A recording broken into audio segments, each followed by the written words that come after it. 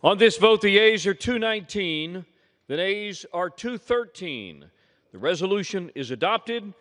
Without objection, the motion to reconsider is laid on the table.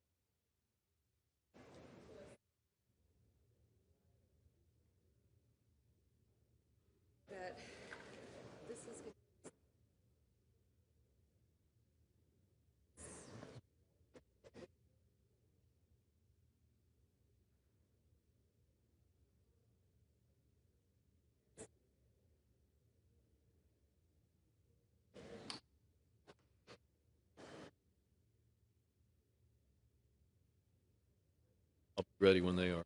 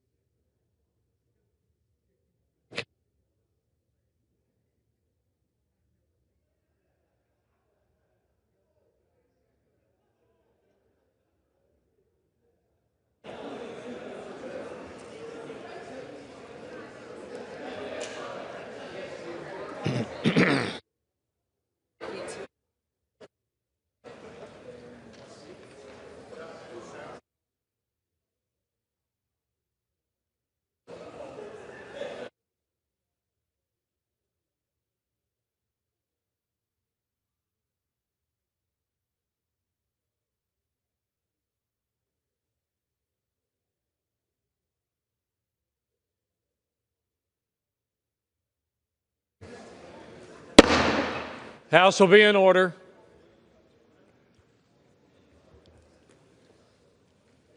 For what purpose does the gentleman from Texas seek recognition? Mr. Speaker, pursuant to House Resolution 566, I call up the bill H.R. 1 with the Senate amendment thereto, and I have a motion at the desk. The clerk will report the title of the bill, designate the Senate amendment, and designate the motion. H.R. 1, an act to provide for reconciliation pursuant to Title II of House Concurrent Resolution 14, Senate Amendment. Mr. Arrington of Texas moves that the House concur in the Senate amendment to H.R. 1. Pursuant to House Resolution 566, the motion shall be debatable for 1 hour, equally divided among and controlled by the chair and ranking minority member of the Committee on the Budget or their respective designees, and the chair and ranking minority member of the Committee on Ways and Means or their respective designees. The gentleman from Texas, Mr. Arrington, the gentleman from Pennsylvania, Mr. Boyle, the gentleman from Missouri, Mr. Smith, and the gentleman from Massachusetts, Mr. Neal, each will control 15 minutes. The chair recognizes the gentleman from Texas. Mr. Speaker, I ask unanimous consent that all members have 5 legislative days to revise and extend their remarks and include extraneous material on the Senate amendment to H.R. 1. Without objection. Mr. Speaker, I yield myself as much time as I may consume. Gentleman is recognized.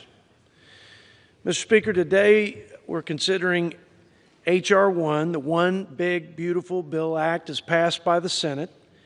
This bill creates the right incentives for historic economic growth, makes unprecedented investments in our military and border security, and implements the largest spending reduction in American history by 2-fold, alongside other generational fiscal reforms.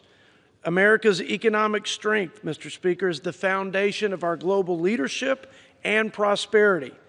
But sadly, it has waned, and especially over the last 4 years. To preserve our influence abroad and our quality of life here at home, we must unleash growth, starting with the largest tax cut in U.S. history. Just like the first Trump tax cuts, we can expect record job growth, investment, repatriation of capital back to the United States, record low unemployment, record high wage growth, and the lowest poverty rates in recorded history. This bill also equips our troops and law enforcement, Mr. Speaker, to defend our sovereignty, protect our citizens, and secure our border after years of neglect and lawlessness. While more work remains, no doubt, to rein in Washington's out-of-control spending and put our nation on a more sustainable fiscal path, I'm confident that H.R. 1 will make America safe, strong, and prosperous once again, and give our children, most importantly, like my daughter Jane, who is here with me today, a better and brighter future in this, the greatest nation in human history. I reserve the balance of my time. Gentleman's time is reserved. Gentleman from Pennsylvania. Mr. Speaker, I yield myself such time as I may consume. Gentleman is recognized. Well, here we are again. As Yogi Berra once said, it's deja vu all over again. Debating this bill in the middle of the night. Boy, this crowd must love prime time in Guam. This has been the worst process of the worst bill I have ever seen during my decade in Congress. This is not what our founders intended, far from it. And while the process stinks, the substance is even worse. The bill still kicks 17 million Americans off their health care.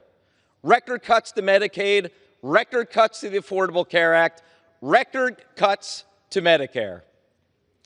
But that's not all. 4.5 million kicked off nutrition assistance, mostly seniors and children. Why? To help subsidize massive tax cuts that mostly go to the top 1%. Of course, all of those cuts, over $1.5 trillion worth, don't come close to paying for the more than $5 trillion worth of tax cuts. So who pays the remainder? our national credit card. So here we are, actually voting not just for the biggest loss of health care in American history, but the biggest increase in our national debt in American history. I have no idea what in the world the crowd that was holding out got for holding out. Does anyone know? It is a complete mystery to me and to the American people. But one thing is clear. There is one group making out as a result of this bill, the billionaire class. With that, Mr. Speaker, I yield the remainder of my time. Or excuse me, I reserve the balance of my time. Gentleman's time is reserved. Gentleman from Texas. Mr. Speaker, I yield 1 minute to my good friend, the gentleman from the Keystone State, Pennsylvania, Mr. G.T. Thompson.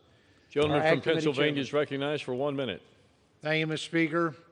The One Big Beautiful Bill marks the most significant investment in our farm economy in decades and delivers the most sweeping reforms to SNAP since the program's creation.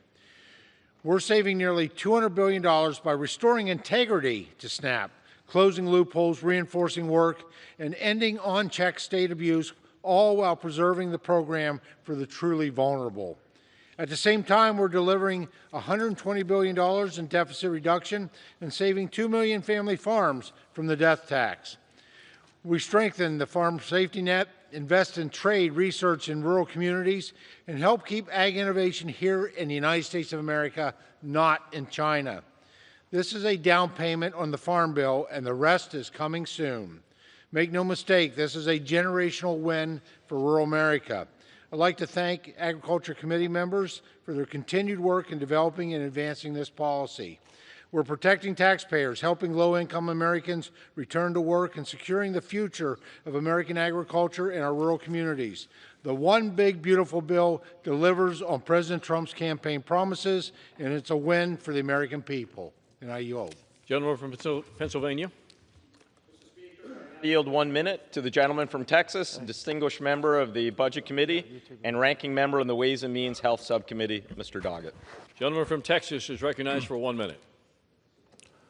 At 3:35 in the morning, a favorite time of Republicans for taking up this bill, we consider a travesty. The Senate took an ugly bill, went out and whipped it with an ugly stick, made it even uglier. 17 million Americans going without health insurance, a 17% increase in electric rates, the largest nutritional assistance cut in American history, leaving Americans hungry.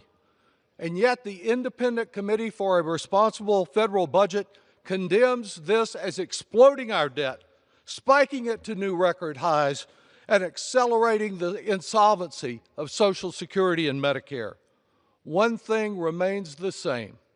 It takes from those with the least and gives to those with the most, lining the pockets of the super rich with millions in tax giveaways.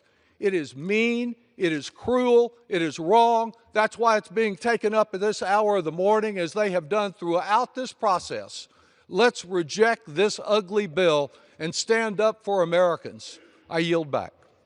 Gentleman from Texas. Mr. Speaker, I yield 1 minute to the gentleman from California and fellow Budget Committee member, Mr. Tom McClintock. Gentleman from California is recognized for 1 minute. Mr. Speaker, this bill fulfills many of the promises we made to the American people. Lower taxes, lighter regulations, a secure border, more frugal spending, and a war on waste. Throughout history, these are the policies that have produced prosperity and security, and there's every reason to believe that they will again. I remind my conservative friends who say this bill doesn't go far enough that our process was not designed to make perfect law. It was designed to make the best law that's acceptable to a majority, and judging by the narrow votes, we've pushed this bill about as far toward perfection as our process allows. The proof is not in the debate points scored today, but rather next year, when Americans will ask themselves if they're better off. I believe because of this bill, the answer will be a resounding yes. And perhaps that's what the Democrats fear most. I yield back. Gentleman from Pennsylvania. Mr. Speaker, I now yield 1 minute to the gentlewoman from New Jersey, a distinguished member of the Budget Committee, Ms. Watson-Coleman. Gentlelady from New Jersey is recognized for 1 minute. Thank you, Mr. Speaker. I rise to discuss this big, disgusting billionaire bailout bill. This year, I've traveled the state of New Jersey hearing from the constituents of my 3 GOP colleagues. I spoke to some of the 178,000 people in Rep. Van Drew's district on New Jersey Family Care who will lose their coverage, and the parents of the nearly 100,000 children in Rep. Smith's district who are at risk of losing their New Jersey Family Care health coverage. And I spoke to some of the 11,000 seniors in Kane's district who are worried about their nursing homes having to shut down. And what I heard from all of those constituents in those 3 districts was that they are very disappointed that they were not able to communicate with their representatives because their representatives were hiding from them because they could not justify their support of this big, disgusting billionaire bailout. I encourage my colleagues from New Jersey to listen to their constituents and vote no. And may God forgive those who do not do for the least among us. I yield back. Gentleman from Texas. Mr. Speaker, I yield a minute to my friend from Arkansas and our chairman of the Natural Resources Committee, Mr. Bruce Westerman. Gentleman from Arkansas is recognized for 1 minute. Mr. Speaker, I rise today in support of H.R. 1, which unleashes American energy and unlocks many of our abundant natural resources. We're incentivizing domestic production in the Gulf of America and Alaska with at least 30 lease sales in the Gulf and 6 lease sales in the Cook Inlet, and mandating lease sales every other year in the National Petroleum Reserve in Alaska. Our mission to responsibly develop our resources doesn't end there. The bill also requires coal lease sales, reduces royalty rates on American oil and gas and coal production, and incentivizes production, thereby lowering energy costs and supplying our country with domestically dependable energy. But that's just the beginning. The bill also invests in crucial water resource infrastructure and helps implement President Trump's executive orders on forest management. Republicans on the Committee on Natural Resources are proud of this historic legislation that unlocks our domestic resources potential and supports hardworking Americans and communities nationwide. As we become energy dominant again and mine, refine, and manufacture again in America, I urge my colleagues to support this legislation, and I yield back. Gentleman from Pennsylvania. Mr. Speaker, I now yield 1 minute to the gentleman from California, the Democratic Caucus Chairman, Mr. Aguilar. Gentleman from California is recognized for 1 minute. I thank the gentleman for yielding. Mr. Speaker, the American people sent us here to work together to address the issues like the affordability crisis. Democrats are ready to work with anyone to make housing more affordable, to make child care more affordable, and to make everyday goods like groceries less expensive. But, Mr. Speaker, the policies within this big, ugly bill are going to raise costs, not lower them. Health care costs are going to go up as Medicaid gets gutted. Electric bills are going to go up when clean energy tax credits are wiped out at the request of the oil lobbyists. And cutting food assistance programs like SNAP is going to hurt working people who are already getting squeezed at the checkout line because of these reckless tariffs. These are the same working people who were told by my Republican friends that lowering costs would be their top priority. That has not been the case. And the American people are poorer, and it is more expensive to live here as a result. The economy is teetering on the brink, Mr. Speaker. Every single piece of evidence tells us that a vote for this bill is a vote to make things worse. I urge a no vote. Gentleman from Texas. Mr. Speaker, I yield 1 minute to my friend from Michigan, our chairman of the Education and Workforce Committee, Mr. Tim Walberg. Gentleman from Michigan is recognized for 1 minute. Thank you, Mr. Speaker. The One Big Beautiful Bill is one big beautiful win for the American people.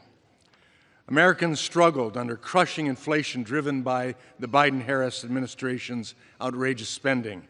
Even worse, the Biden-Harris administration spent billions on reckless student loan repayment pauses, forcing Americans who never set foot on a college campus to cover the costs of elite Ivy League degrees.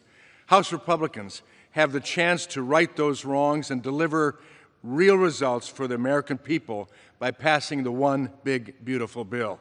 Under President Trump, our economy is booming thanks to pro-growth policies that help workers, students, and taxpayers prosper. By passing this bill, we have a chance to seize on a generational opportunity to help put more Americans back on the path to the American dream. Thank you, and I yield back. Gentleman from Pennsylvania. I now yield 1 minute to the gentleman from New Jersey, the ranking member of the Energy and Commerce Committee, Mr. Pallone. Gentleman from New Jersey is recognized for 1 minute. Thank you, Mr. Speaker. This is the most shameful bill that I've ever seen. It takes health care away from 17 million people in order to give giant tax breaks to billionaires and large corporate interests. The increase in uncompensated care will force hospitals to close and nursing homes to close and increase costs for those who still have insurance. Now, costs are going to soar for hardworking families across the country as health insurance premiums and energy bills and medical debts rise for millions while the rich get richer. However, this bill doesn't just destroy Americans' access to see their doctors or afford their monthly medications. It also makes devastating cuts to American energy and jobs, which will further increase energy bills and eliminate jobs across the country. Mr. Speaker, this bill is fundamentally cruel. Hardworking Americans don't deserve to be treated this way by the Republicans in Congress, but the Republicans simply don't care. I urge my colleagues in the strongest terms to join me in voting no, and I yield back. Gentleman from Texas. Mr. Speaker, I yield 1 minute to my friend from Arkansas, our chairman of the Financial Services Committee, Mr. French Hill. Gentleman from Arkansas is recognized for 1 minute. I thank the chairman. I thank the speaker. I rise in strong support of H.R. 1, the One Big Beautiful Bill Act. For too long, government spending has grown unchecked. Last November, American voters sent a clear message: rein in government spending. Our financial services title exceeds our $1 billion budget instruction by over $600 million. It caps the Consumer Financial Protection Budget Authority by nearly half, rescinds unobligated unused funds from the SEC's reserve fund, and HUD's Green and Resilient Retrofit program. And it targets $1 billion for strategic use under the Defense Production Act to ensure that America can meet its national security supply chain requirements for the 21st century. Overall, this bill stops a huge tax increase for our working families in Arkansas, spurs major investments for small businesses, gives law enforcement the tools they need to secure our southwest border, strengthens energy security, and reduces government spending. It delivers on the promises that we made to Americans' voters. I support this bill strongly. I urge a yes vote, and I yield back the balance of my time. Gentleman from Pennsylvania is recognized. Mr. Speaker, I yield 30 seconds to the gentlewoman from Vermont, distinguished member of the Budget Committee, Ms. Ballant. Gentlewoman from Vermont is recognized. Mr. Speaker, 30 this seconds. is a cruel bill. Thousands of Americans will die because of it. Rural hospitals will close, millions will lose their health care, and kids will go hungry. Americans will be poorer. They will be sicker because of my Republican colleagues, because they are falling in line instead of standing up for their people back home. This bill shows us their priorities, and it's not you. They are taking away your health care to give more money to the very wealthy. This bill is for billionaires, not for you. I yield back. Gentlelady's time's expired. Members are reminded to address their remarks to the chair. Gentleman from Texas is recognized. Mr. Speaker, I yield 1 minute to our friend from the Commonwealth of Kentucky and our chairman of the Energy and Commerce Committee, Mr. Brett Guthrie. Gentleman from Kentucky is recognized for 1 minute. Thank you, Mr. Speaker, and I thank the gentleman for yielding. And today I rise in support of the One Big Beautiful Bill Act, which includes the work of the Energy and Commerce Committee to unleash American energy, promote innovation, and protect health care for the most vulnerable Americans. We claw back wasteful and unnecessary spending. We unleash affordable and reliable American energy and support technological innovation by reauthorizing the Spectrum Auction Authority. And we secure Medicaid for those who need it most: mothers, children, seniors, and people with disabilities. Democrats continue to fearmonger and misrepresent what's in this bill, but let me be clear. House Republicans are eliminating waste, fraud, and abuse to focus Medicaid on the most vulnerable, not able-bodied adults who choose not to work. We're fighting for common sense policies to protect America's children, pregnant women, mothers, individuals with disabilities, and low-income seniors. This bill delivers on the promises the President and congressional Republicans made to the American people. That is why I urge my colleagues to support this legislation, and I yield back the balance of my time. Gentleman from Pennsylvania is recognized. Mr. Speaker, I yield 30 seconds to the gentleman from Rhode Island, distinguished member of the Budget Committee, Mr. Amo. Gentleman from Rhode Island is recognized for 1 minute. 30 Budgets seconds. are a statement of values. Republicans are showing they have none.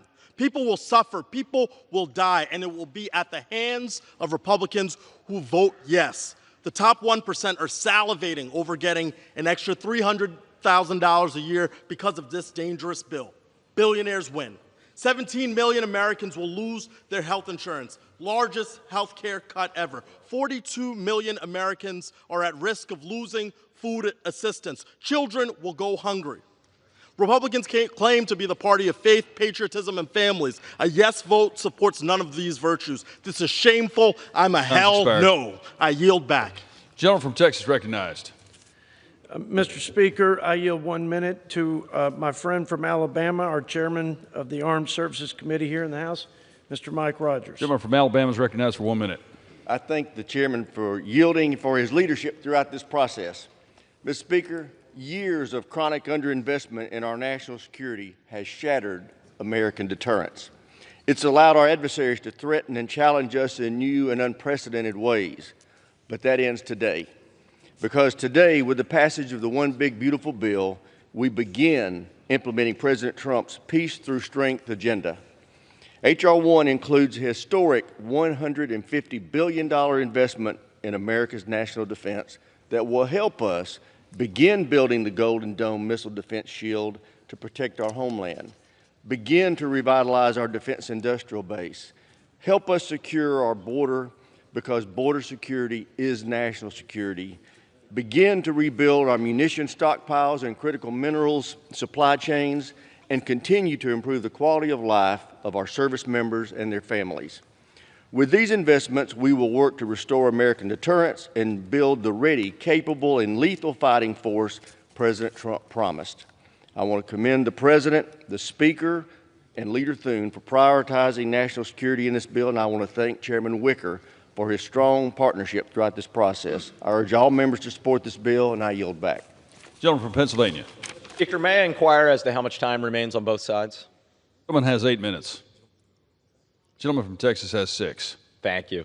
Mr. Speaker, I yield 30 seconds to the gentleman from California, distinguished member of the Budget Committee, Mr. Panetta. Gentleman from California is recognized for 30 seconds. Mr. Speaker, this partisan tax bill will be our nation's single largest self-inflicted wound to working families and to our economy. It's the largest unfunded tax break for the wealthiest families and will lead to the largest number of working families losing health care. What's worse is that you're fooling yourself to believe it's paid for. Instead, it adds trillions to our debt that will drag down our economy and our credibility. And rather than negotiating with Democrats, you're just placating the president. So I'm voting no, Mr. Speaker, on this partisan bill to stand up to the president and to stand with working families and to stand for the financial stability of our country and the credibility of this institution. Thank you, Mr. Speaker. I yield back. Gentleman from Texas. Mr. Speaker, I yield 1 minute to the gentleman from Virginia, Mr. John McGuire. Gentleman from Virginia is recognized for 1 minute. I thank the gentleman from Texas for yielding me the time. Mr. Speaker, this One Big Beautiful Bill delivers the American people the promises of President Trump's America First agenda and prevents the largest single tax hike on the middle class in history. A no vote on this bill is a vote for sabotaging the United States' energy dominance, blocking critical investments to revolutionize our military to address 21st century threats.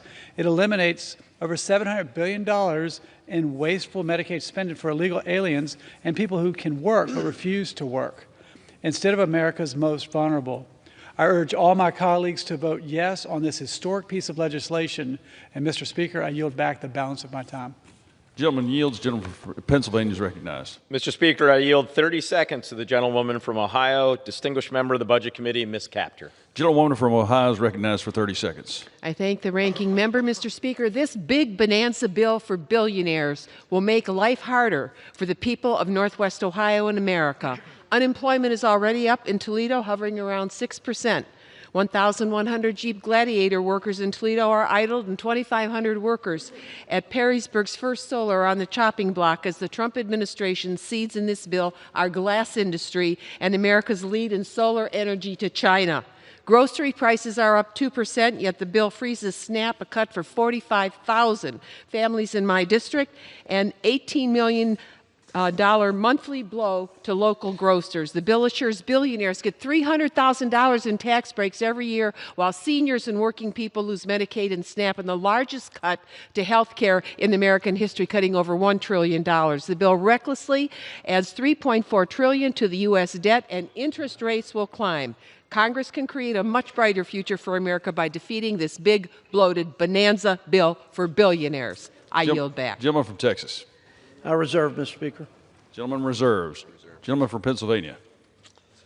Thank you, Mr. Speaker. I now yield 1 minute to the gentlewoman from Minnesota, the ranking member of the Agriculture Committee, Ms. Craig.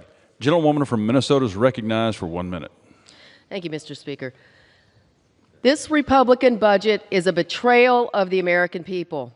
It puts in jeopardy food assistance for 42 million Americans. That's children, seniors, the disabled, and working parents. 1.2 million veterans rely on SNAP for their food. This budget turns their back on them. 270,000 veterans, homeless, and former foster youth will lose their food assistance entirely. The vulnerable are left behind. The middle class gets screwed in favor of the ultra-wealthy. I'm a hell no, and I yield back. Gentlewoman yields. Gentleman from Texas recognized. Speaker, I just remind the gentlelady and my colleagues, my Democrat colleagues, that after the Trump tax cuts, the first Trump tax cuts, the bottom half income grew 3 times faster than the top half. The lower 10% wages increased 2 times over the 1%. People at the bottom, people in the middle, they benefited more from the tax breaks. So I yield or reserve the remainder of my time. Gentleman reserves the remainder of his time. Gentleman from Pennsylvania is recognized. Mr. Speaker, it's now my distinct honor to yield 1 minute to the gentlewoman from California, the Speaker Emerita of the House, Ms. Pelosi. Speaker Emerita is recognized for 1 minute. Thank you, Mr. Speaker. I thank the gentleman for yielding and for his exceptional leadership, recognizing that a budget should be the statement of values of our country and how we allocate our resources reflecting those values. I ask to speak because I hear you members on the other side talking about spending on the part of the Democrats, spending for education and health care, and all the needs of food for our children. I just want to remind all of them, speaking to you, Mr. Speaker, that tax cuts are expenditures. They're the biggest spending in this bill, to the tune of $5 trillion. $5 trillion added to the national debt to give tax cuts to the wealthiest people in the country at the expense of feeding our children, health care for our people, and the education of our children. And nothing brings more money to the Treasury than the education of the American people, from early childhood to lifetime learning and every phase of it in between. So you should be ashamed of yourselves to mock spending on education. The best dollar we spend is on educating the American people and the investments in scientific research, the biblical power to cure that science provides for us, cut in this bill, to spend $5 trillion for the wealthiest people in America. Thank you, Mr. Chairman. Gentleman from Texas recognized. Mr. Speaker, budgets are value statements. We value letting working families keep more of their hard-earned dollars. We value stewarding tax dollars, protecting our most vulnerable, preserving programs that they depend on, not allowing people in this country illegally to siphon money away, jeopardizing those safety nets.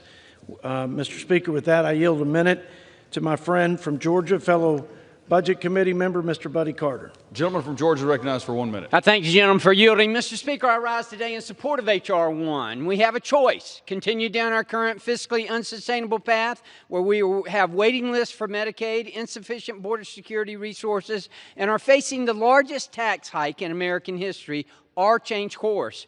The One Big Beautiful Bill ushers in the golden age of America, as our great president says, where taxpayers, not illegal immigrants, are put first. It eliminates tax on tips and overtime and brings tax relief to seniors. It saves, it sustains Medicaid, and it's there for those who truly need it. It secures our southern border, making every community safe. All that is required of us is to unleash this prosperity, Mr. Speaker, is to vote yes. I'm proud to vote for this bill and encourage my colleagues to unleash America's shackles and make this country work for those who work for it every single day. Thank you, Mr. Speaker, and I yield back. Gentleman yields. Gentleman from Pennsylvania is recognized. I reserve. Gentleman from Pennsylvania reserved. Gentleman from Texas. Mr. Speaker, I yield a minute to my friend from Georgia, Mr. Mike Collins. Gentleman from Georgia is recognized for 1 minute. I thank the chairman. Mr. Speaker, campaign promises made and soon to be campaign promises kept. I spent my entire career in the private sector.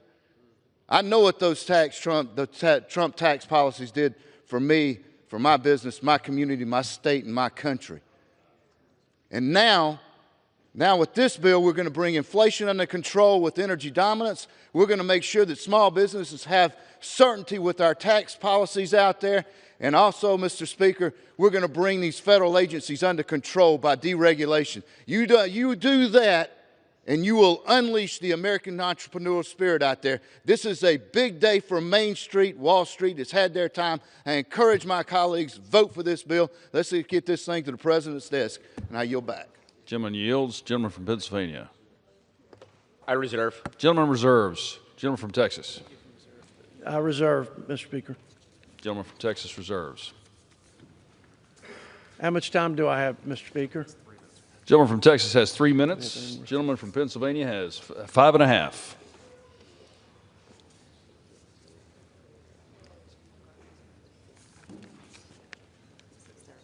Gentleman from Pennsylvania is recognized. We reserve. I'm ready to close. This is like a tennis game. You ready to close? Oh. I am prepared to yield to one more speaker, and then we'll close. Great. Gentleman from Pennsylvania is recognized. So with that, yield to my good friend, the gentleman from the Commonwealth of Kentucky, who they tell me is behind me. Let's hope they're right, Mr. McGarvey. All right. How much time? Oh, 1 minute. Thank you. Gentleman from Kentucky is recognized for 1 minute. Thank you, Mr. Speaker. A budget is a series of choices. Republicans are choosing to take health care away from 17 million Americans. Republicans are choosing to take food off the plates of hardworking families, kids, and seniors. Republicans are choosing to blow up the national debt by trillions of dollars. And for what? Also, the top 0.1% can pay even less in taxes. I don't ever want to hear a Republican say they care about rural America or the debt ever again if they vote for this bill.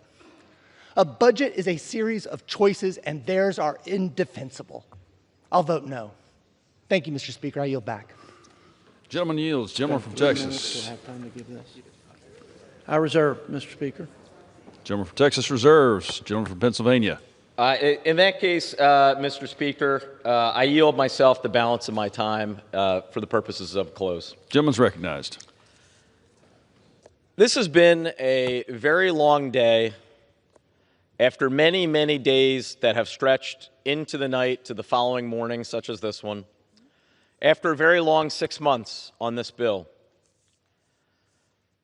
But what really matters in these next few moments is that the decision we have been entrusted by the American people to make will have ramifications for millions of our fellow Americans, and indeed for our country for decades to come.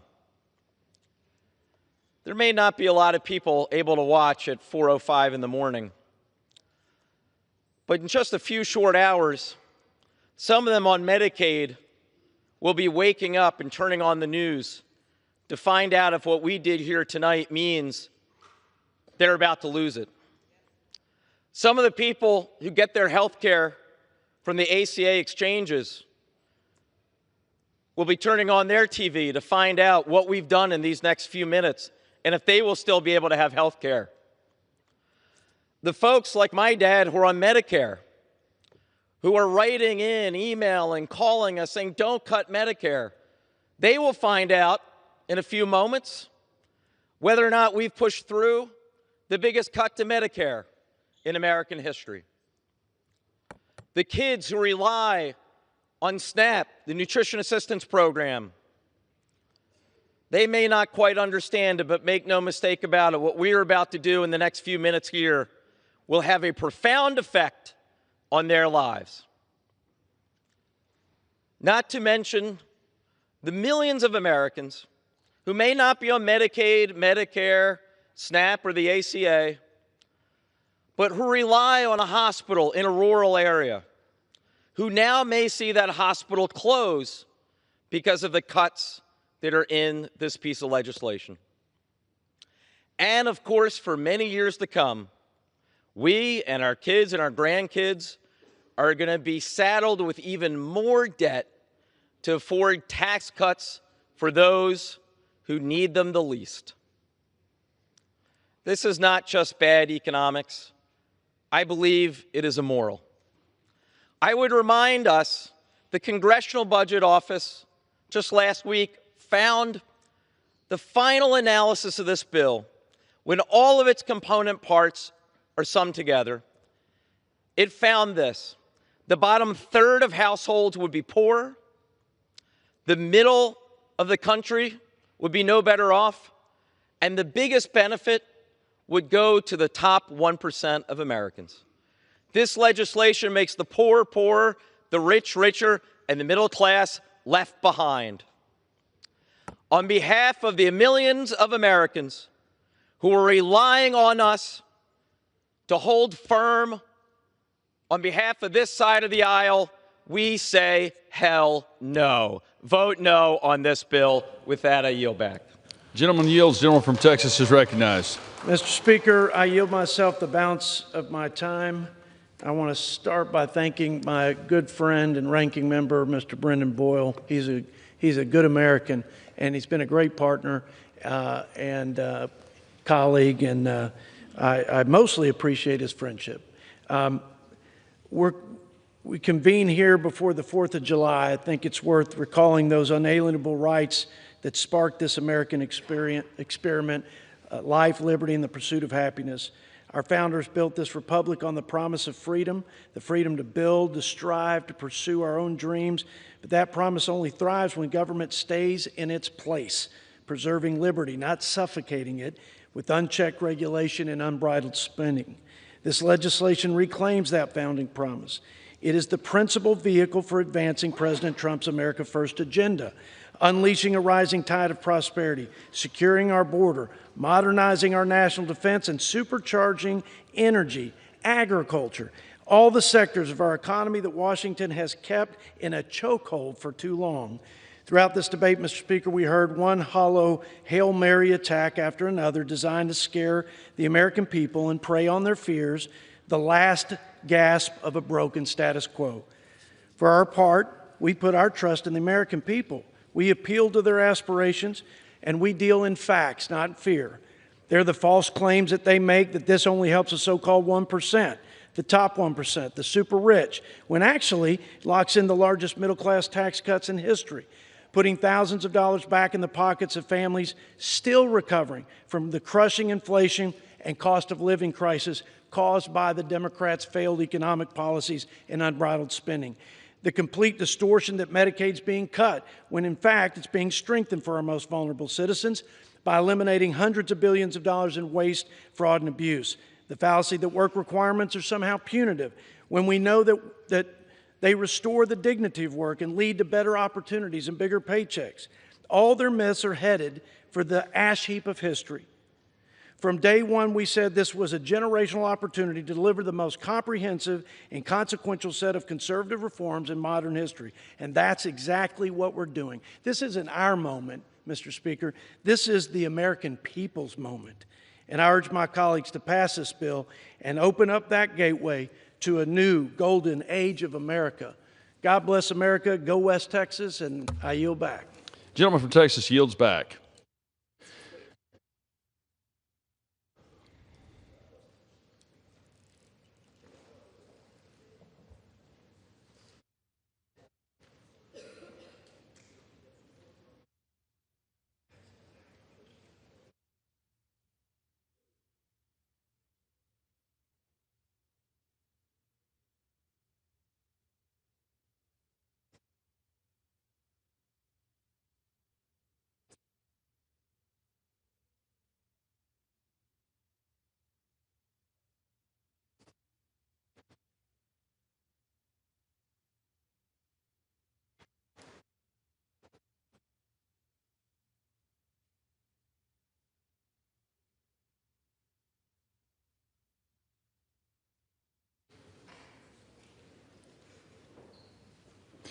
The gentleman from Missouri, Mr. Smith, and the gentleman from Massachusetts, Mr. Neal, each will control 15 minutes. Chair recognizes the gentleman from Missouri. Thank you, Mr. Speaker. I yield myself such time as I may consume. Gentleman's recognized. Thank you, Mr. Speaker. Before November, Americans wondered whether our best days were behind us. Democrats fueled inflation. They opened our borders, funded illegal immigration with your tax dollars, and increased IRS audits on the middle class, all while leaving the working class behind. President Trump promised to make America great again, and 77 million Americans supported that promise. They voted for change. The one big, beautiful bill delivers for the American people. This is the largest tax cut for working families, farmers, and small businesses in U.S. history. Households making under $100,000 will see a 12% tax cut compared to what they pay today. The average family of four will see nearly $11,000 more in their pockets each year. Real wages for workers will rise by as much as $7,200 a year. A waitress working for tips will keep an extra $1,300. A lineman working overtime after a storm will keep an extra $1,400. While Democrats defend illegal immigrants, fraudsters, and bureaucrats, Republicans are standing up for the American people, putting more money in their pockets. President Trump, he promised no tax on tips, overtime pay, car loan interest, and tax relief for seniors. We are delivering on all those items and more. Families win in the one big, beautiful bill. Over 40 million households will benefit from a higher child tax credit of $2,200.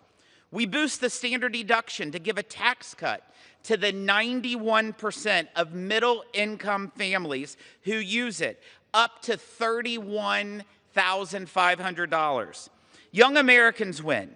We expand choices for educational freedom and open up savings options to include trade schools. Moms and dads get new support for adoption, paid leave, childcare, and healthcare costs. Kids get Trump accounts, giving them a financial stake in our country's future. We bring back American jobs and our manufacturing base by protecting or creating more than 7 million jobs, including 1 million new small business jobs each year. We reign in Washington by delivering the largest cut in mandatory spending in U.S. history. The one big, beautiful bill is for the people who don't have lobbyists in this town. The farmers, the welders, the waitresses, the nurses pulling double shifts, the truck drivers hauling goods across this country, the folks who work hard, play by the rules, and ask only for a fair shot and a government that works for them, not against them. It's for places like Peachtree City, Georgia, Yukon, Oklahoma, Petersburg, West Virginia, Erie, Pennsylvania, and all the other communities that the Ways and Means Committee visited over the last 24 months. The One Big Beautiful Bill is their bill. It's about restoring sanity in a town that's lost it, cutting waste and reining in reckless spending. It demands that if you're able to work, you should. It stops asking working families to foot the bill for Washington's bad decisions. Let's get this done, Mr. Speaker. Gentleman from Missouri yields. Gentleman from Massachusetts recognized. Thank you, Mr. Speaker. I yield myself 2 minutes. Gentleman's recognized. So we might have visited a lot of places. Tonight, or this morning, I should say, why don't we visit reality? Here's the reality, because we're going to talk about facts for the next 15 minutes on our side. So one thing you can understand very clearly, the Republicans in the House surrendered to the Republicans in the Senate. And once again, when the going got tough, both institutions surrendered to the president. This bill became worse along the way when it was already a pretty bad product. So in terms of expertise, let's reject what the Congressional Budget Office says. Let's reject what the Joint Committee on Taxation might have to say. And of course, when the going gets tough, let's blame the Federal Reserve Board because of interest rates. So under this bill, here's a fact, Mr. Speaker. If you made $1 million last year, you're going to make a plus of $96,000 in the next tax filing season. That's a fact. But here's the real fact and the scam that's being presented to the American people with this legislation.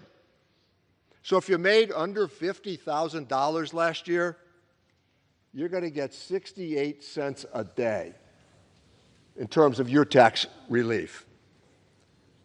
The Senate was too generous. They were at 73%, so the House wanted to go back to, on the Republican side, 68 cents.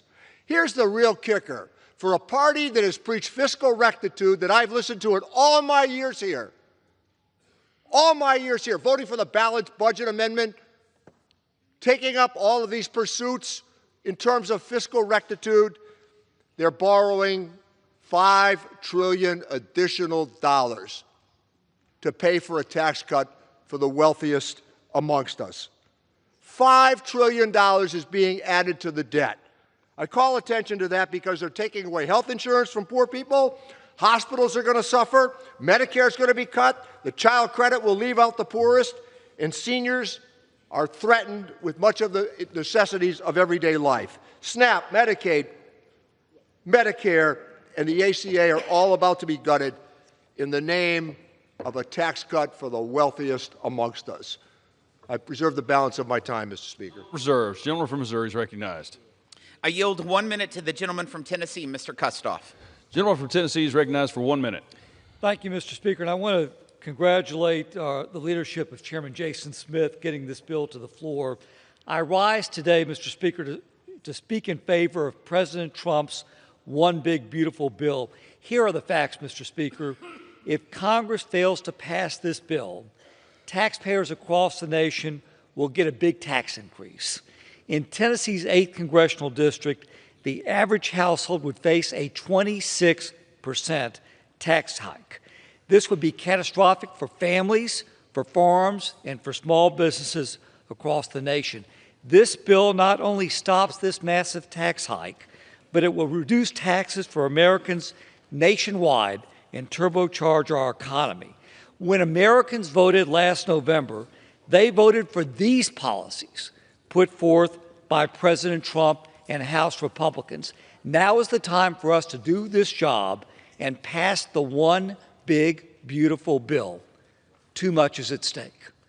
And with that, I'll yield back. Thank you. Gentleman yields. Gentleman from Massachusetts recognized. Mr. Speaker, I yield 1 minute to the very distinguished gentleman from California, Mr. Thompson. Gentleman from California is recognized for 1 minute. Thank you, gentleman, for yielding. Mr. Speaker, This bill shamelessly hurts our constituents, cuts health care for 17 million Americans, closes 1 in 4 nursing homes and many rural hospitals. It rips nutrition assistance away from 11 million Americans, and it cedes leadership in the green energy economy to China. It raises energy bills for hardworking Americans. It cuts Pell Grants for millions of students. It adds $5 trillion to our national debt to give a tax break to billionaire donors who don't need the help in this environment.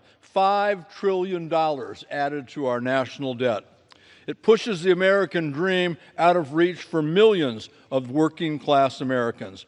Every member who votes yes will forever carry the shame of betraying hardworking Americans and put our kids and our grandkids in great debt. I urge a no vote on this bill. It's bad for our constituents. It's bad for America. It's bad for our future. And I yield back. Gentleman yields. Gentleman from Missouri is recognized. I yield 1 minute to the gentleman from Nebraska, Mr. Smith. Gentleman from Nebraska is recognized for 1 minute. Thank you. I thank the chairman for the diligent work he has done in bringing folks together, hearing from all members, and helping formulate a bill that is great for America, great for workers, where we know that what we did in 2017 increased wages for workers at an amount even better proportionately than high-income folks. I also want to point out that my colleagues across the aisle voted for a large portion of this bill last year. Now, there's various criticisms that they've kind of pivoted, I guess, a bit. But when you really look at what we are doing, we're preventing a tax increase on the middle class. Average American household without this bill getting done will face about a $1,500 tax increase. American Farm Bureau tells us that the average farm will face more than $5,000 tax increase if we don't get our bill done. Mr. Speaker, this is the right thing to do. This is great for America. I yield back. Gentleman yields. Gentleman from Massachusetts. Thank you, Mr. Speaker. Let me yield 1 minute to the distinguished gentleman from Chicago, Illinois, Mr. Davis. Gentleman from Illinois is recognized for 1 minute. I rise in strong opposition and could never vote for this big, bad, inhumane, and ugly bill because it will wreck health care delivery, takes food from hungry children, sentence seniors to early deaths, eliminate jobs, and destabilize our economy just to give the super rich and wealthy more influence, more power, more wealth.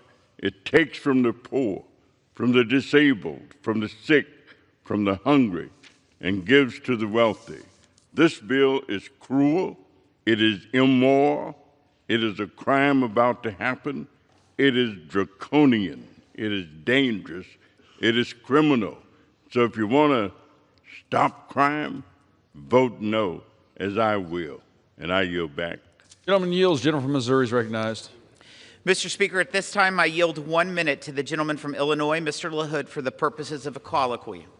Gentleman from Illinois is recognized for 1 minute. Mr. Speaker, I rise to enter into colloquy with the gentleman from Missouri regarding the termination of the commercial clean vehicles credit in the One Big Beautiful Bill. Is it your understanding and intent, Chairman Smith, for the purposes of this provision, vehicles shall be treated as, quote, acquired, unquote, as of the date on which a written binding contract is entered into for their acquisition and a payment has been made? I yield to Chairman Smith for a response. Mr. Speaker, yes, it is the legislative intent that vehicles shall be treated as acquired as of the date on which a written binding contract is entered into for their acquisition and a payment has been made. Mr. Speaker, I associate myself with the comments of the managers. I am pleased to know their legislative intent. Mr. Speaker, in closing, I urge my colleagues to support this common sense legislation, and I yield back. Gentleman yields. Gentleman from Massachusetts. Mr. Speaker, I'd like to yield 1 minute to the gentlelady from California, Congresswoman Sanchez. Gentlelady from California is recognized for 1 minute. Thank you. Mr. Speaker, I flew overnight through thunderstorms and flash flood warnings to be here to stand up for my district this morning because Republicans refuse to stand up for theirs. I've been in Congress for over 20 years, and I've never seen such cowardice from my colleagues across the aisle. Time and time again, we see Republicans fold like cheap lawn chairs. Senator Murkowski said it was a bad bill, then why the hell would you vote for it? I'm here to stand up against a bill that kicks 17 million Americans off of their health care, a bill that cuts school lunches and food assistance to children who go to bed hungry every night, a bill that includes billions of dollars for ICE, an already bloated agency that has been upending due process and racially profiling people in my district for weeks. To my colleagues across the aisle, have you no decency? Have you no humanity? It's not too late to do what you know is right by your constituents and by your country. Vote no on this one big steaming pile of crap. And I yield back. Gentlewoman yields. Gentleman from Missouri is recognized. I yield 1 minute to the gentleman from Kansas, Mr. Estes. Gentleman from Kansas is recognized for 1 minute. Mr. Speaker, I rise today on behalf of the Kansas families, workers, and small businesses who will benefit from the One Big Beautiful Bill. By extending and improving the TCJA, working-class families in my district will pay $10,900 less in taxes and see increased wages of $7,200 on average. It contains my bipartisan legislation to make research and development expensing permanent, a jobs provision ensuring America continues to lead the world entirely on innovation. It eliminates fraud and waste in Obamacare, and it builds on President Trump's successes at securing the border. Despite the misleading spin from my colleagues on the left, this bill delivers on what Americans voted for in November. It's time to pass the One Big Beautiful Bill. With that, Mr. Speaker, I yield back. Gentleman yields. Gentleman from Massachusetts. Mr. Speaker, I'd like to yield 1 minute to the gentlelady from Alabama, Congresswoman Sewell. Gentlelady from Alabama is recognized for 1 minute. Mr. Speaker, this so-called big, beautiful bill is nothing but a big, ugly betrayal of Alabama families and the big handout to billionaires. There's nothing beautiful about stripping health care from working families. There's nothing beautiful about taking food off the table of the most vulnerable neighbors. And there's nothing beautiful about putting rural hospitals on life support in communities that can least afford it. Mr. Speaker, the cuts in this bill are not just numbers on a page. They are empty cupboards and shuttered clinics. They are hospital wings closed in small towns already struggling to keep their doors open. They are parents lying awake at night wondering how they will afford medicine for a sick child or how they'll keep food on the table if they lose their hours. Here are the facts. 170,000 Alabamians will lose their health care. 700,000 Alabamians will lose or reduce their nutrition assistance. 5 Alabama hospitals will close and add $5 trillion to the national debt. On behalf of the 750,000 Alabamians that I represent in Alabama's 7th Congressional District and the 5 million hardworking Alabamians, I say vote hell no on this bill, and I urge my colleagues to do the same. Gentleman from Missouri is recognized. I yield 1 minute to the gentlelady from West Virginia, Ms. Miller. Gentlelady from West Virginia is recognized for 1 minute. Mr. Speaker, I rise today in strong support of this big, beautiful bill. In 2017, President Trump signed the largest tax cut in history into law. Today, thanks to the hard work of the Ways and Means Republicans, we will make those tax cuts permanent and prevent an end-of-the-year tax hike. This bill gives the average working family a $1,300 tax cut and makes permanent the $199A small business deduction to keep our economy humming. This is a big win for our West Virginia businesses. It provides relief to gig workers by ending the Democrats' absurd $600 1099K reporting threshold and reverts back to the time-tested standard of $20,000 and 200 transactions. It will provide economic relief, secure our borders, and ensure American energy dominance. This legislation will make the life of the average American better, and I support getting it to President Trump's desk. I urge all my colleagues to do the same. Thank you, and I yield back. Gentlelady yields. Gentleman from Massachusetts. Thank you, Mr. Speaker. I would remind the gentlelady that in 2017, the Republican Party borrowed $2.3 trillion for that tax cut. I yield 1 minute to the gentlelady from Wisconsin, Congresswoman Moore. Gentlelady from Wisconsin is recognized for 1 minute. Thank you, Mr. Speaker, and thank you, Ranking Member. If you are a Republican with misgivings with the massive debt that this bill creates, or if you're worried about stripping 17 million Americans of health care access, I tell you that now is your moment. A coward dies 1,000 times before his death, but the valiant taste of death but once. Shakespeare. So vote your constituents, vote your conscience. This is how you will be remembered. Better to vote your conscience today and face an angry tweet than to have your legacy be one of equivocation and cowardice. By their deeds, you will know them. I urge all my colleagues to oppose debt, death, and hunger. Oppose this cruel legislation, and I yield back. Gentlelady yields. Gentleman from Missouri. I yield 45 seconds to the gentleman from Iowa, Mr. Feenstra. Thank you, Chairman. Iowa is recognized for 45 seconds. Thank you, Chairman Smith.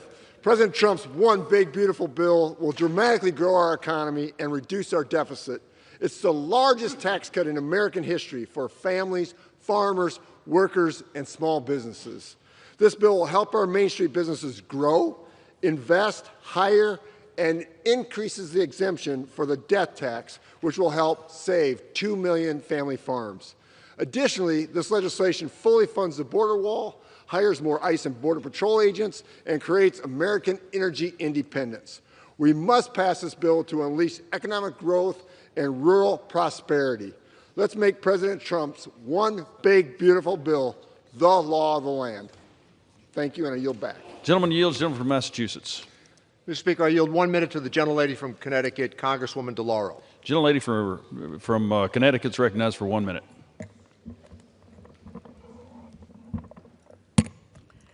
My House Republican colleagues, have you no shame? This bill hands $4.5 trillion in tax cuts to billionaires and the biggest corporations.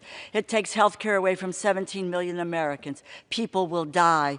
42 million Americans will go hungry. This bill triggers $500 billion in Medicare cuts. It increases the budget deficit by $3.3 trillion.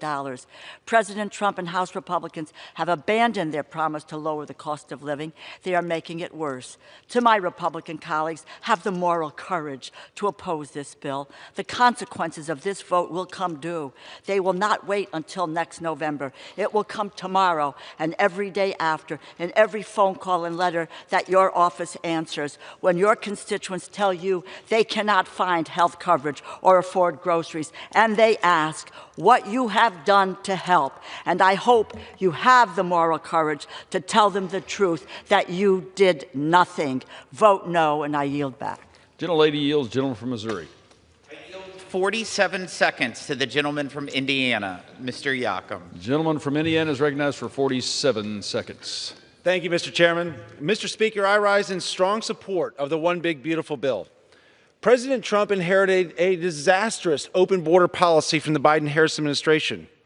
There were nearly 9 million encounters at the southern border under President Biden, more than the last 14 years combined.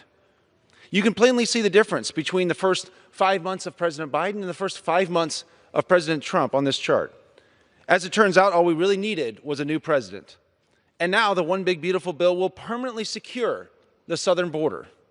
It completes the wall, funds thousands of new border agents, and equips them with the cutting-edge tools that they need. I urge my colleagues to vote yes, because border security is national security. Mr. Speaker, I yield back. Gentleman yields. Gentleman from Massachusetts. Mr. Speaker, I yield 1 minute to the gentlelady from California, Congresswoman Chu. Gentlelady from California is recognized for 1 minute. I rise in opposition to Republicans' big, ugly bill because of my constituents, like Lisa, whose son was diagnosed with a life-altering disease that left him unable to work by mid-age. Medicaid enables Lisa to be his full-time caregiver and ensures that he has the care he needs. Unfortunately for Lisa and her son, Republicans don't care. They've made it very clear over the past 6 months who they are fighting for. It's not for the most vulnerable like Lisa and her son, who may be 2 of the 17 million Americans kicked off their health care thanks to this bill. Instead, Republicans are fighting for billionaires like Donald Trump and the top 0.1% who will get an average tax cut of $309,000 per year, while those earning less than $50,000 get 68 cents a day. To my Republican colleagues, there's still time to join Democrats in preventing this despicable bill from becoming law. I yield back. Gentlelady yields. Gentleman from Missouri. I yield 30 seconds to the gentleman from North Carolina, Mr. Nod. Gentleman from North Carolina is recognized for 30 seconds. Mr. Speaker, I rise in strong support of this bill. After listening to the previous few hours, it should surprise no one that the party of open borders, the party of illegal aliens, and now the party of state-run grocery stores hates this bill. Because this bill secures America's borders. It protects America's farmers and America's businesses. It protects us from tremendous amounts of waste, fraud, and abuse. And it stops the largest tax hike in American history. This bill is a win for the American people. I yield back. The gentleman from Massachusetts. Mr. Speaker, might I inquire as to how much time is remaining? Gentleman has 6 minutes. I yield 1 minute to the gentlelady from Oregon, Ms. Salinas. Gentlelady is recognized for 1 minute. Mr. Speaker, with this bill, my Republican colleagues are betraying the American people. In the dark of morning, they're trying to ram through legislation that will raise costs, strip away health care, take food off the table of working families, and increase energy costs for all Americans, all to give tax breaks to billionaires and corporations. Cuts to Medicaid will shutter rural hospitals, nursing homes, and health centers, leaving families with higher costs and nowhere to turn for care. As millions of families are right now struggling to put food on the table, this bill cuts funding for nutrition assistance, forcing children, veterans, and seniors to go hungry. And this bill raises costs on everything from energy bills to prescription medications. This bill is a grave mistake. If it passes, my Republican colleagues may pay for it at the ballot box, but countless Americans will pay for it with their lives. I urge my colleagues to have the moral courage to oppose this bill. I yield back. Gentlelady yields. Gentleman from Missouri. I yield 1 minute to the gentleman from Louisiana, the Majority Leader, Mr. Scalise. Gentleman from Louisiana is recognized. Thank you, Mr. Speaker, and thank Chairman Smith for not just yielding, but for his leadership in getting us to this point. Mr. Speaker, we are at the precipice of the new golden age of America. And how do we get there? We get there by actually making the right decisions for those hardworking families who have been struggling. You know, if you listen to the people on the other side, Mr. Speaker, who have over and over again said they are against this bill and all the things that are in this bill for hardworking families, you would think the last 4 years things have been going great for middle America. I don't know what parallel universe they've been living in, Mr. Speaker, but we heard the message that the voters sent, who said they're sick and tired of high inflation, of high gas prices, of not being able to fill up their grocery cart because of the spending in Washington for Washington at their expense. And so what does this bill do? It says we're finally going to turn that around and deliver a bill that focuses on families in America. You know, we hear a lot from the other side, Mr. Speaker, about billionaires, tax cuts for billionaires. You go look at this bill. Everybody's had the opportunity to read the bill. They actually read the whole bill on the Senate floor. Only took 14 hours. And if you listened, one of the things you'd find out, Mr. Speaker, is there are some new tax cuts in this bill, but not for billionaires. So then it would beg the question, why does the other side keep hiding behind billionaires as their excuse to vote no? Because they made a decision, Mr. Speaker, early off, they don't want to give people back their money. They want to keep that power in Washington. That's really what's at stake here. That's the big fight that has been going on for years. The other side won that fight the last few years by raising taxes, raising spending, growing Washington. And while they did that, families in America suffered. Inflation went up for those hardworking families while Washington grew. Interest rates grew up to the point they couldn't even afford to buy a first-time home because Washington grew. And we said it's enough that Washington has to finally start living within Washington's means so that families in America can finally start living the American dream again. That's what this bill focuses on, Mr. Speaker. And how do we do it? We do it, number one, by locking in rates for everybody. Nobody's taxes go up, Mr. Speaker. Nobody's. Now, the other side's upset about that, and I understand it, because they don't want just the billionaires to go up, because they know in this bill the income groups that get hit the hardest if a no vote prevails. And we've heard them, they're all going to vote no, Mr. Speaker. But if a no vote prevails, the income groups that get hit the hardest are the lower and middle income groups of America. And they know that. They're watching this vote. And you can say billionaires all day long. But you know what the new tax cuts in this bill are? Because there are new tax cuts. For the waiter and waitress who's working maybe 2-3 shifts at a restaurant, at a diner, barely getting by. That's the new tax cut that we're putting in this bill. And so you would say, well, then how could the other side possibly vote against that? But, Mr. Speaker, they are. And maybe a focus group told them that if they curse enough and if they say billionaires enough, those families will forget what's actually happening. But they're not going to forget because they're paying attention. You know what the average pay for a worker in America who makes tip money is under this bill? $32,000 a year. That's right. Billionaires aren't even allowed to be eligible for that tax break. But the waitress who's working 2-3 shifts, barely getting by, making $32,000 a year, finally gets a little bit more money. And yes, every Democrat has bragged over here that they're going to vote against that. They don't want that waitress to get that money back in her pocket. But we're going to make sure she gets that tax break, Mr. Speaker, because she's struggling. She maybe wants to put together a college fund for her kid. Maybe she wants to take her family on a vacation. And she's going to have that opportunity when this bill passes. You know who else we're going to give opportunity to, Mr. Speaker, in this bill? The other tax cut. Sorry, it's not a billionaire again. It's that shift worker working overtime.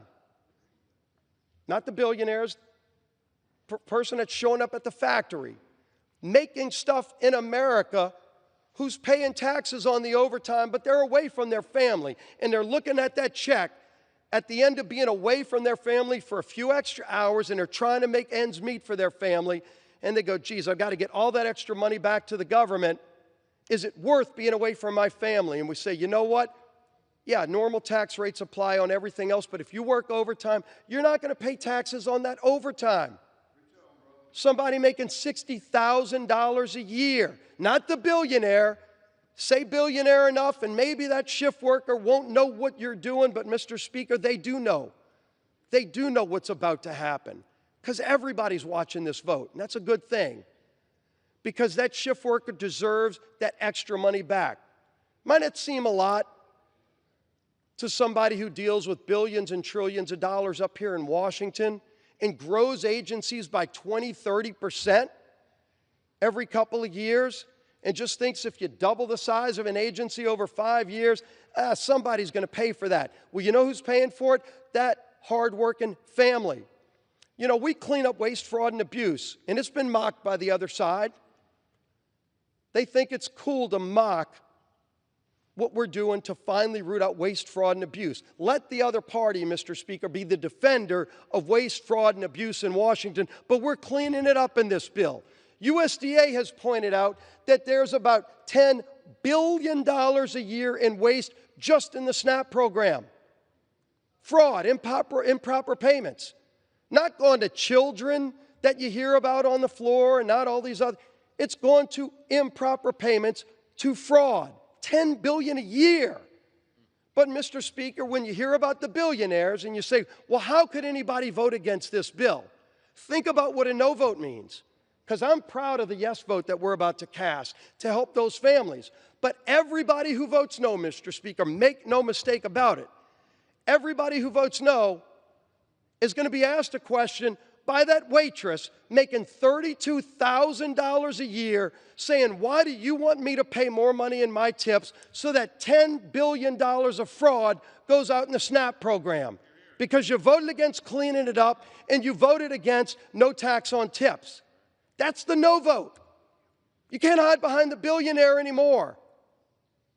You're going to have to face the reality, Mr. Speaker, that this bill actually delivers for the working families of this country who have been struggling. They haven't been living on easy street the last 4 years, but they went to the polls in November and said, we want to try a different approach. And this is that different approach, to give them more power, to give them more opportunity. You know we're giving opportunity, Mr. Speaker, to in this bill. Again, if you're going to vote no, this is what the no vote will take away. We actually create something unique in this bill. Hadn't been talked about yet, but it's in the bill. I'm real proud of it. We create opportunity in school choice for every, not billionaire, low-income families. Every low-income family in America will be eligible for a scholarship so that their kid can go to the school of their choice if they're in a failing school. Now, you vote no, Mr. Speaker. How do you tell that family that their kid doesn't have the same opportunity they deserve that every other kid in America can have? If somebody can afford it, they can go to a private school. But if that low-income family can't afford it, we're finally giving them a lifeline in this bill, Mr. Speaker, and saying you can have the same opportunity. But a no vote says that you don't think that that parent deserves the same opportunity? And then you hide behind billionaires. There's going to be no hiding, Mr. Speaker. We all know when this board lights up what the consequences are. And why do we say there's going to be a golden era in this country? We're securing our border in this bill, too. We're opening up American energy in this bill. Everywhere from the North Slope of Alaska to, yes, the Gulf of America, where President Biden had shut down American energy. He green-lighted Russia's Nord Stream pipeline so Russia could produce their energy, funding billions of dollars to go fund their war against Ukraine. But in America, we were shut down. We open it up in this bill, Mr. Speaker. American workers get to produce American energy, not just for America. It's going to lower the price at the pump.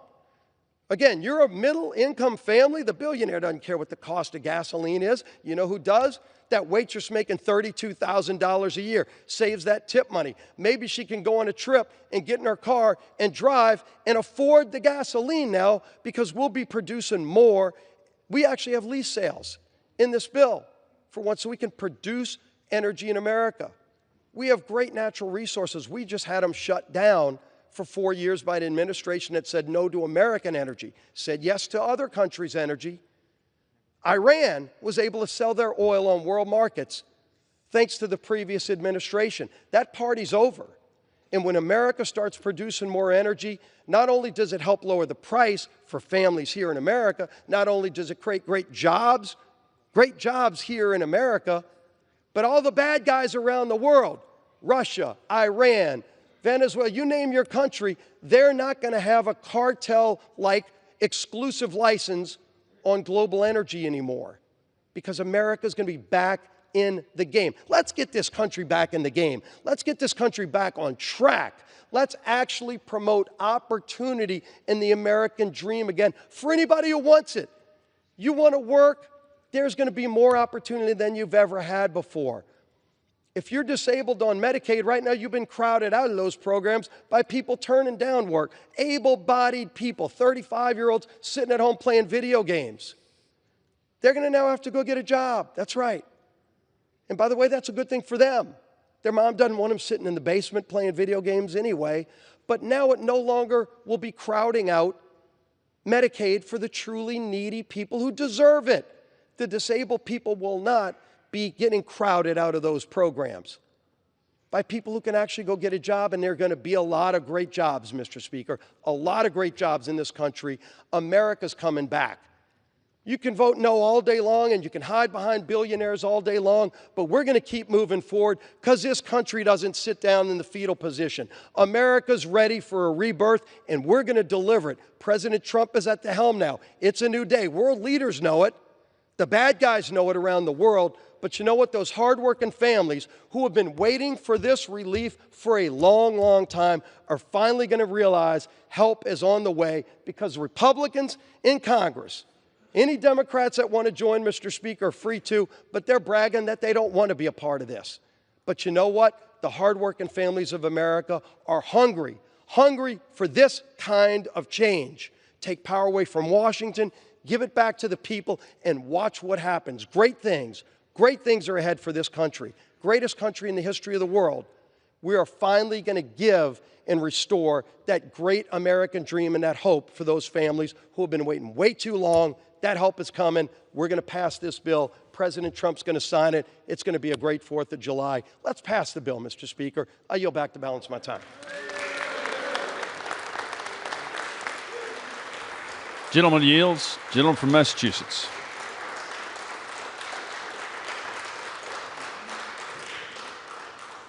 Gentleman from Massachusetts. Mr. Speaker, I yield myself 1 minute. Gentleman's recognized. I can't wait with the Republican Party to meet that waitress who's making $32,000 a year and tell her in this tax bill the Republican Party just gave her 68 cents more a day. Because that's the reality of what this tax bill is about. But we could also say in the next breath, if you made $1 million last year, you're going to get $96,000. This is a fact-free argument. They're making this argument out that the person at the bottom is going to do well in contrast to the person at the top. There's simply no factual basis to that. And by the way, the party of fiscal rectitude, they're borrowing $5 trillion to pay for a tax cut for the wealthiest amongst us. I yield back my time here. Will the gentleman reserve? I reserve. Apologize. Gentleman reserves. Gentleman from Missouri is recognized. Mr. Speaker, I represent one of the poorest congressional districts in this country, and I can tell you this piece of legislation are for those working families, those small business owners, those farmers that are doing everything they can just to get by. It is not for the millionaires and the billionaires. How many waitresses who are tipped are billionaires? How many billionaires work hourly jobs and overtime? None. I reserve. Gentleman reserves. Gentleman from Massachusetts. I yield 30 seconds to the gentleman from Virginia, Mr. Byer. Gentleman from Virginia is recognized for 30 seconds. Mr. Speaker, from the Gospel of Matthew, where I was hungry and you gave me food, I was thirsty and you gave me drink, I was a stranger and you took me in, I was naked and you clothed me, I was sick and you visited, I was in prison and you came unto me. Inasmuch as you've done it under the least of my brothers, you've done it under me. Mr. Speaker, the bill before us takes food and drink from the mouths of the poor. It takes health care from the sick. And a vote for this bill betrays these gospel teachings, and in our heart, all of us know it. I yield back. Gentleman yields. Gentleman from Missouri. I reserve. Gentleman from Missouri reserves. Gentleman from Massachusetts. How much time is remaining, Mr. Speaker? 3.5 minutes. I yield 2 minutes to the distinguished minority whip, the gentlelady from Massachusetts, Ms. Clark. Gentlelady from Massachusetts recognized. Thank you, Mr. Speaker, and I thank the ranking member for his leadership. As we are here in the early morning hours, 60% of the families in this country cannot afford the basics. 60% of Americans cannot afford that first rung of the American dream. This is an existential failure of the wealthiest nation on earth. And now, with this big, ugly bill, Republicans are on the verge of moving that dream further out of touch, of making people sicker and poorer. We hear the message. If you do not have great wealth, you do not matter to the GOP. If you vote for this cruel monstrosity, you are condemning families to poverty. You are condemning seniors and veterans in this country to hunger. You are condemning children to sickness without treatment. You are voting to enrich billionaires at the expense of what makes us American, our freedom to build a better life for our families. The American people overwhelmingly oppose this bill, and they will not forget if you sell them out. sell out their freedom this Independence Day. I yield back. Gentlelady yields. Gentleman from Missouri. Yeah. I reserve. Gentleman from Missouri reserves. Thank you, Mr. Speaker. I yield 1 minute to the distinguished Democratic leader, Mr. Jeffries. Leaders recognized. I thank the distinguished gentleman from the great Commonwealth of Massachusetts, Richie Neal, for yielding and for his tremendous leadership. Mr. Speaker, I rise today in strong opposition to Donald Trump's one big, ugly bill, this disgusting abomination, the GOP tax scam that guts Medicaid, rips food from the mouths of children, seniors, and veterans, and rewards billionaires with massive tax breaks. Every single Democrat stands in strong opposition to this bill because we're standing up for the American people.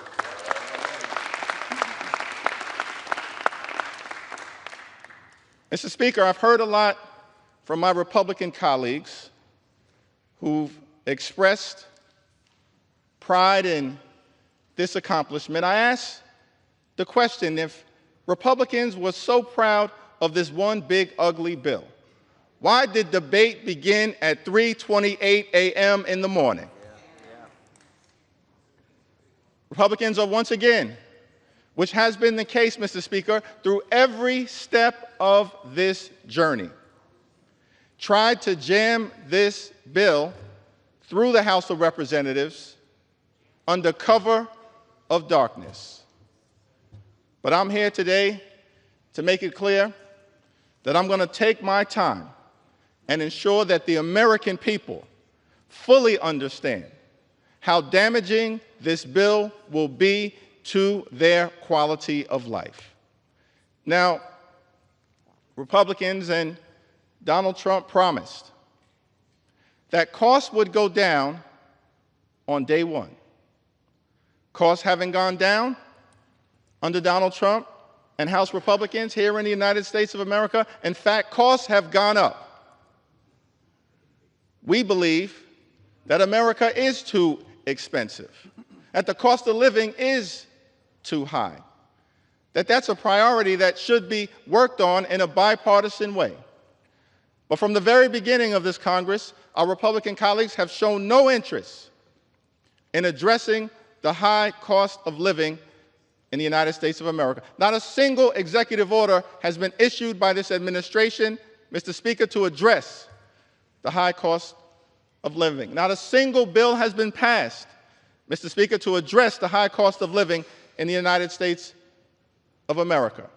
And this bill, this one big ugly bill, this reckless Republican budget, this disgusting abomination, is not about improving the quality of life of the American people. It will hurt everyday Americans in several different ways.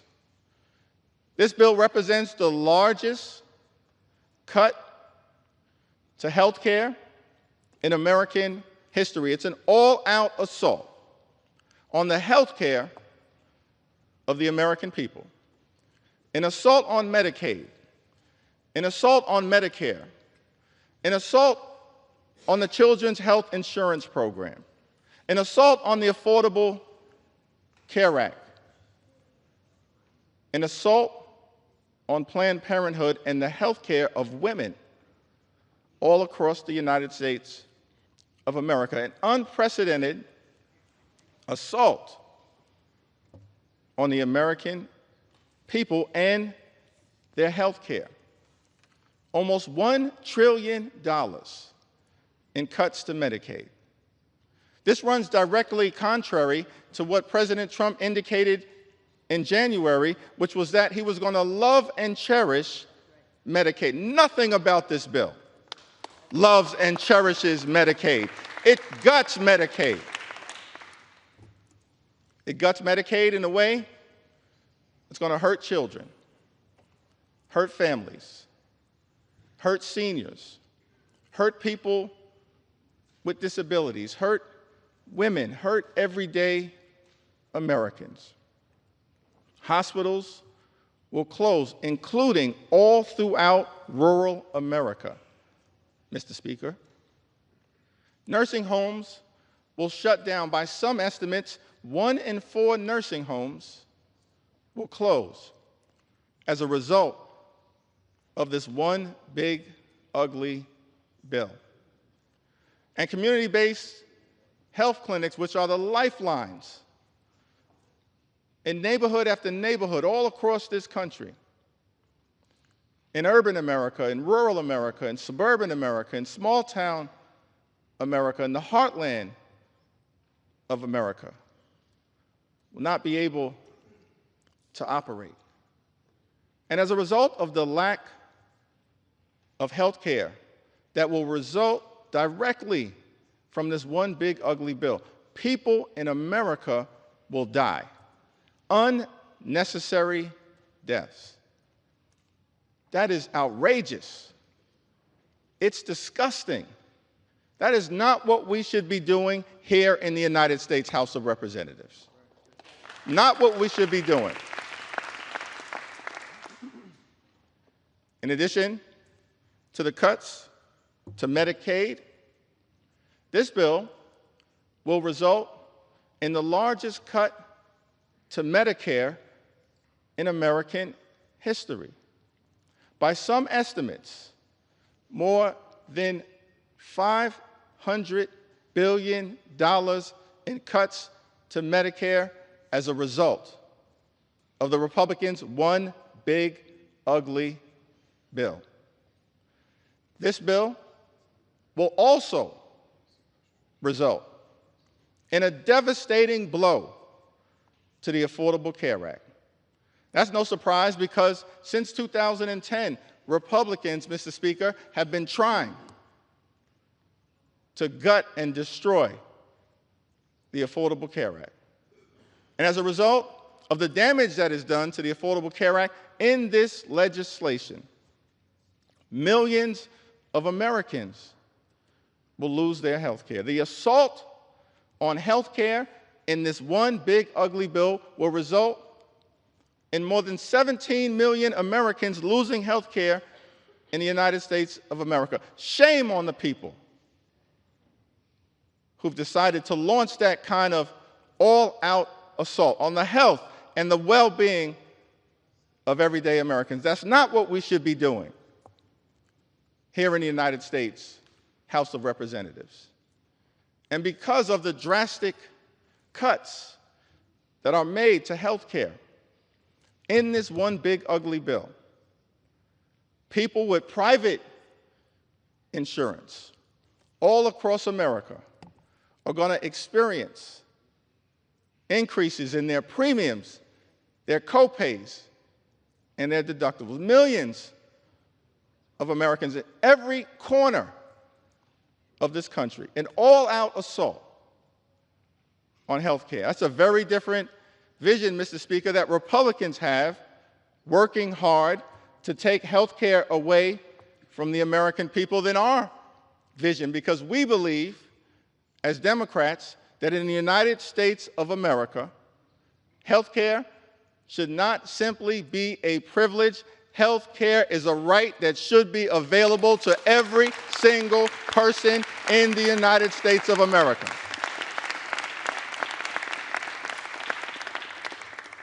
This bill is an all-out assault on the health care of the people of the United States of America, hard-working American taxpayers. These are the people we should be standing up to work hard to lift up. But instead, they're victims of this legislation. Hospitals will close. That impacts everybody in the United States of America. If your hospital closes, whether you're on Medicaid or not, you will be unable to get the treatment that you or your family needs. That's why we're fighting so hard to stop this bill. 1 in 4 nursing homes, by some estimates, will close as a result of the Republicans' assault on Medicaid in this one big, ugly bill. This bill also represents an assault on nutritional assistance here in the United States of America. We've made great progress over the last 50-plus years as it relates to hunger in this country. Great progress. But we're still dealing with the reality that tens of millions of people in this country go to bed every night wondering whether they're going to be able to get a nutritious meal the next day. Tens of millions of people in this country, millions of children.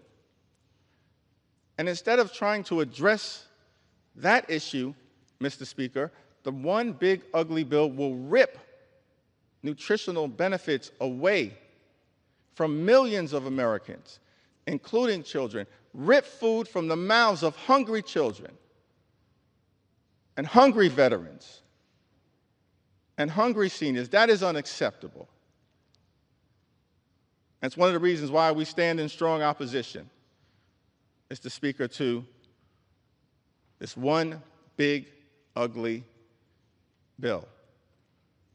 Republicans promised to address the high cost of living in the United States of America. We believe that the cost of living is too high. Housing costs are too high. Grocery costs are too high. Utility costs are too high. Insurance costs are too high. Child care costs are too high. America is too expensive.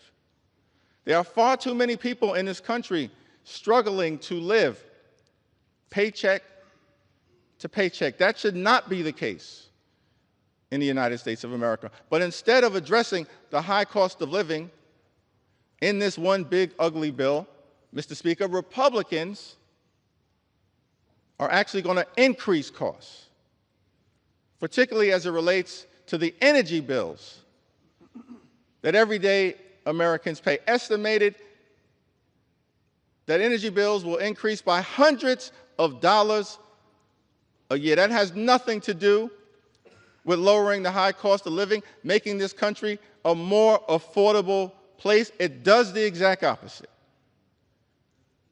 It's an all-out and unnecessary assault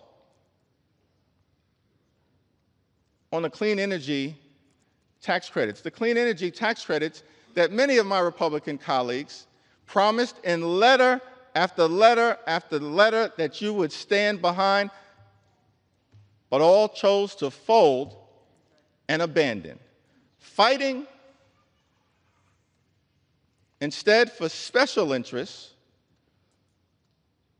and opposing the ability for this country to stand up a cleaner energy economy, which means cheaper energy. And because of the attack on clean energy jobs, on the clean energy economy, on the economic development that had already been set in motion, often in districts represented by my Republican colleagues and in Republican-led states, red states. By some estimates, millions of jobs are going to be lost. And so you're ripping health care away from millions of Americans, Mr. Speaker, ripping food away from children and veterans and seniors, raising the cost of utilities, of paying your energy bill by hundreds of dollars, stripping away millions of jobs all across America. And what is all of this being done for? To provide massive tax breaks to billionaires all across this country. We are better than that in the United States of America. When we take an oath, convene here, come to the United States Capitol, our job is to make life better for everyday Americans. But the genesis of this bill, the focus of this bill, the justification for all of the cuts that will hurt everyday Americans in this bill is to provide massive tax breaks for billionaires. It's extraordinary. Never in my time here in Congress have I experienced legislation that benefits so few people who fall into the category of the wealthy, the well-off, and the well-connected, while at the same time hurting everyday Americans, that we should be fighting hard to help. Now, all of this apparently is being rushed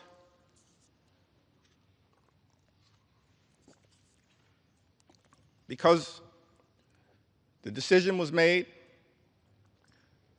by President Trump that he would like to get a bill done by the 4th of July. What does the 4th of July have to do with this one big, ugly bill? What does celebrating American independence, the birth of this exceptional country, the journey that we've been on for 249 years, what does any of that have to do with this one big, ugly bill? I would suggest, Mr. Speaker, that if you actually look at the Declaration of Independence, what we find is that everything about this one big, ugly bill runs in direct contrast with what was set in motion by the framers and the founders of our great country. Of course, the Declaration of Independence, authored by Thomas Jefferson, makes the famous statement that we hold these truths to be self-evident, that all men are created equal, that they are endowed by their Creator with certain unalienable rights, that among these are life, liberty, and the pursuit of happiness. Mr. Speaker, I want to lock in for just a moment on that aspirational objective, the pursuit of happiness. Because when it comes to everyday Americans, this one big, ugly bill will hurt the quality of life of hardworking American taxpayers, and it's all designed to put a happy smile on the face of billionaires. That is inconsistent with the Declaration of Independence and what we should be celebrating on July 4th.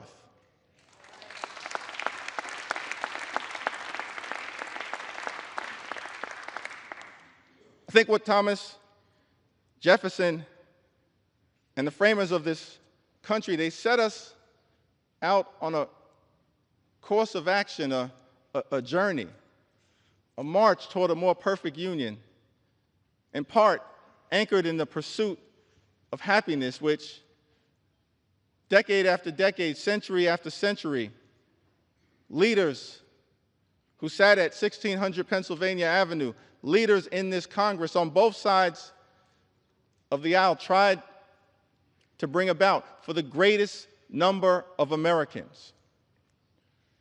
But that's not what this one big ugly bill is all about. America is too expensive. There are far too many people who are living paycheck to paycheck here in this great country. That should not be the case. People who are struggling to survive, to make ends meet. Mr. Speaker, imagine a country where everyone can afford to live the good life. Work hard, play by the rules, and live the good life. We haven't reached that place in the United States of America. Imagine a country where everyone can work hard, play by the rules, and live the good life. Good paying job, good housing, good health care, good education for your children, and a good retirement. Which means keep your hands off Social Security and Medicare, now and forever.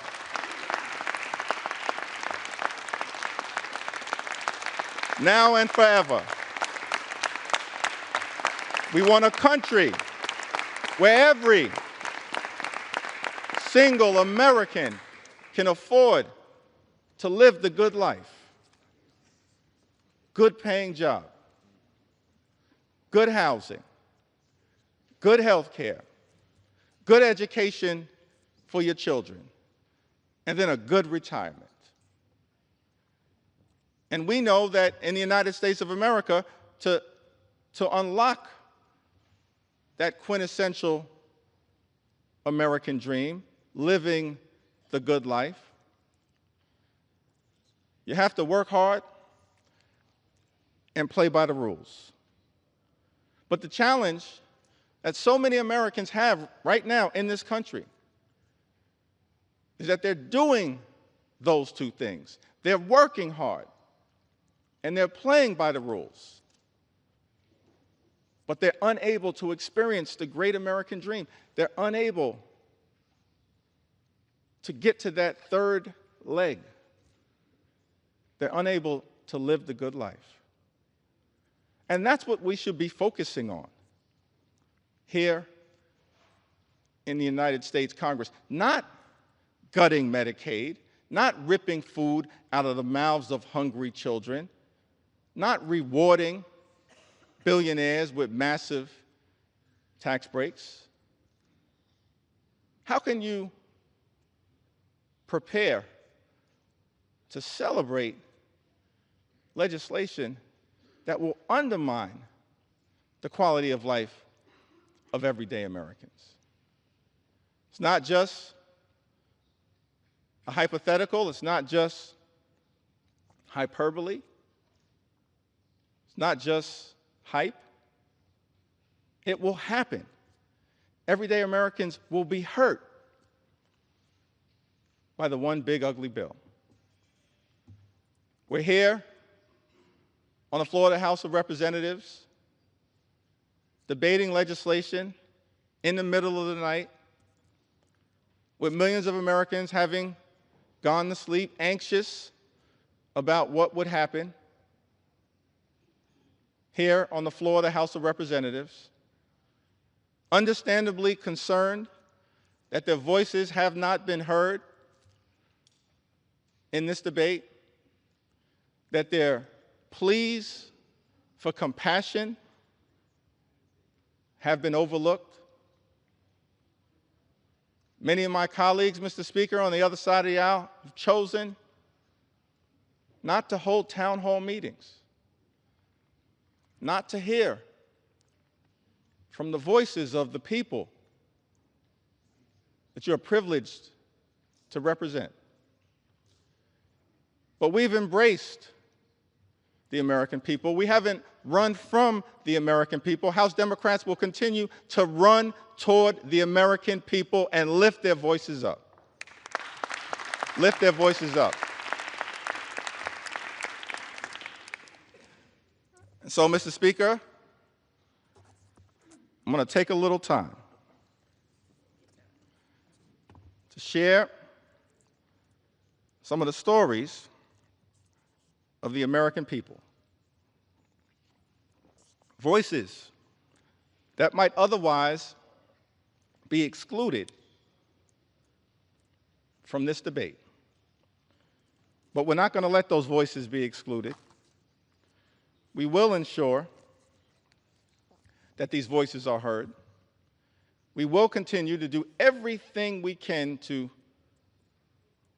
bring those voices to life, here on the House floor and beyond, to stand up for the best interests of everyday Americans. And we've heard from many of them throughout this process. I'll share just a handful. With Medicaid expansion, I now qualify for Medicaid. Without insurance, my monthly bill for my 3 injectable drugs would be $3,000. $36,000 a year. And that doesn't include any of my other meds or my medical appointments. Who has that kind of money? That's Charles, who lives in Alaska, district represented by Congressman Nick Begich.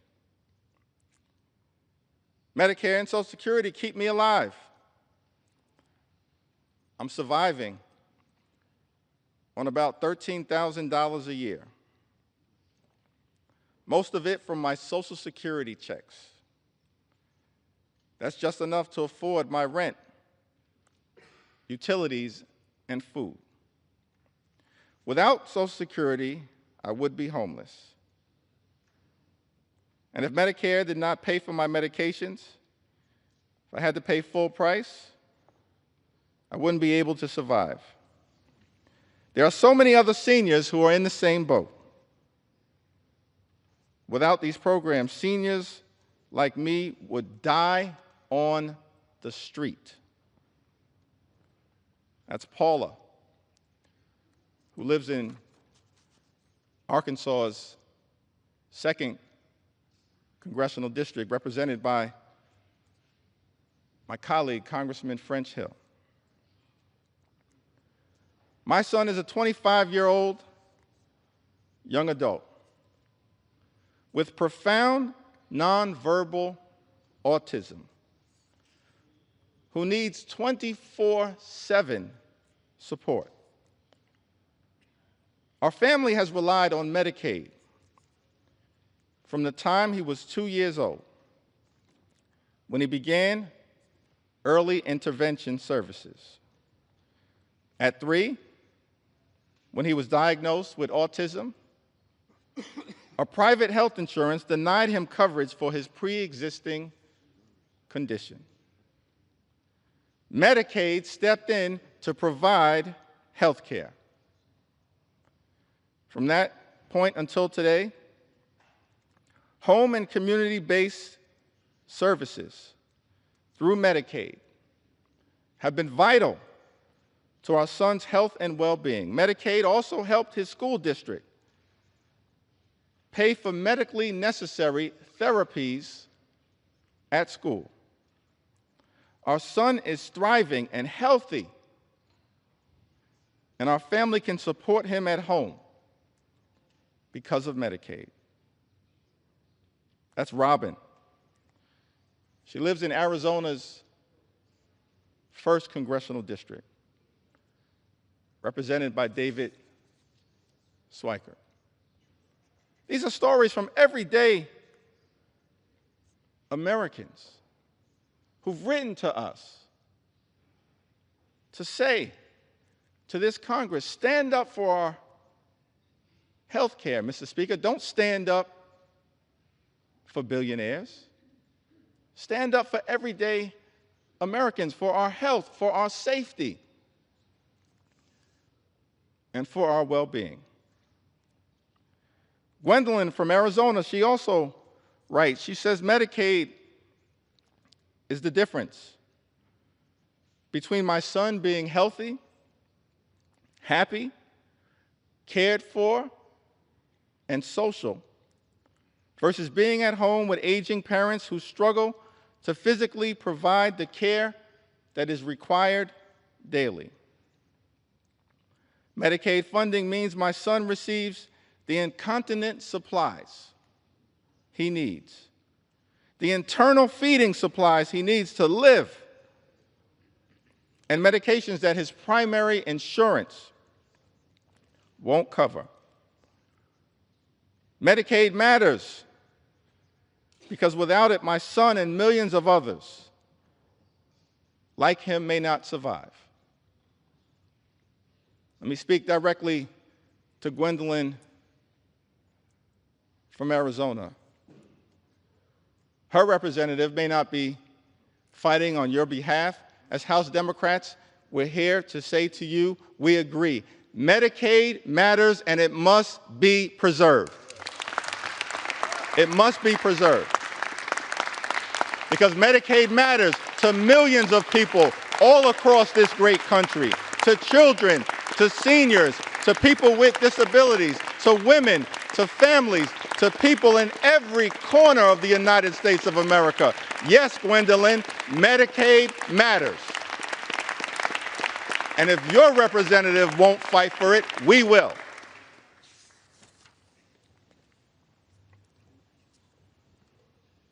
Brenda?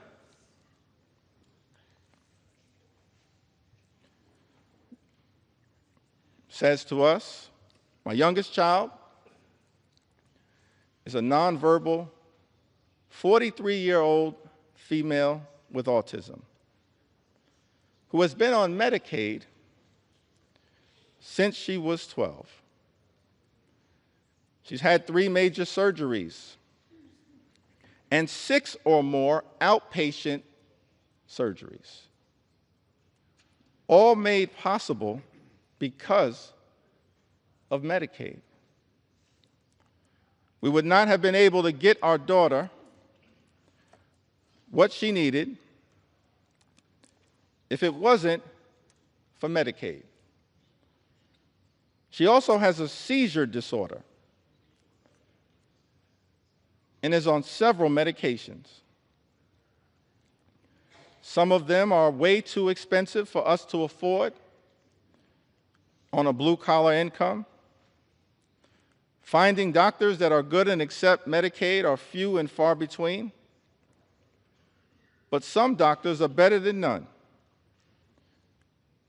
And the only way our daughter will get any medical care at all. She is one of the most vulnerable people in society. And caring for her is a full-time job. For myself and her father, who are both retired and are full-time care providers for her. I am not sure why anyone would want to take this help and service from people whose very life depends on the help it provides. That's a powerful and profound question. Why would anyone in this House vote to take away Medicaid from the American people amongst the most vulnerable here in the United States of America? Brenda from Arizona lives in Arizona's 6th congressional district, represented by my colleague, Congressman Juan Ciscomani. Garrett, also from Arizona. I'm still in the A section right now. So strap in as we make sure we lift up the voices of everyday Americans all across this country. It's important that we take note. This isn't abstract, taking away health care from the American people. It's concrete, it's real.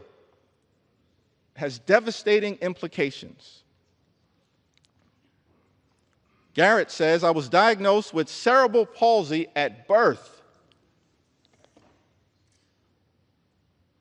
Cerebral palsy at birth. Thanks to Medicaid, I was able to undergo multiple surgeries that significantly improved my ability to walk, transforming both my mobility and daily life. Relying on Medicaid, SNAP in the past, and SSI, I worry about what would happen to me and my friends if these programs were taken away. Without them, I wouldn't be able to keep up with doctor's appointments, medications, and transportation. Earlier today, my distinguished colleague from the great Commonwealth of Virginia read a passage of Scripture, one of my favorite passages of Scripture, Matthew 25 and 35 through 40. And later on this morning, as I continue my remarks, perhaps I'll have an opportunity to go a little deeper into the meaning of Matthew 25 and 35. What I can say is that all of us should be trying to lift up the least, the lost, the left behind, the poor, the sick, and the afflicted. Garrett tells us, I was diagnosed with cerebral palsy at birth. And the first thing that jumped out to me when I read this was that we're all God's children, and we should be looking after all God's children to the best of our ability, not running away from them and undermining their quality of life. So Garrett, we're going to continue to stand up and work hard on your behalf. Nancy from California. That's a great name, Nancy from California.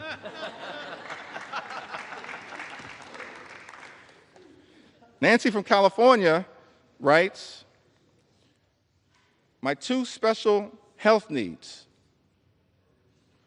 former foster children, depend on Medicaid for a dizzying array of health services, ranging from over 20 pediatric medical specialists and palliative care to behavioral health and occupational therapies. They both have rare, incurable, disabling diseases that require IEPs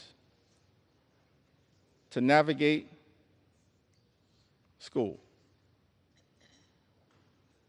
She continues, but I want to pause right there. I think that's an important point, talking about her children and the IEPs to navigate school. We should be looking out for children like Nancy's two beautiful former foster care children, her two special health needs children, as she calls them. It's one of the reasons why the Department of Education is important. Public schools are important. Nothing in this bill supports public education. In fact, this one big, ugly bill represents an attack on public education. And that is not consistent with what we should be doing as we prepare to celebrate our 249th birthday and lifting up this pursuit of happiness. Nancy continues, the ACA protections for pre-existing conditions and the removal of lifetime caps are also essential. My youngest child requires medical care that I simply cannot afford, costing between $750,000 and $1 million per year, depending on how stable her health is. I work part-time, but the caregiver burden is too demanding for me to maintain a full-time job. As a single widowed mother, Medicaid has become a lifeline for keeping my kids as well as possible. Nancy lives in California's 1st congressional district, represented by my colleague, Congressman Doug LaMalfa. Laura lives in the Central Valley of California, an area of the country with the highest concentration of Medicaid recipients. The highest concentration of Medicaid recipients. I've been raising my 6 grandchildren for 15 years, and they are coming of age, but not many jobs are available. Also, my 16-year-old grandson depends on Medicaid and EBT to survive. He takes many medications a day.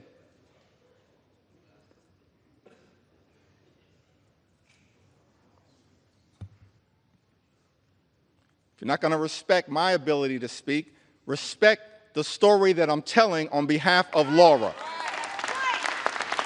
Respect her story, because her story matters. Her story matters, and the American people matter. We need order. He takes many medications a day. I'm too old to do anything but take care of him. I can't imagine choosing what medicines he gets or who gets to eat.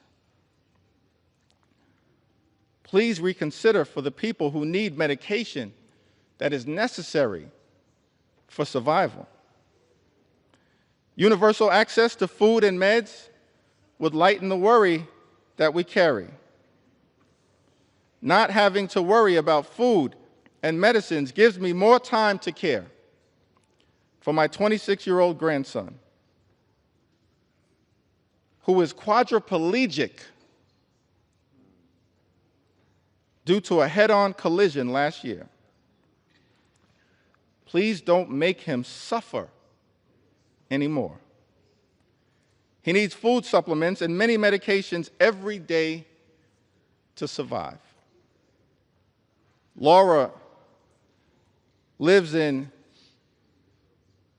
California's 22nd congressional district, a district that is represented by my colleague, Congressman David Valadao.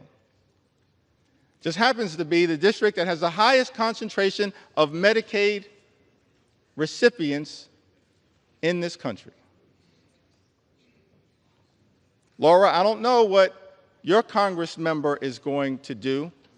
Every single House Democrat is fighting hard to protect your Medicaid. We value you, and we're working hard to defend you. Jackie is from the Orange County area of California. My son is 34 years old.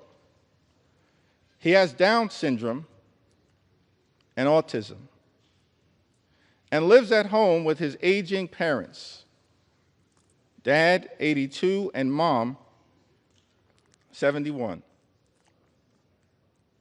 His biggest joys in life for him are his day program and eating out. How small are his desires? And you want to take that away from him. He requires much care. Bathing, shaving, washing hair, brushing teeth, dressing, etc. His aging parents can do the job required for this 100% of the time. He has great caregivers right now, and they have been with him for many years. Now you want to take that away from us?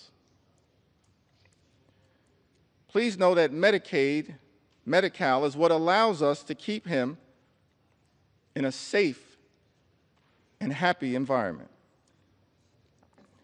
that he will not get anywhere else. And for a whole lot less money. Why should that change for him? Jackie asked. Please be respectful of families who have high-need family members who need these services. Thank you for allowing me to speak on behalf of my son and everyone who loves him.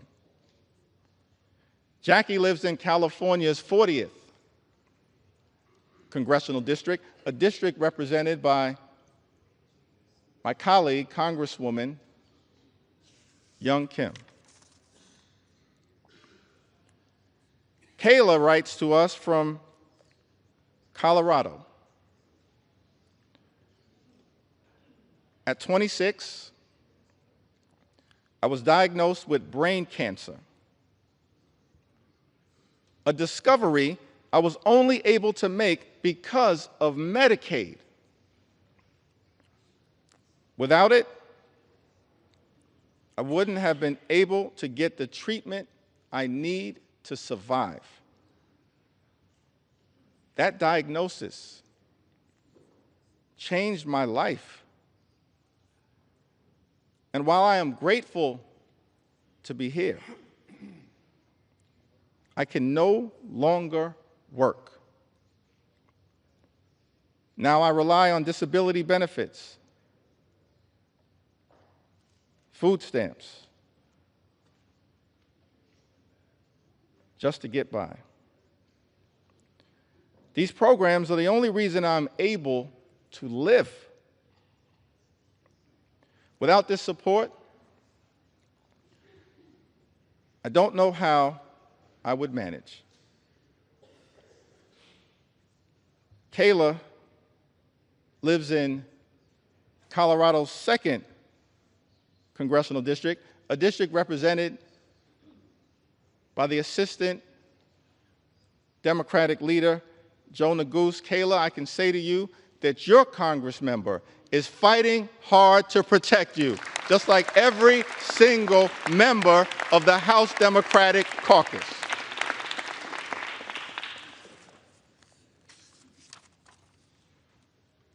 Ashley writes to us from Colorado. She says, my life was saved by the Affordable Care Act. Because of this act, I was able to stay on my parents' health insurance when I couldn't get any coverage. At the time I was dealing with a myriad of health issues and would eventually be diagnosed with multiple chronic illnesses.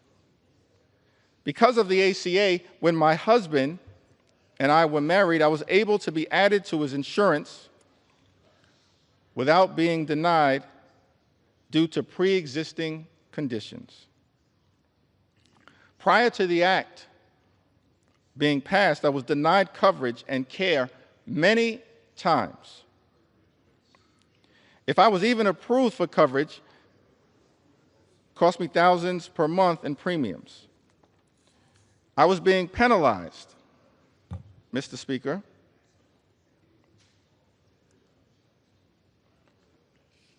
for being sick. There were many times when I could not get coverage that I had to choose between which prescriptions I would get to have or whether I would get all my meds or the groceries we needed. You know, there are far too many people in the United States of America right now, before experiencing the devastating consequences of this one big, ugly bill, who have to choose between putting food on the table, clothing on their backs, access to medication, or paying the rent. The United States of America is the wealthiest country in the history of the world. Not a single hard-working American taxpayer should ever have to choose between food or medicine or rent or putting clothing on their back. Not a single hard-working American taxpayer should ever have to make that choice.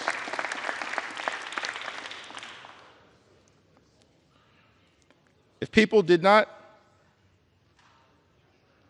have to worry about health care being accessible, they would be able to be seen when necessary.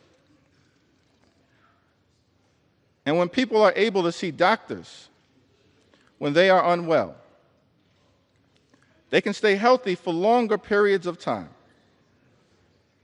When people can stay healthy, they don't miss work. When people don't miss work, they don't risk losing their jobs. The way things work now only encourages the constant classist act of keeping the sick and poor sick and poor.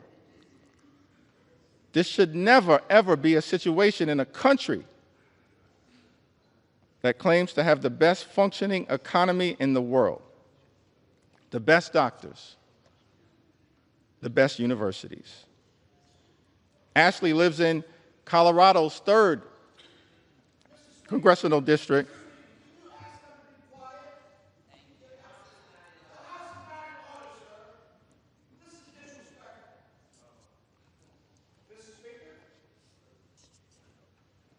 The gentleman is not recognized. The House will be in order. Ashley New York's recognized. Lives in Colorado's 3rd congressional district, represented by my colleague, Congressman Jeff Hurd. Ann also writes from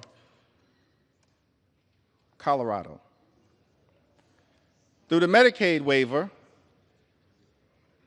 Scott, Ann's son, was placed in a group living situation that worked out for a while, but was eventually kicked out. After that, he moved back in with me, but ended up homeless once more, before finally being placed back on a Medicaid waiver program. Now he's doing really well. His job, which he loves, also receives funding through Medicaid, so that people with disabilities can be employed and be productive members of the community. Without Medicaid, he probably wouldn't be alive today. Without this assistance, we likely wouldn't be where we are now. And I doubt that there would be a happy ending to this story. and lives in Colorado's 6th congressional district, a district represented by our colleague, Congressman Jason Crow, who is also fighting hard to protect your interests, and as every single one of us in the House Democratic Caucus will continue to do. We believe in America, health care is not simply a privilege that should be afforded to the wealthy, the well-off, and the well-connected. It's a right that should be available to everyone. A right that is still imperfect at this moment, that we are working hard to perfect. But this one big ugly bill, the largest attack on health care, Mr. Speaker, in the United States of America, moves us in the opposite direction. Daniela is also from Colorado. She writes to us, Medicaid has been a lifeline for our family, especially for my 5-year-old daughter who has autism. That's the thing, Mr. Speaker. Medicaid is important for so many Americans all across this country, including people with disabilities. It's a necessary lifeline so that parents can help their children live a better life with dignity and respect. Why would any legislation that this House passes attack health care available to families that are pouring in everything they have to help their child under difficult circumstances live the best possible life? It perplexes me, Mr. Speaker, that this bill would go after the health care of people like Daniela and her 5-year-old daughter. Daniela says that as parents, we've faced many struggles trying to balance full-time work, starting a real estate business, and still being there for our 3 other children. It's been overwhelming at times, and finding the right support for her hasn't always been easy. But Medicaid has provided therapy and services that have made a world of difference in her life. These therapies have helped her make progress, feel seen, and connect with her peers, which means everything to us. It's allowed her to be a part of the world, to feel included, and to overcome obstacles that seemed insurmountable at times. Medicaid has helped us give her the opportunities she deserves, and millions of other children in the United States. Mr. Speaker, Daniela lives in Colorado's 8th congressional district, a district currently represented by Congressman Gabe Evans. Currently represented.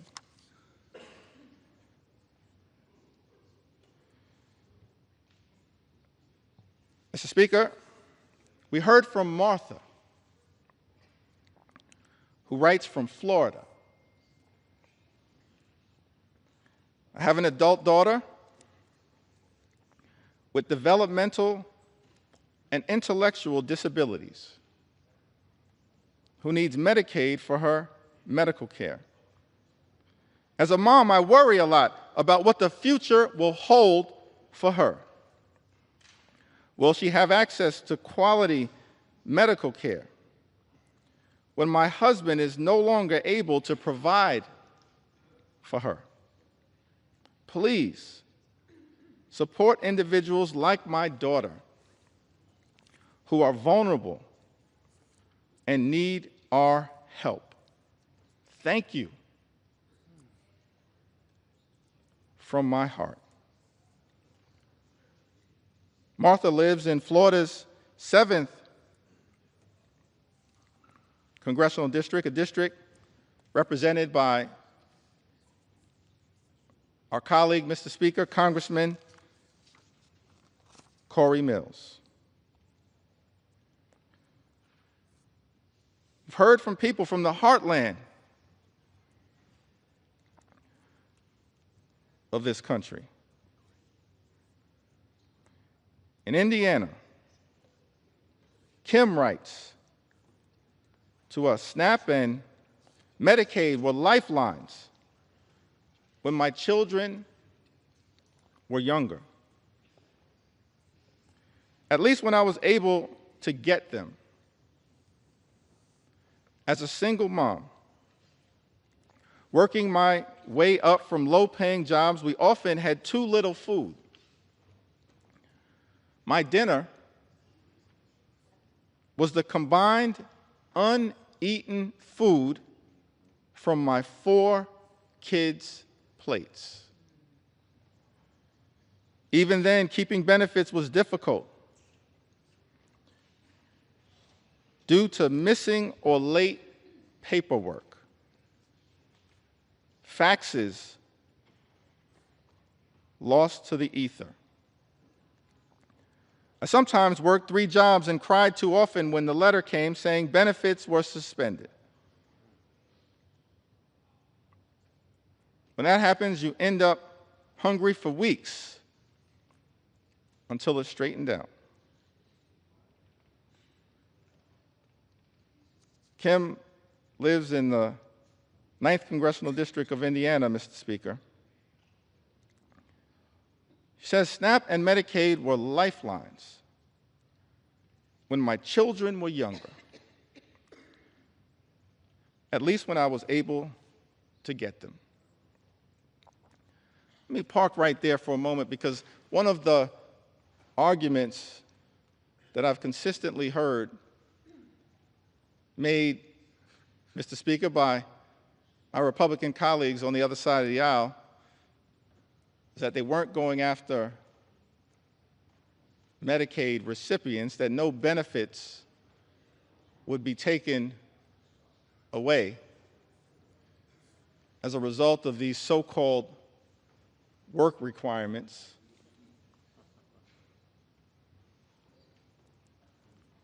Let's fact check that statement. Every independent entity that has looked at this question, including the Congressional Budget Office, has made clear, as a result of the one big, ugly bill, millions of Americans will lose their Medicaid benefits. These so-called work requirements are just a smokescreen,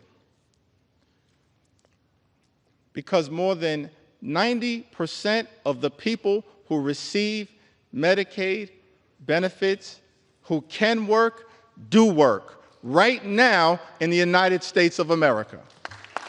Right now, more than 90%. What these impositions are really paperwork requirements that are designed to make it harder for everyday Americans like Kim to access their benefits. And as a result, millions of Americans who are eligible, who are hardworking, who are deserving, will lose their health care. Kim says, I sometimes work 3 jobs and cried too often when the letter came saying benefits were suspended.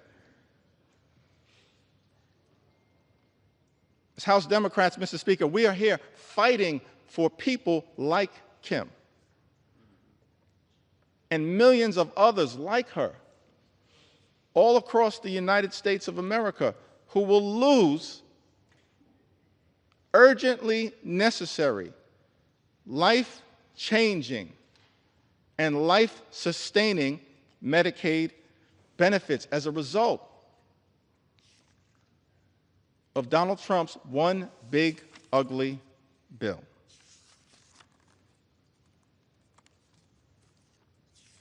We hear from Maria, from Iowa, in the great heartland of this country. Maria writes to us in 2021, I got seriously sick with COVID.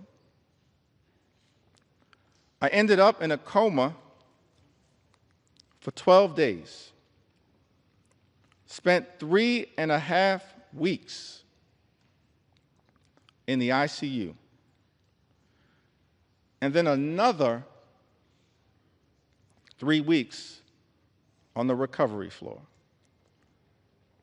If it wasn't for Medicaid, I wouldn't have received any of the care I needed. I honestly don't know where I'd be today. I don't know what my family would have done. Without Medicaid, I wouldn't have made it. If I lost Medicaid, it would completely change my life. I wouldn't be able to afford my insulin, diabetes medications, blood pressure medications, or see my endocrinologist, all of which are life-sustaining treatments.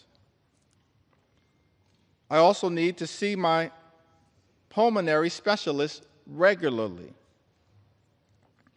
Without Medicaid, my health would deteriorate rapidly. That's a statement that applies to millions of Americans all across this great country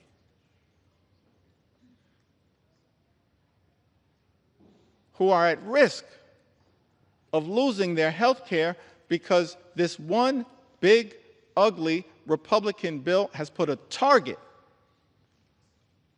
on their back. Mr. Speaker, without Medicaid, my health would deteriorate. Taking the time to share these stories because this is a question for so many Americans of life and death. It's extraordinary that on the House floor, in the middle of the night, the American people are forced to confront a bill that targets their health care and will result in their well-being deteriorating. More than 17 million Americans at risk of losing health care coverage, and then tens of millions more experiencing increased premiums, co-pays, and deductibles as a result of the attack on health care in this bill. Many of them will also lose coverage, lose their health care.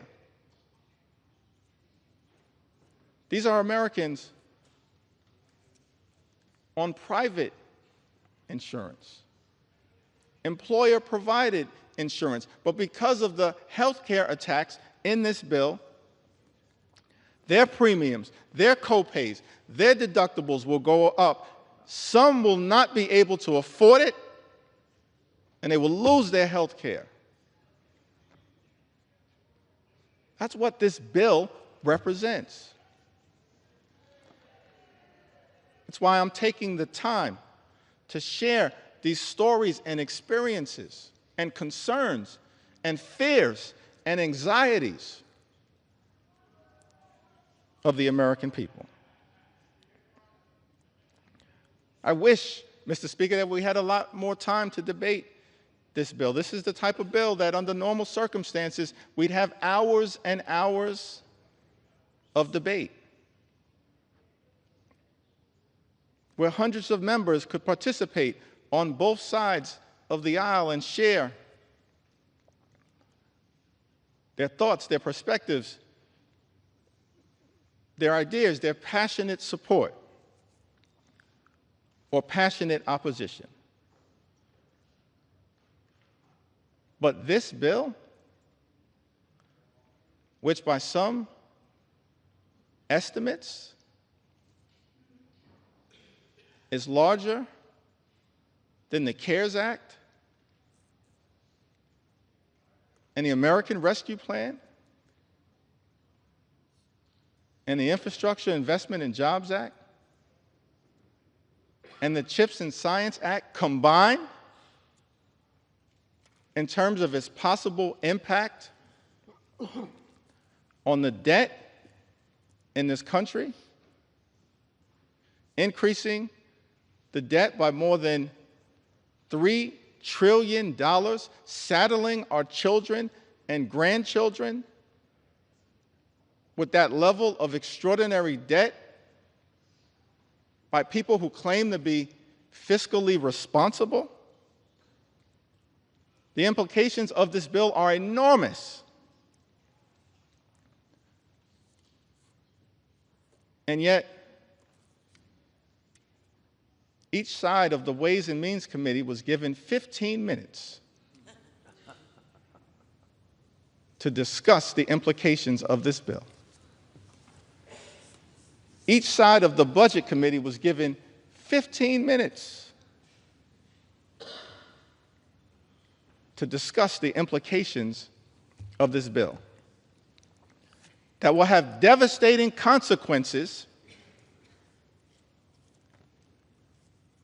for everyday Americans,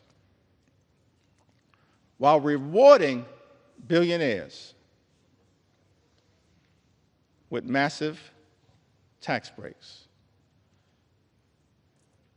It had been my hope,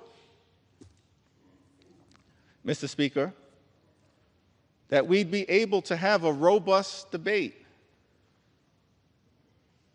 passionate support or passionate opposition in connection with this bill, that hundreds of members on both sides of the aisle could participate in. Instead, we have a limited debate where the relevant committees of jurisdiction have been given 15 minutes each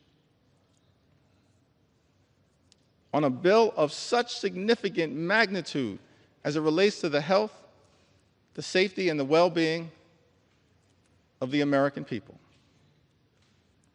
And because that debate was so limited, I feel the obligation, Mr. Speaker, to stand on this House floor and take my sweet time to tell the stories of the American people. And that's exactly what I intend to do. Take my sweet time on behalf of the American people, on behalf of their health care, on behalf of their Medicaid, on behalf of their nutritional assistance, on behalf of veterans, on behalf of farmers, on behalf of children, on behalf of seniors, on behalf of people with disabilities, on behalf of small businesses, on behalf of every single American. I'm on this House floor after 6 a.m., and I'm planning to take my sweet time.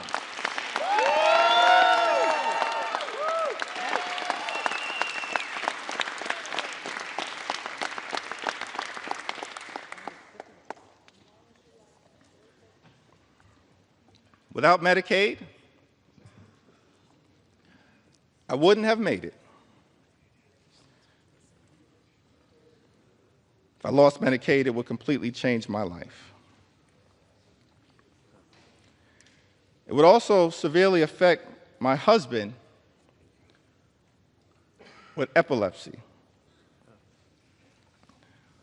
Without Medicaid, he wouldn't be able to afford his seizure medications, which means he'd have seizures every week, like he did before. This would leave him unable to function or work. Before he had Medicaid, he'd have a seizure. And it would take him days to recover. His health is inconsistent, which makes it hard for him to hold down a job. I still have my house, my car, my husband, and my health. Thank God for that. But why should we have to struggle so hard just to live? In a country with so much wealth, I'm considered one of the lucky ones. And yet I still struggle to make ends meet for the basics. That's Maria, pouring her heart out to us as members of Congress about her struggles. She lives in Iowa's 1st Congressional District, represented by our colleague, Mr. Speaker, Representative Marionette Miller Meeks. In a country with so much wealth, I'm considered one of the lucky ones. And yet I still struggle to make ends meet for the basics. Maria makes this important point as we stand on the threshold of the 4th of July. Thomas Jefferson, having written those immortal words in the Declaration of Independence, we hold these truths to be self-evident, that all men are created equal. They are endowed by their Creator with certain. Gentlemen will suspend. Members are reminded to take their conversations off the floor. Close both sets of cloakroom doors, please. Gentleman's recognized. Thank you, Mr. Speaker.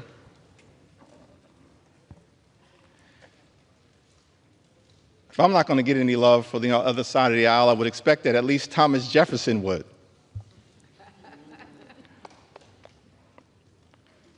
He wrote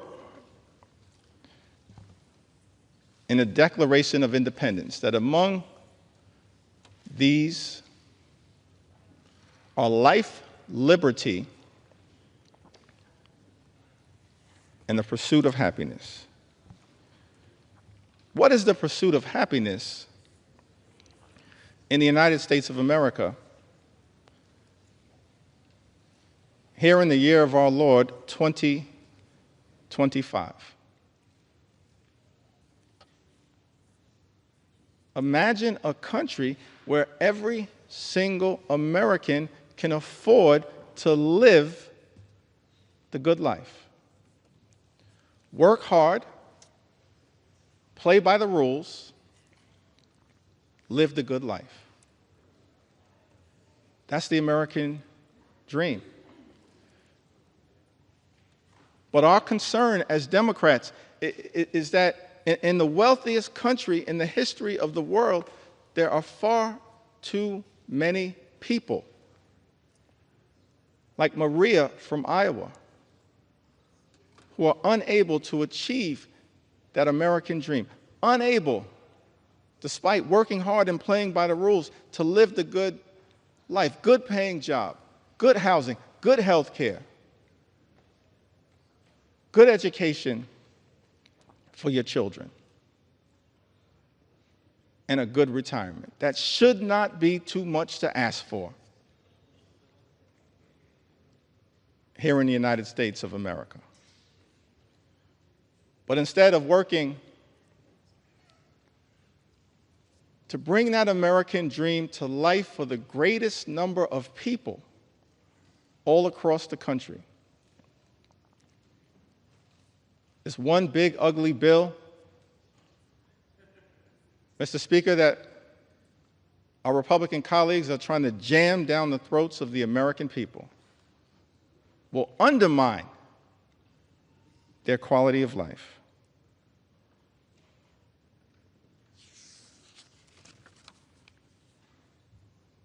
Also hear from Patrick. Lives in the heartland of this country. One of the good people of Iowa, who says, I'm a registered nurse in the ICU at the VA hospital in Iowa City. I've worked as a nurse for 30 years, and I'm a native Iowan. I have 2 disabled children who are on Medicaid. My son had a severe brain injury as a child and requires extensive physical therapy, occupational therapy, and speech therapy. My daughter is autistic and lives independently on housing provided by Medicaid. Before we had Medicaid, we were bankrupt paying for their treatment. We would go bankrupt again if Medicaid is cut. These are complicated systems for people with very complicated needs. These quote-unquote common sense solutions they're coming up with are not based in reality.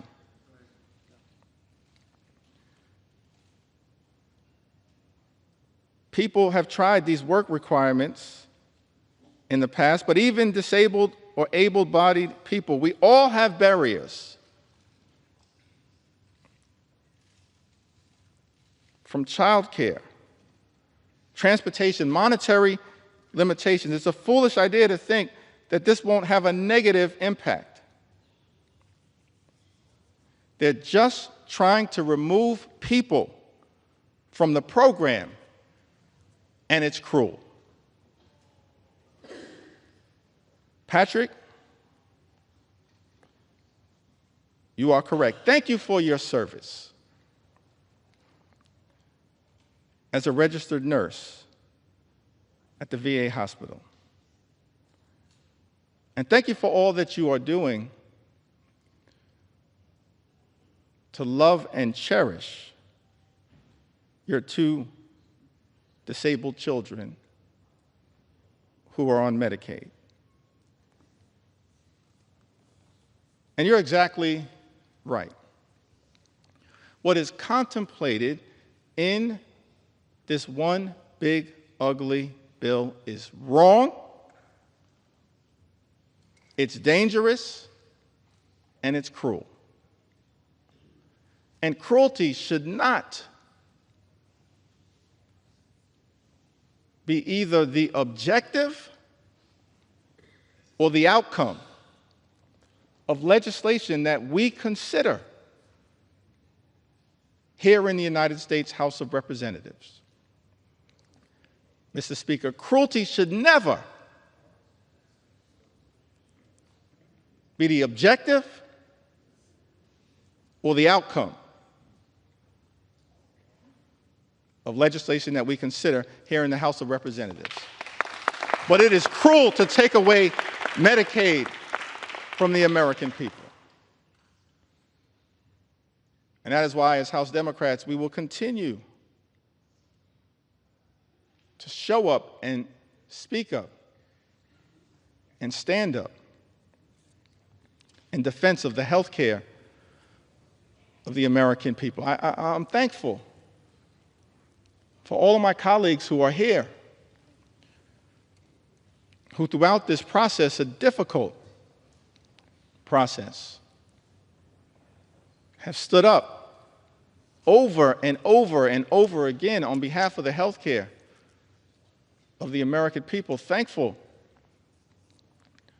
for my colleagues in leadership, Whip Catherine Clark and Chair Pete Aguilar, and all of the members of House Democratic leadership. Thankful for the leaders of every single committee who's been battling hard to push back against the cruelty that is in this one big, ugly bill. Thankful for the leadership of Richie Neal. Thankful for the leadership of Frank Pallone. Thankful for the leadership of Brendan Boyle. Thankful for the leadership of Angie Craig. I'm thankful for the leadership, the principal leadership of every single member of the House Democratic Caucus. But above all else, I'm just thankful for the spirit, the heart, and soul of the American people who have risen up throughout this country to make it clear to all of us in this institution, keep your hands off our Medicaid. Keep your hands off our health care, our Medicaid, the Affordable Care Act. Keep your hands off our Medicaid. That's why, Mr. Speaker, I stand before you today to lift up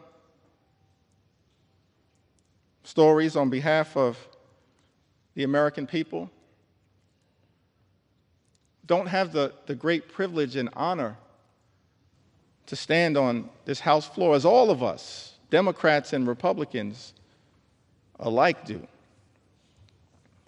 on behalf of the American people in this great institution, the House of Representatives. But to me, what we are doing with this one big ugly bill is assault on health care, on veterans, on nutritional assistance.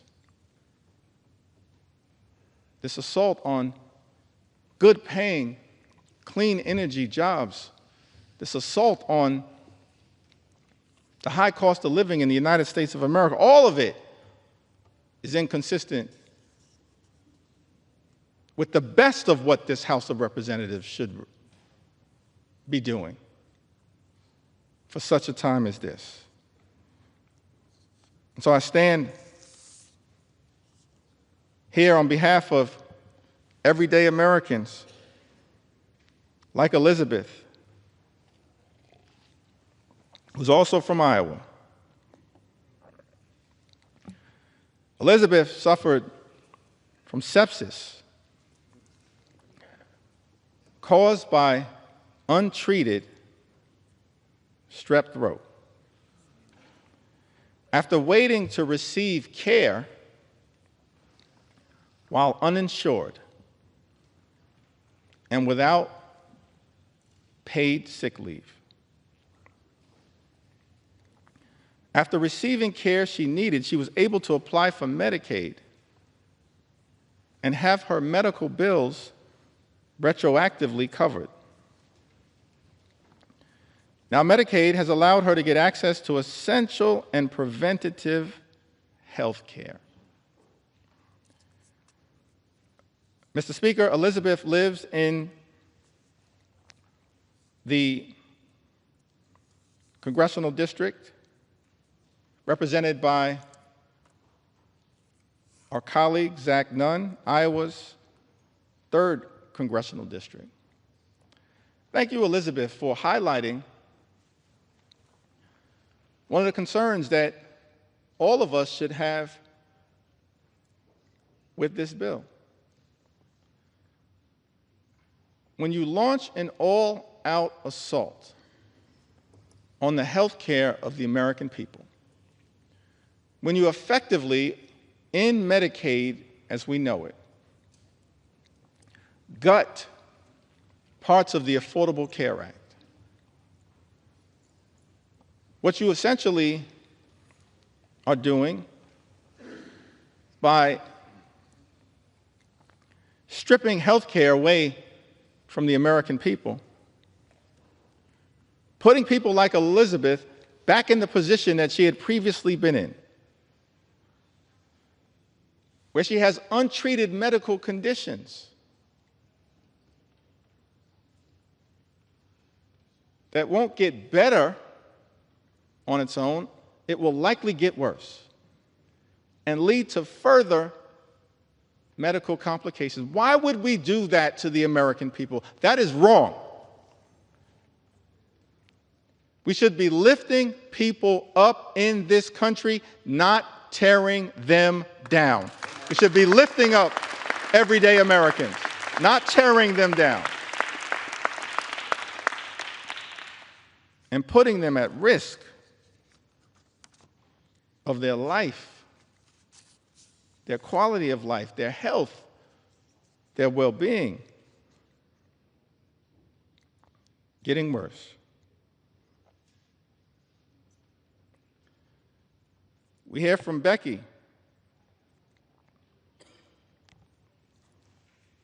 From the great state of Louisiana. By the way, Louisiana is a state with some of the highest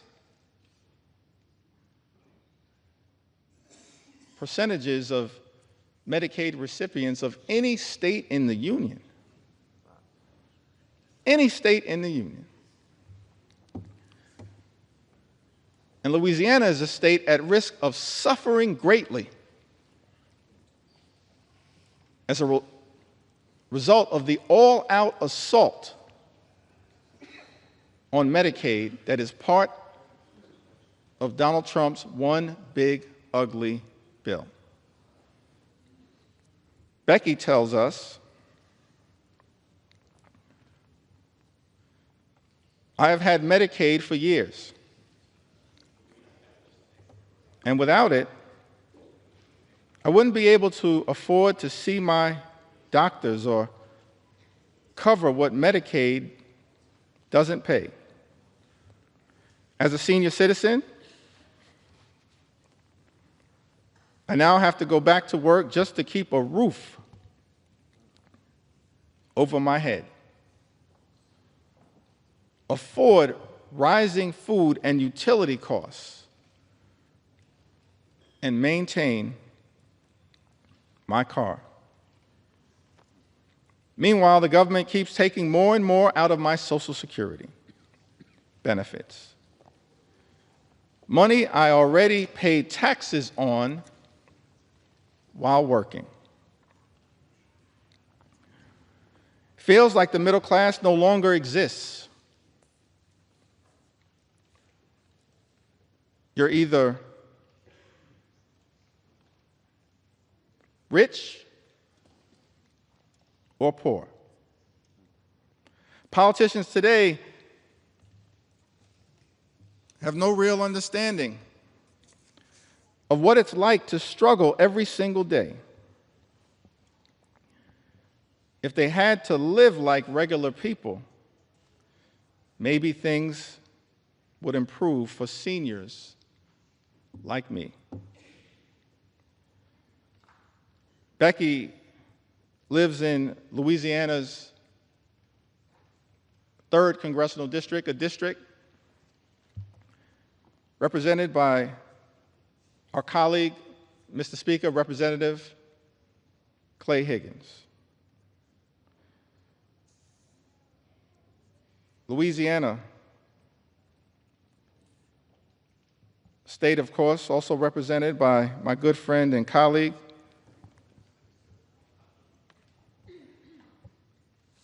Congressman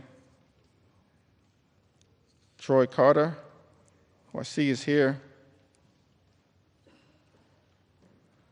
with us in the chamber, also Cleo Fields, another good friend and colleague.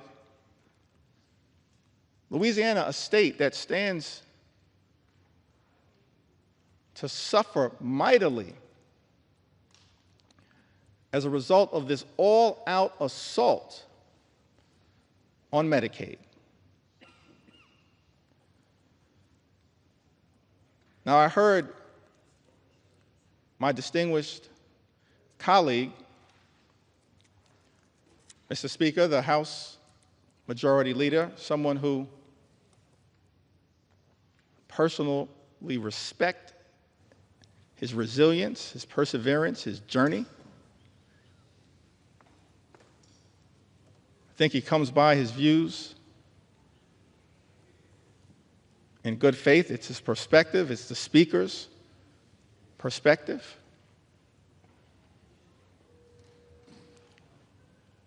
But many of our colleagues on the other side of the aisle have made the representation that as House Democrats, we're not telling the truth to the American people about the devastating impact that Donald Trump's one big ugly bill, a bill being rushed through this chamber,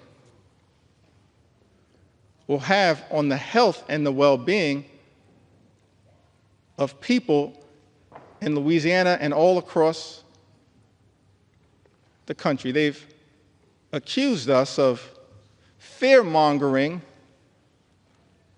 and making misrepresentations. And so I was surprised to learn, Mr. Speaker, that the Louisiana State Legislature recently voted. The Louisiana State Legislature that has a Republican supermajority. The Louisiana State Legislature recently voted to condemn the one big ugly bill because of the extraordinary attack on Medicaid that will adversely impact their constituents. We're telling the truth. This one big ugly bill will hurt everyday Americans in Louisiana and all across the country. Don't take our word for it. Take the word of the Louisiana State Legislature. Supermajority. Who done? So we're here on the House floor, taking our sweet time to tell the stories of the American people and the adverse impact that Trump's one big ugly bill, that my House Republican colleagues, Mr. Speaker, are trying to jam down the throats of the American people, causing great harm to those who we should be working hard to protect, love, and cherish. not adversely impact their ability to live and live life more abundantly.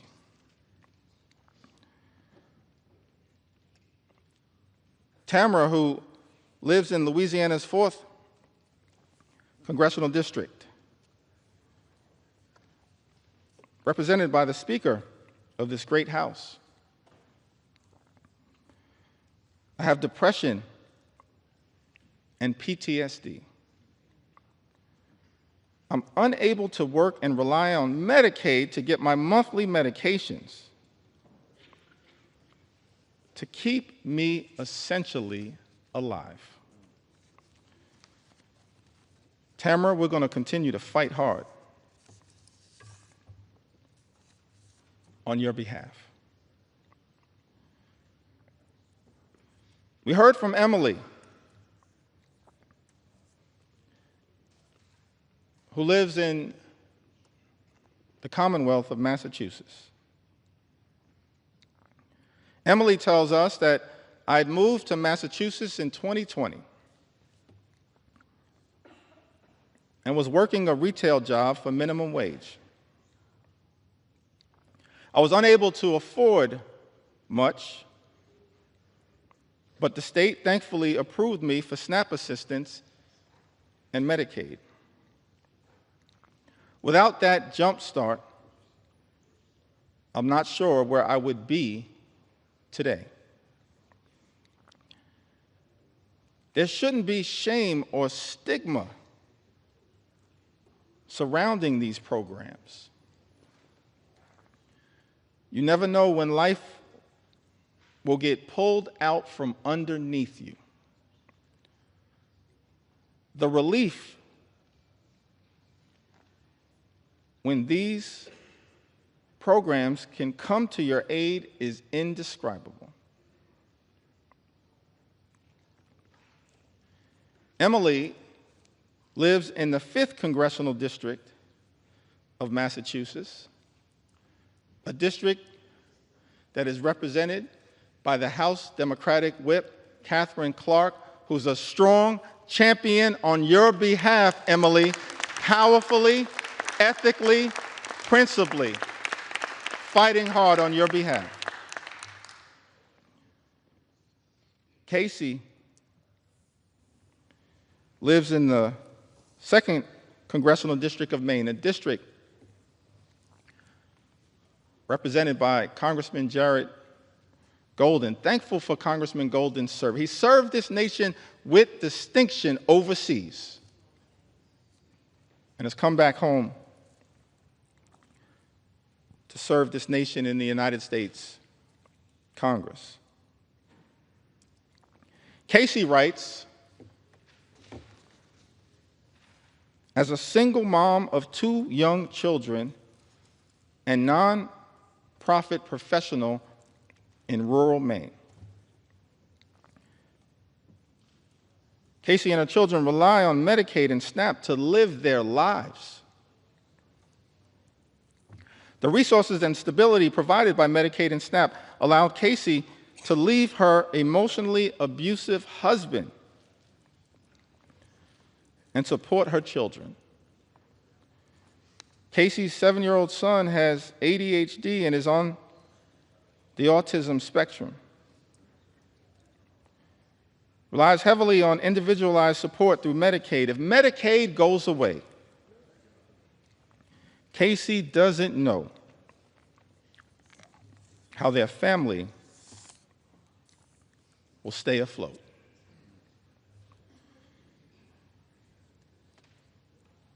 The American people pouring into us, Democrats and Republicans, in the United States House of Representatives, the People's House,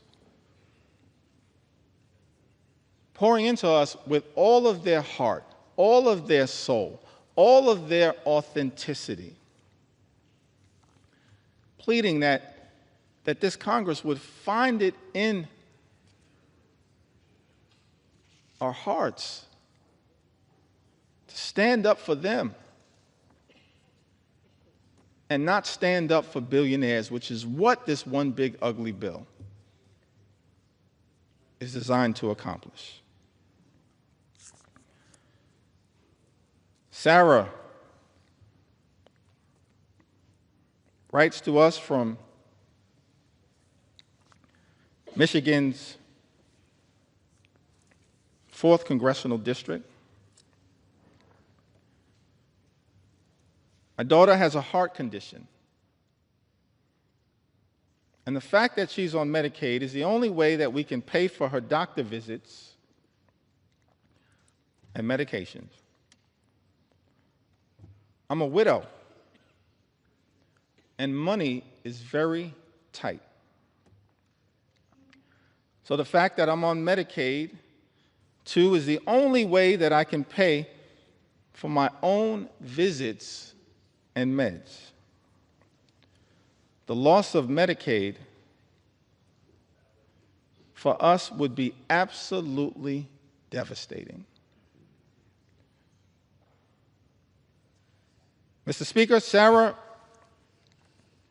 lives in Michigan's 4th Congressional District, a district currently represented by our colleague, Congressman Bill Huizenga. The loss of Medicaid for us would be absolutely devastating. That's the consequence of the GOP tax scam, this disgusting abomination, this reckless Republican budget. Mr. Speaker, that Republicans were trying to jam down the throats of the American people during the dead of night. It's extraordinary. No legislation that we consider in the House of Representatives should be devastating for everyday Americans, either in its objective or in its outcome. But as Democrats, we stand here in strong opposition to this one big ugly bill because of the devastating consequences that will result to everyday Americans all across this great country. Lucy writes to us from the heartland, from the great state of Michigan as well. My brother is a developmentally disabled senior who lives in a group home. Until the age of 59, he was cared for by our mother. He cannot live on his own and has numerous health issues. He depends on Medicaid. Without Medicaid, his brothers and sisters could not support his medical care. We're hearing from families all across the country mothers and fathers, brothers and sisters, sons and daughters, husbands and wives, pleading with this Congress, pleading with House Republicans to stand up for their loved ones who are on Medicaid, who are at risk of having their health care run over and their lives ruined by the consequences of Donald Trump's one big ugly bill. Lucy lives in Michigan's 7th Congressional District, a district currently represented, Mr. Speaker, by our colleague, Representative Tom Barrett. We've also heard from Sharon, who lives in Michigan. My daughter is a young woman who was born with cerebral palsy, mild cognitive impairments, and autism. She depends on Medicaid services for her health.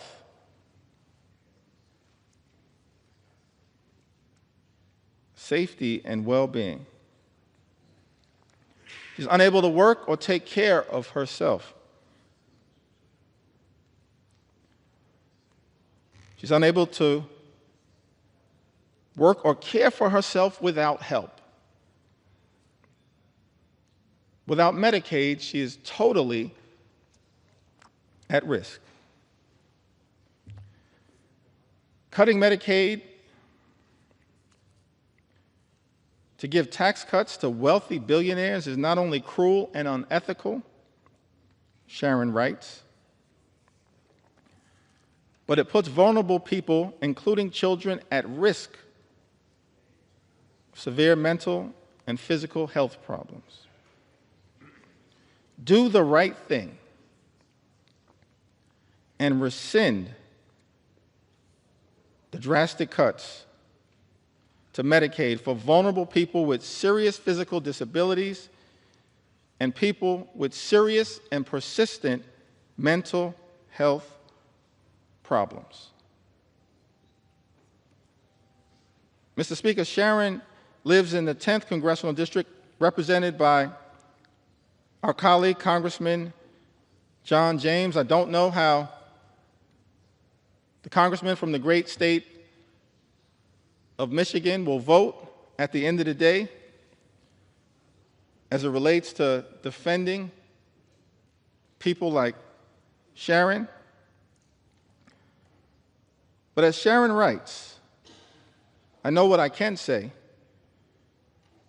She says, do the right thing and rescind the drastic cuts to Medicaid for vulnerable people with serious physical disabilities and people with serious and persistent mental health problems. Sharon, House Democrats will always do the right thing when it comes to your health, your safety, and your well-being, your Medicaid, and the love and care that you are working hard to provide to your daughter. We will always do the right thing. We're not perfect, no one is. But we will always strive to do the right thing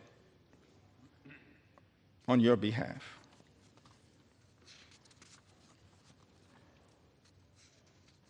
As I work through these stories in the Midwest,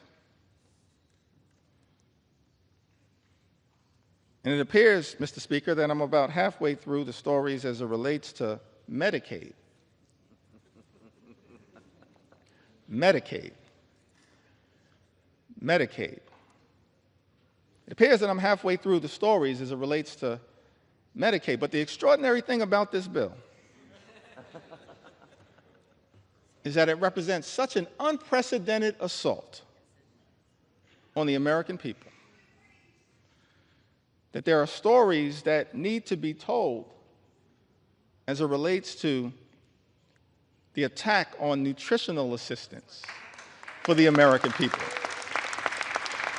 And I will tell those stories. Stories that need to be told as it relates to the attack that has taken place on farmers in this country. And I will tell those stories. Stories that need to be told as it relates to the attack on small businesses in this country. And I will tell those stories. Stories that need to be told as it relates to the unprecedented assault on veterans in this country. How dare this administration attack veterans who have served this country? Instead of attacking veterans, we should make sure that every single veteran in this country can live with the dignity and respect that they've earned.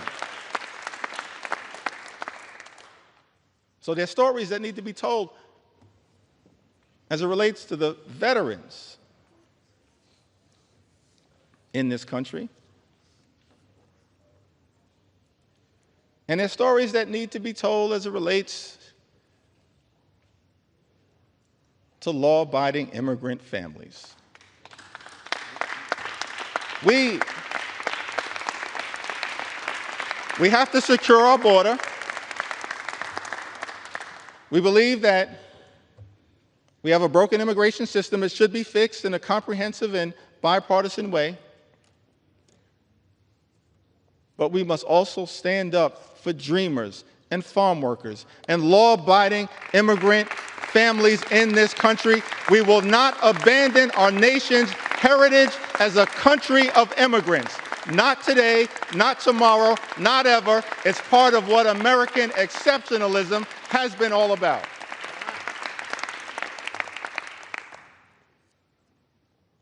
So stories that need to be told. William writes to us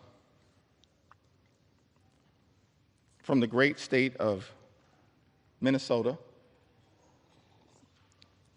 So thankful for our colleagues from the Minnesota delegation fighting hard on behalf of that great state. I'm a 57-year-old man living in central Minnesota. I am a type 1 insulin-dependent diabetic, legally blind, and I suffer from severe nerve damage in my back and legs due to diabetes. I rely on Social Security, Medicare, Medicaid, and SNAP benefits to support myself. Any reduction in these programs would severely impact my life and my ability to afford food, pay for my small apartment, and access medical care.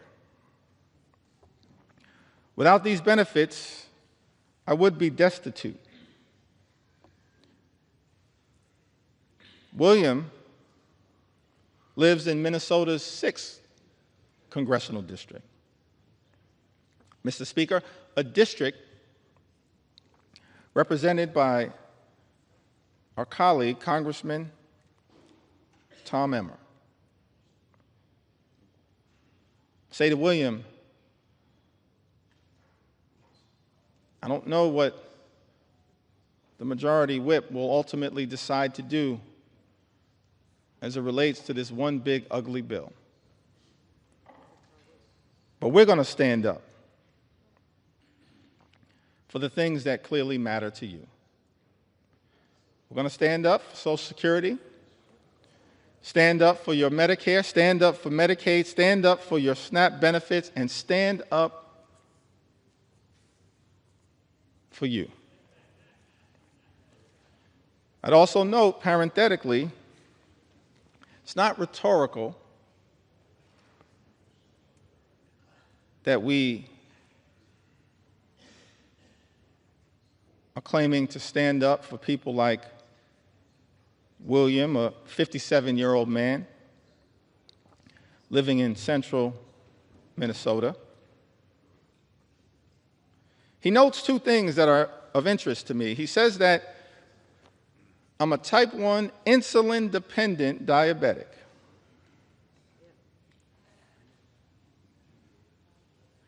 And then also says, I rely on Social Security, Medicare, Medicaid, and SNAP benefits to support myself.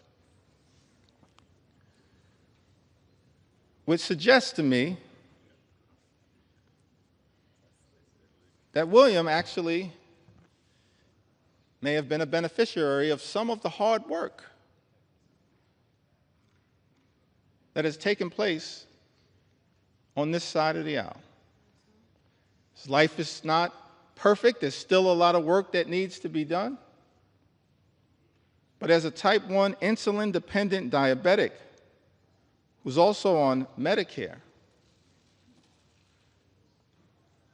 as a result of the Inflation Reduction Act,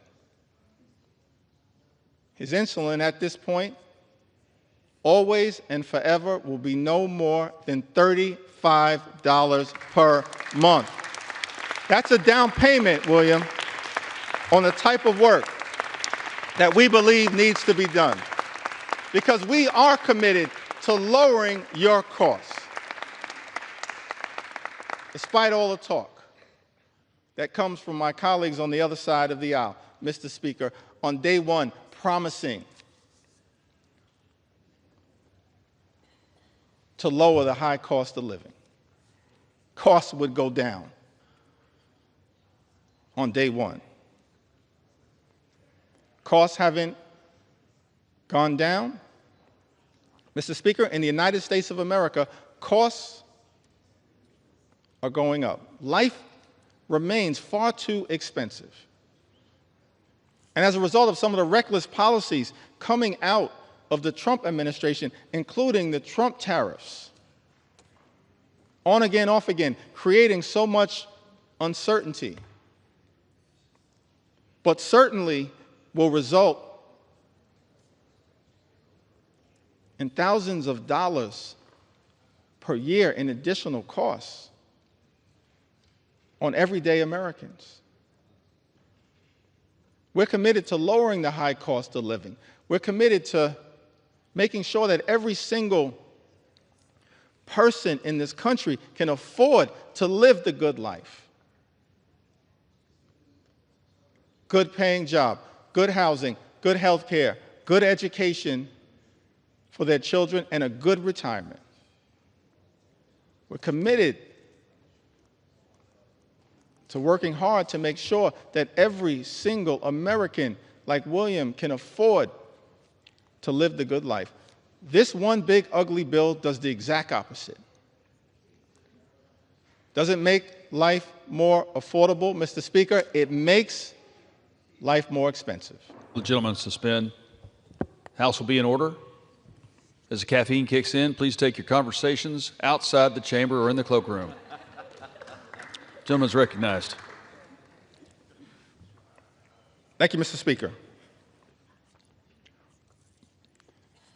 Without Medicaid, Heather from the great state of Minnesota writes, without Medicaid, my 3 kids and I would have no insurance.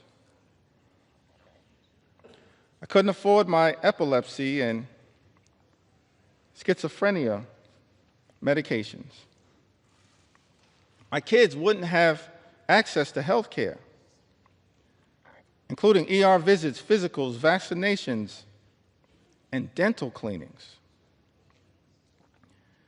Heather lives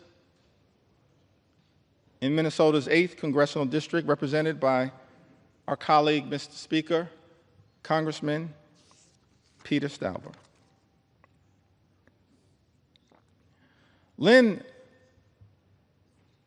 writes to us from Missouri, the Show Me State, a state ably represented by Representative Emanuel Cleaver and Representative Wesley Bell. Lynn writes to us, says that I'm a widow near 70 with very little family left and have been diagnosed with breast cancer. I have an adult son, severely disabled. He already has lost transportation services due to low Medicaid funding. And if Medicaid is cut, it will be disastrous for my situation. Lynn knows that this one big ugly bill puts a target on the back of Medicaid. One of the senators from the great state of Missouri, Senator Josh Hawley, spent months warning about the damage that Donald Trump's one big ugly bill would do to the people of Missouri as a result of the all-out assault on Medicaid. And then turned around and voted to cut Medicaid from his constituents. So shocking, it's so disappointing. So heartbreaking for many Americans that a lot of people in the House of Representatives, Mr. Speaker, a lot of people in the Senate have talked a good game about Medicaid, but then turned around and done nothing to protect it. That's shameful. It disgusts me because I want to believe in the good faith of every member to look out for the people that they are privileged to serve. Donald Trump's one big ugly bill, an all-out assault on health care, an all-out assault on Medicaid, the largest cut to Medicaid in American history. This legislation will end Medicaid as we know it. Millions of people will lose their health care. Hospitals will close, including in rural America. People will lose their nursing homes. 1 in 4 nursing homes may close as a result of this dangerous and extreme Republican budget. Community-based health clinics relied upon by many of the people all across this country will shutter as a result of Donald Trump's one big ugly bill. People in this country will die unnecessary deaths. That's unacceptable. That's unconscionable. That's un-American. And that is why, as House Democrats, we stand on this floor aggressively pushing back on the everyday Americans on their behalf, pushing back on their behalf, because they will be so absolutely devastated if this bill were to pass in the House of Representatives. Donald Trump's one big ugly bill hurts everyday Americans and rewards billionaires with massive tax breaks. Why is it that every time,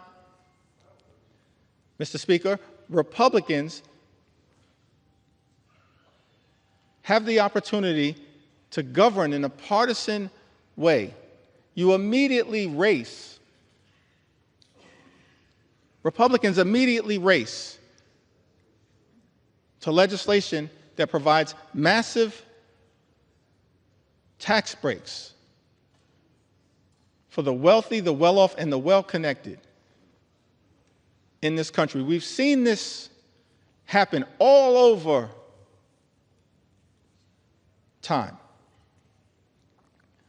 During the presidency of Ronald Reagan, massive tax cuts for the wealthy, the well-off, and the well-connected, adding to our nation's debt and deficit. During the presidency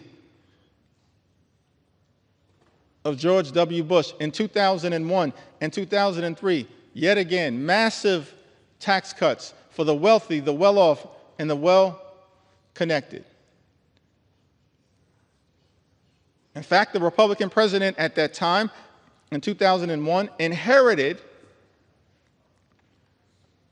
a budget surplus from President Bill Clinton and immediately turned around and took that budget surplus and turned it into a deficit, exploded the debt. Don't ever lecture us about fiscal responsibility. Not now, not ever. Mr. Speaker, Republicans are not the party of fiscal responsibility. You are the party of fiscal irresponsibility. Over and over and over again. And now with this bill, you've taken it to a whole nother level. Because in addition to exploding the debt by more than $3 trillion, and by some estimates, even more than that, saddling our children and our grandchildren with trillions of dollars in additional debt. Why? It appears to subsidize the lifestyles of the rich and shameless. That's extraordinary to me. But shouldn't be surprising because it's exactly what we saw during the first 4 years of the Trump administration, where the signature legislative accomplishment was the 2017 GOP tax scam, where by some estimates, 83% of the benefits would go to the wealthiest 1% in this country. Saddling at the time our children and grandchildren with more than $2 trillion in additional debt. And yet, Mr. Speaker, many of our Republican colleagues want to lecture America about fiscal responsibility. And then have the nerve to come to the House floor and try to jam a bill down the throats of the American people with a debate that began at 3:28 a.m. in the morning that would saddle them with more than $3 trillion in additional debt to provide massive tax breaks to billionaires in this country, and then pay for some of it by going after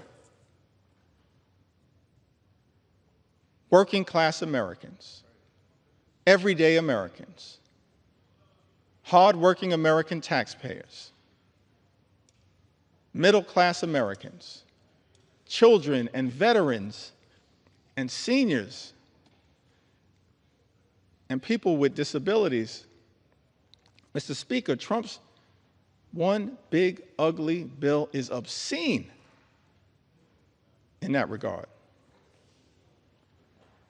Seems to me that all of us have a responsibility as leaders to try to make life better for the American people. That's what leaders have done, particularly those who have served in the White House, when it comes to actually lifting up the people who we are entrusted to represent. That's what great leaders do. leaders like FDR, President Johnson, President Obama, and so many others. That's what the track record says. American people in this country, they deserve real leadership. What we've seen from complete Republican rule in Washington, D.C., Mr. Speaker, it's not leadership that lifts up the American people. It's leadership that is tearing them down and tearing us apart. The first 6 months of this administration have been characterized by chaos, cruelty, and corruption. That's not real leadership. We know what real leadership looks like in the United States of America. Real leadership shows courage. Real leadership shows compassion. Real leadership shows commitment. Working with Congress as a separate and co-equal branch of government, not to bend the knee to some extreme agenda, which is what, Mr. Speaker, my House Republican colleagues are doing by supporting this one big ugly bill. Real leadership requires working with Congress as a separate and co-equal branch of government to actually lift people up. President Lincoln, when he addressed the House of Representatives, I believe it was his second annual message to Congress, on December 1st in 1862, in the middle of the Civil War, an existential crisis that we were facing in the United States of America. He showed real leadership when he summoned this Congress to rise to the occasion. In that second annual message to Congress, December 1st, 1862, President Lincoln said, "Fellow citizens, we cannot escape history. We of this Congress and this administration will be remembered in spite of ourselves. No personal significance or insignificance can spare one or another of us. The fiery trial through which we pass will light us down in honor or dishonor to the latest generation. We say we are for the Union. The world will not forget that we say this. We know how to save the Union. The world knows we do know how to save it. Even we here, hold the power and bear the responsibility. In giving freedom to the slave, we assure freedom to the free. Honorable alike in what we give and what we preserve. We shall nobly save or meanly lose the last best hope of earth. That's America. Even to this day, the last best hope on earth. Extraordinary that Abraham Lincoln, in America's infancy, understood the importance of this country, not just for its citizens,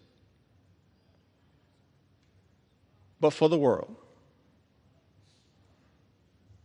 He urged this Congress, we shall nobly save or meanly lose the last best hope of earth. Other means may succeed, this could not fail. The way is plain, peaceful, generous, just. A way which, if followed, the world will forever applaud. And God must forever bless. That's presidential leadership. That kind of leadership is missing in the United States of America right now. Exhibit A is the fact that at President Trump's urging, Mr. Speaker, our House Republican colleagues are here ready to rubber stamp, recklessly rubber stamp legislation that will rip health care away from more than 17 million Americans. That's not leadership. That's not the leadership that this country deserves. But that's what the American people are experiencing because of Republican rule here in Washington, D.C. Yet we know, Mr. Speaker, that things can be different.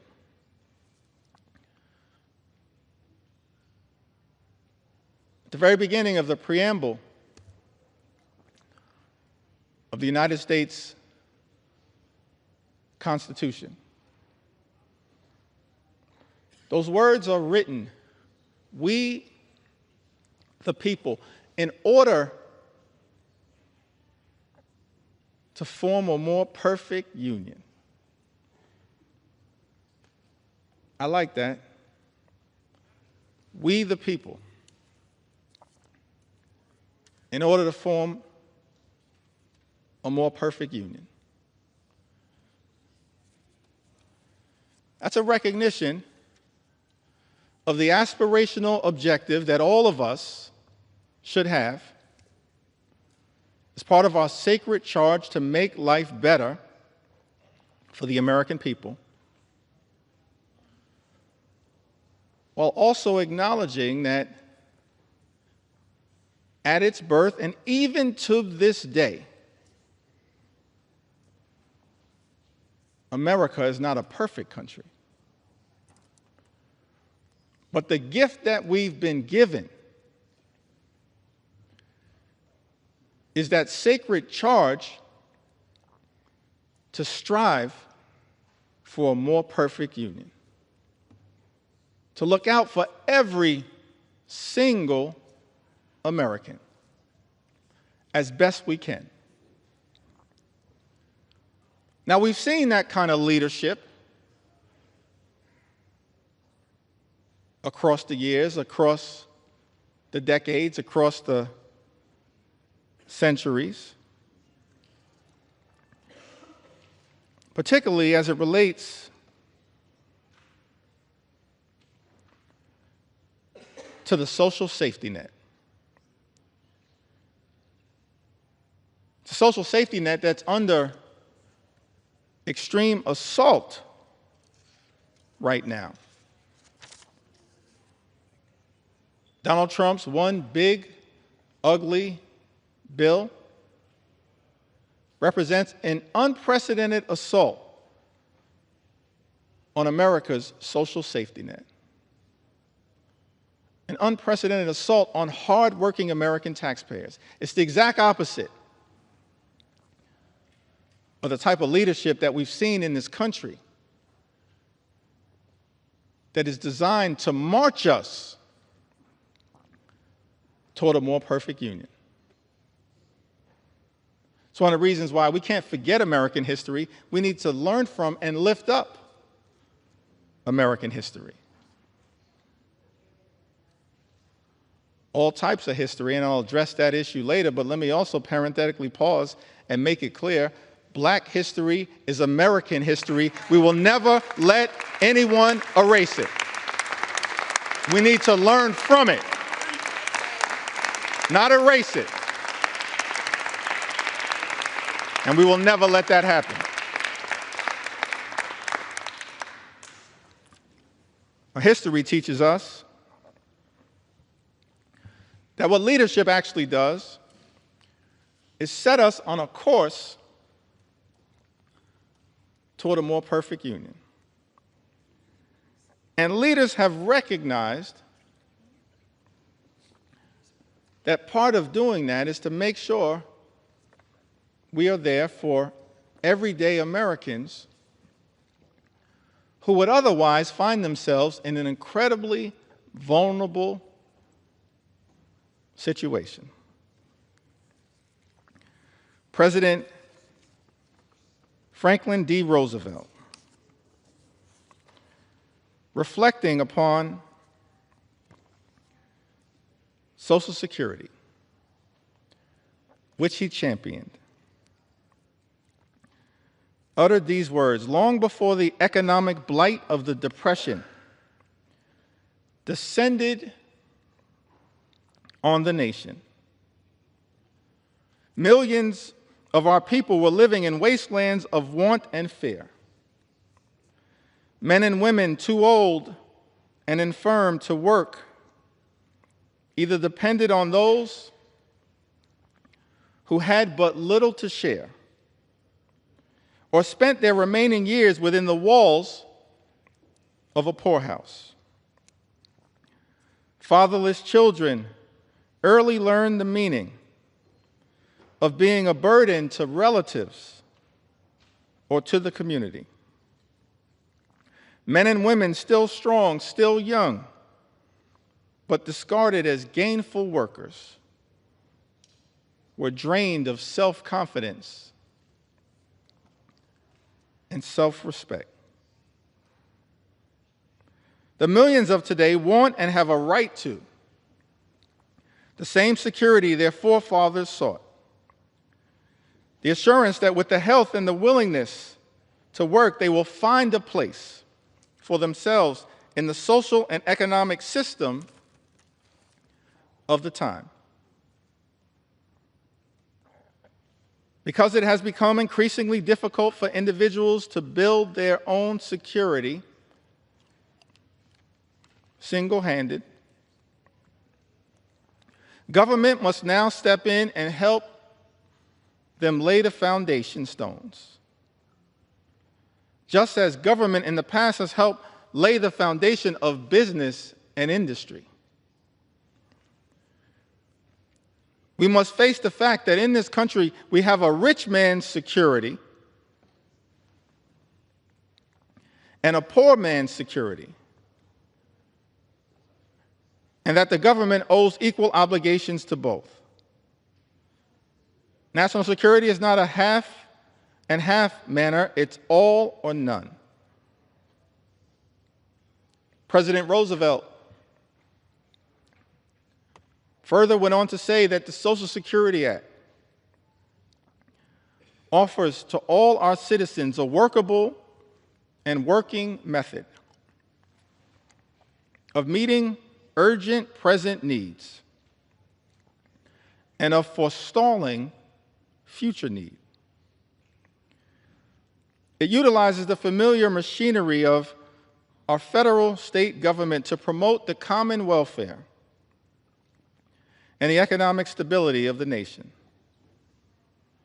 The Act does not offer anyone, either individually or collectively, an easy life,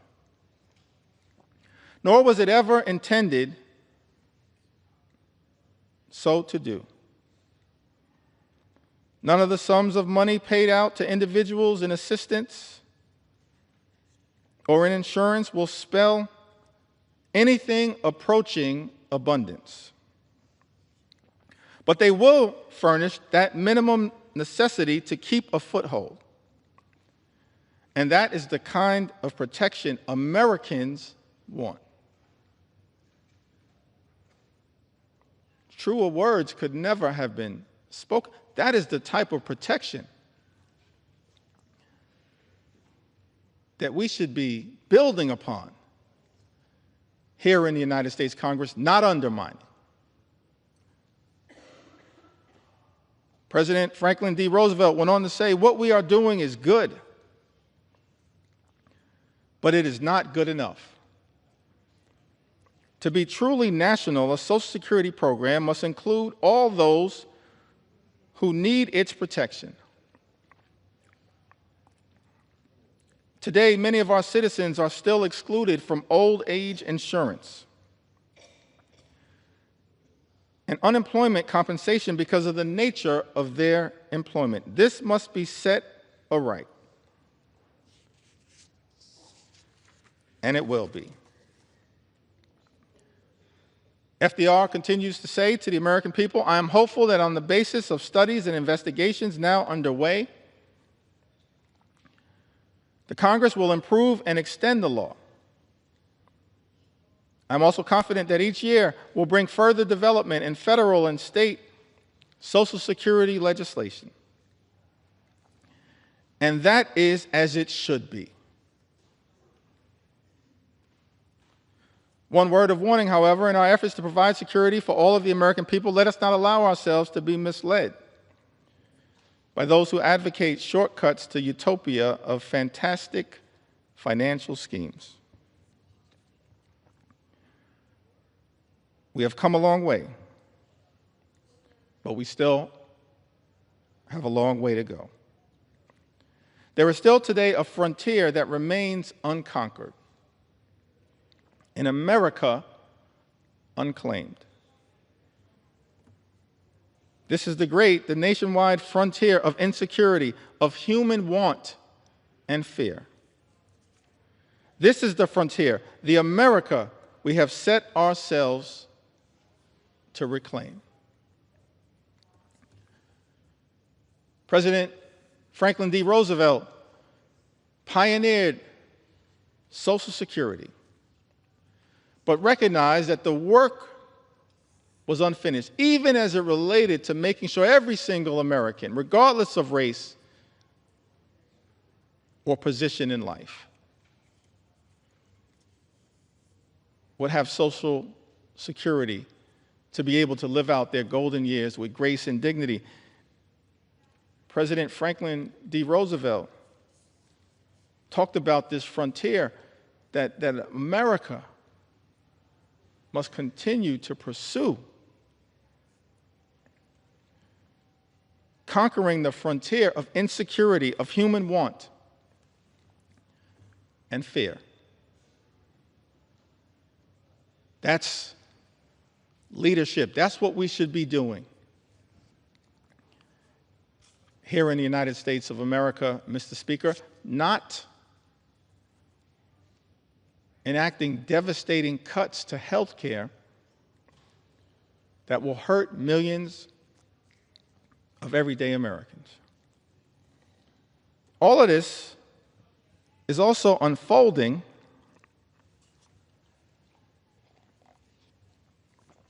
in an environment where Social Security is now under attack. That's extraordinary to me.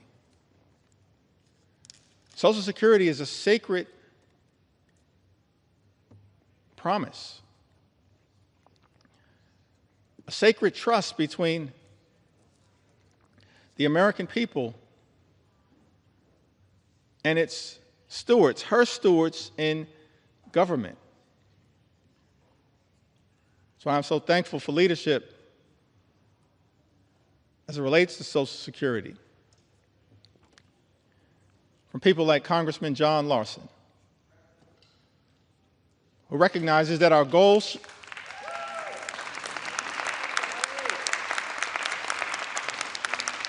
recognizes that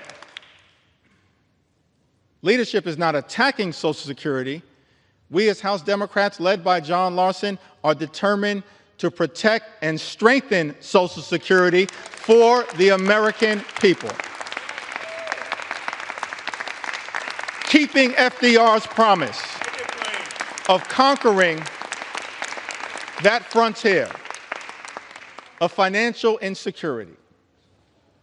That's what we should be doing here in the United States Congress, not attacking the social safety net, Mr. Speaker. Many of my colleagues on the other side of the aisle, they constantly call things like Social Security and Medicare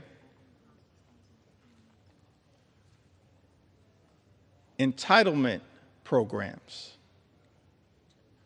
I think they label Social Security and Medicare entitlement programs, and by the way, as a result of this one big ugly bill, Medicare will be cut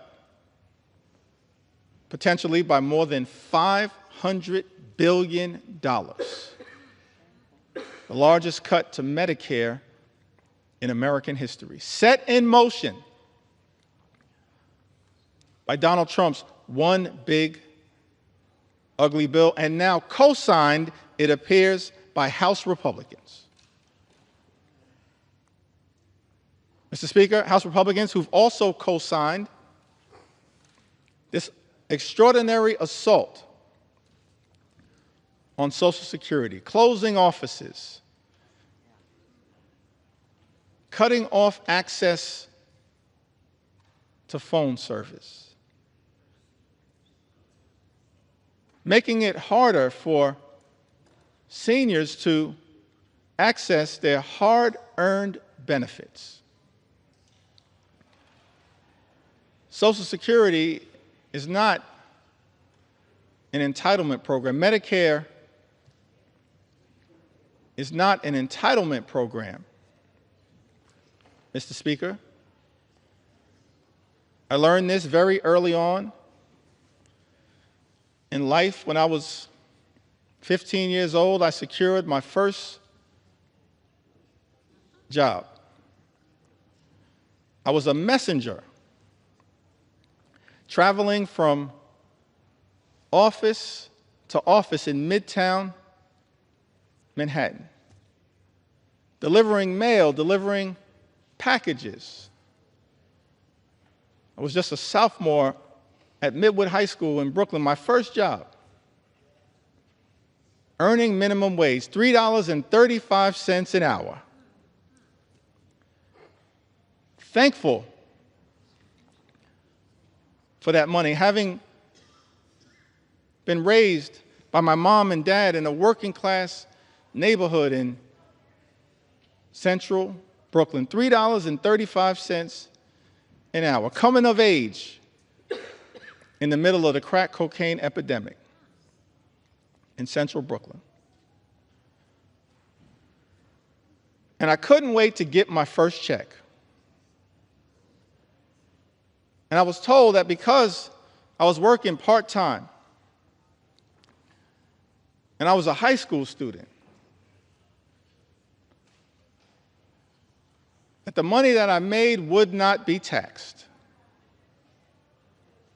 And so as I was anticipating that first check, I multiplied the amount that I was making, $3.35 per hour,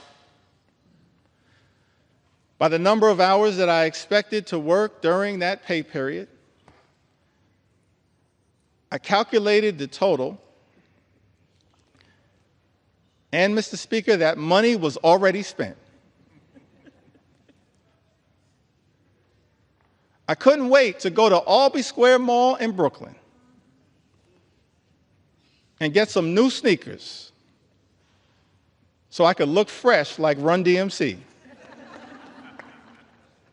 Money was already spent, Mr. Speaker, because I was told that as a high school student working part-time, my first job, the money that I would make would not be taxed. And then I got my first check.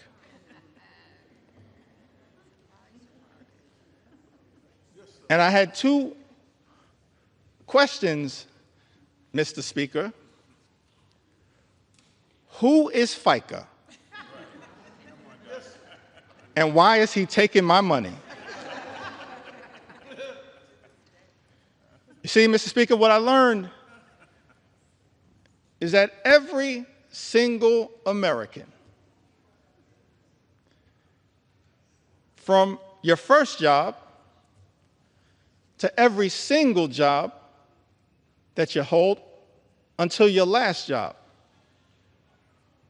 pays into Social Security and Medicare through FICA. Social Security and Medicare aren't entitlement programs, they are earned benefits. Earned benefits that people work hard for, earn throughout their entire life, and that they deserve.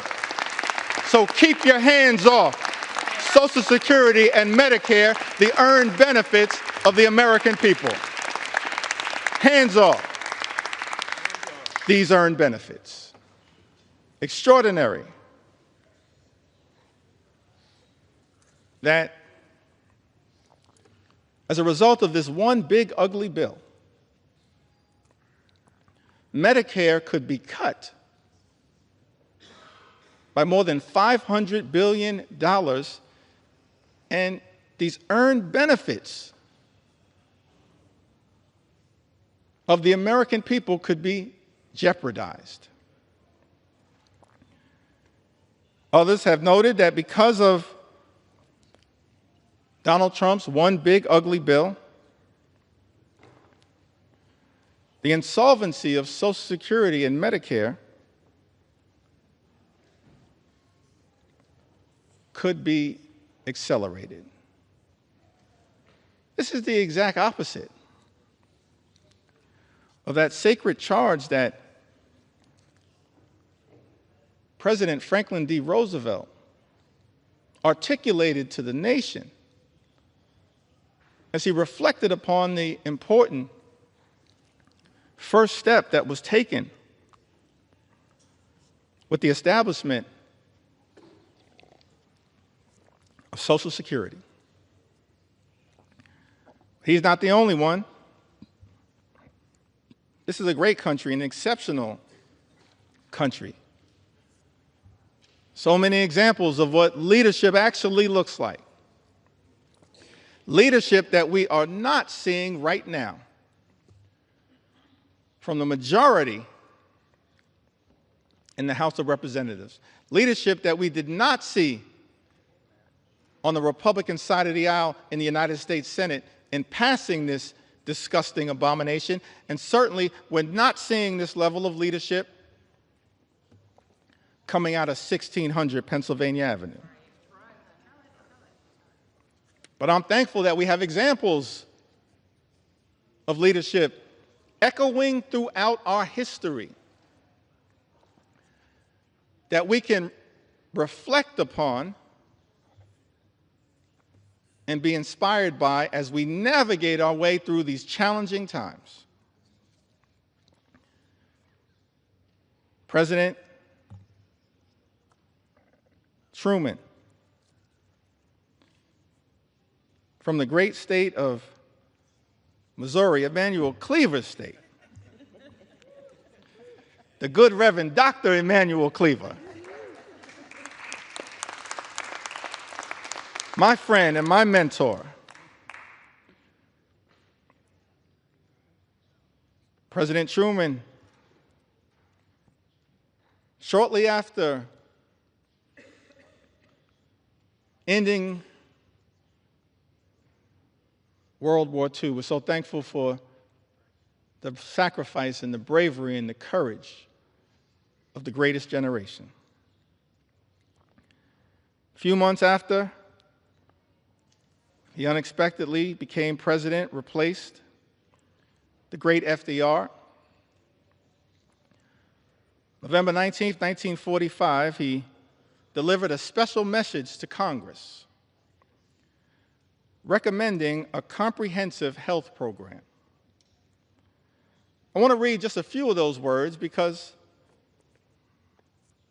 it shows us what leadership actually looks like. what it sounds like, what it feels like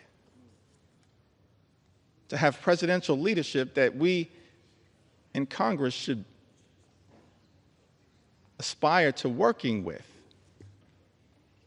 as opposed to bending the knee to an extreme agenda reflected in this one big, ugly bill. President Truman said to this Congress in a statement recommending a comprehensive health program, millions of our citizens do not now have a full measure of opportunity to achieve and enjoy good health. Millions do not now have protection or security against the economic effects of sickness. The time has arrived for action to help them obtain that opportunity and that protection. Truman goes on to say, President Truman goes on to say, our new Economic Bill of Rights should mean health security for all, regardless of residence, station, or race, everywhere in the United States of America. He says, regardless of residence, station, or race, that's presidential leadership. That brings people together, doesn't seek to divide us, which is what unfortunately is happening in the United States of America right now. President Truman goes on to say to Congress, we should resolve now that the health of this nation is a national concern, that financial barriers in the way of attaining health shall be removed, that the health of all its citizens deserves the help of all the nation.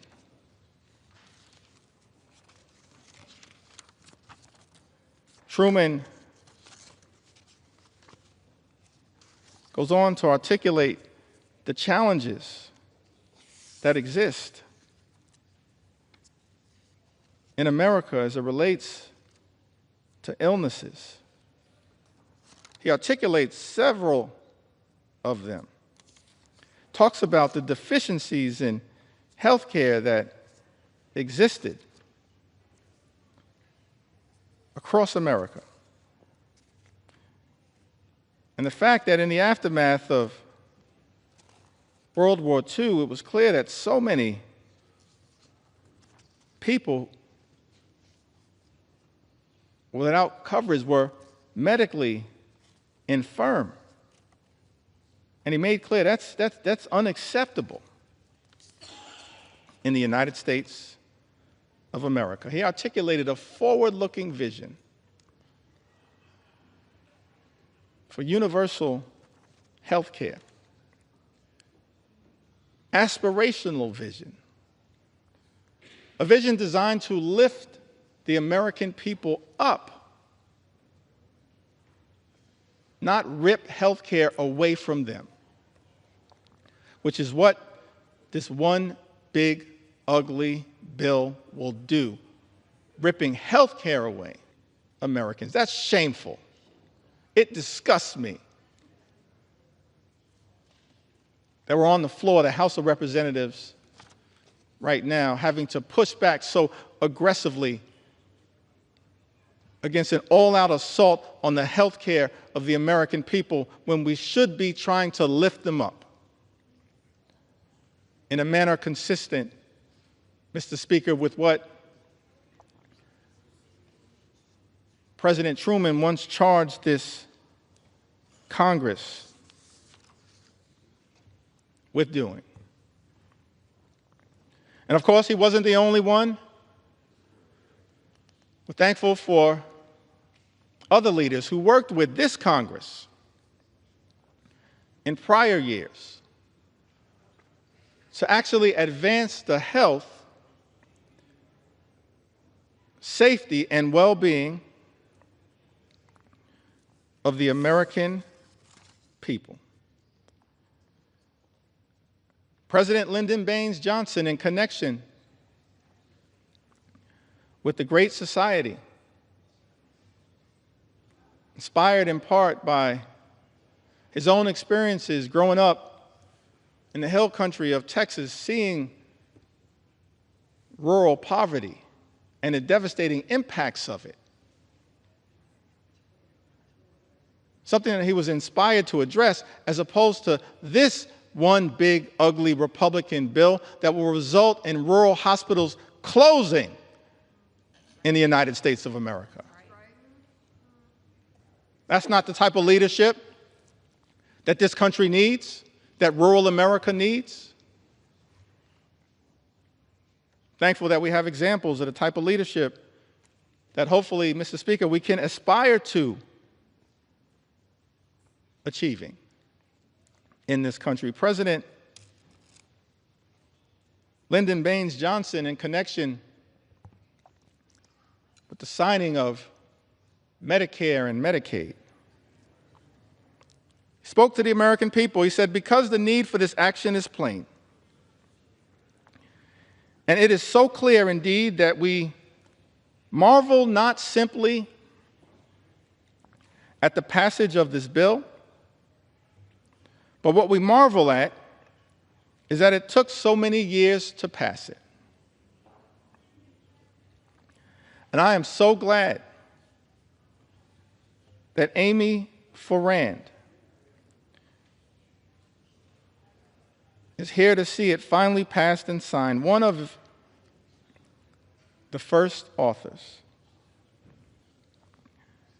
There are more than 18 million Americans over the age of 65. Most of them have low incomes. Most of them are threatened by illness and medical expenses that they cannot afford. And through this new law, Mr. President, every citizen will be able, in his productive years, when he is earning, to insure himself against the ravages of illness in his old age. President Johnson was referring to President Harry Truman, who was there at the signing ceremony, having recognized President Truman's vision. He says, through this new law, Mr. President, every citizen will be able, in his productive years, when he is earning, to insure himself against the ravages of illness in his old age. That was the beauty of Medicare. You pay into it, it's an earned benefit. And you can reap the benefits in your golden years. President Johnson went on to say, this insurance will help pay for care in hospitals, in skilled nursing homes, or in the home. It's ironic. That's what presidential leadership looks like. LBJ says this insurance will help pay for care in hospitals, in skilled nursing homes, or in the home. And yet, Mr. Speaker, we're here 60 years later, and Republicans are trying to jam a budget down the throats of the American people that will close hospitals, close nursing homes, and detonate the ability of millions of people to access home care. That's shameful. It's not the type of leadership that this country needs right now, but that's what we're getting. Chaos, cruelty, and corruption. President Johnson went on to talk about Medicaid, which is the subject of an all-out assault now by this reckless Republican budget, the GOP tax scam, this one big ugly bill. So I want to make sure that the record reflects what enlightened leadership had to say about Medicaid. The benefits under the law are as varied and broad as the marvelous modern medicine itself. If it has a few defects, such as the method of payment of certain specialists, then I'm confident those can be quickly remedied, and I hope they will be. No longer will older Americans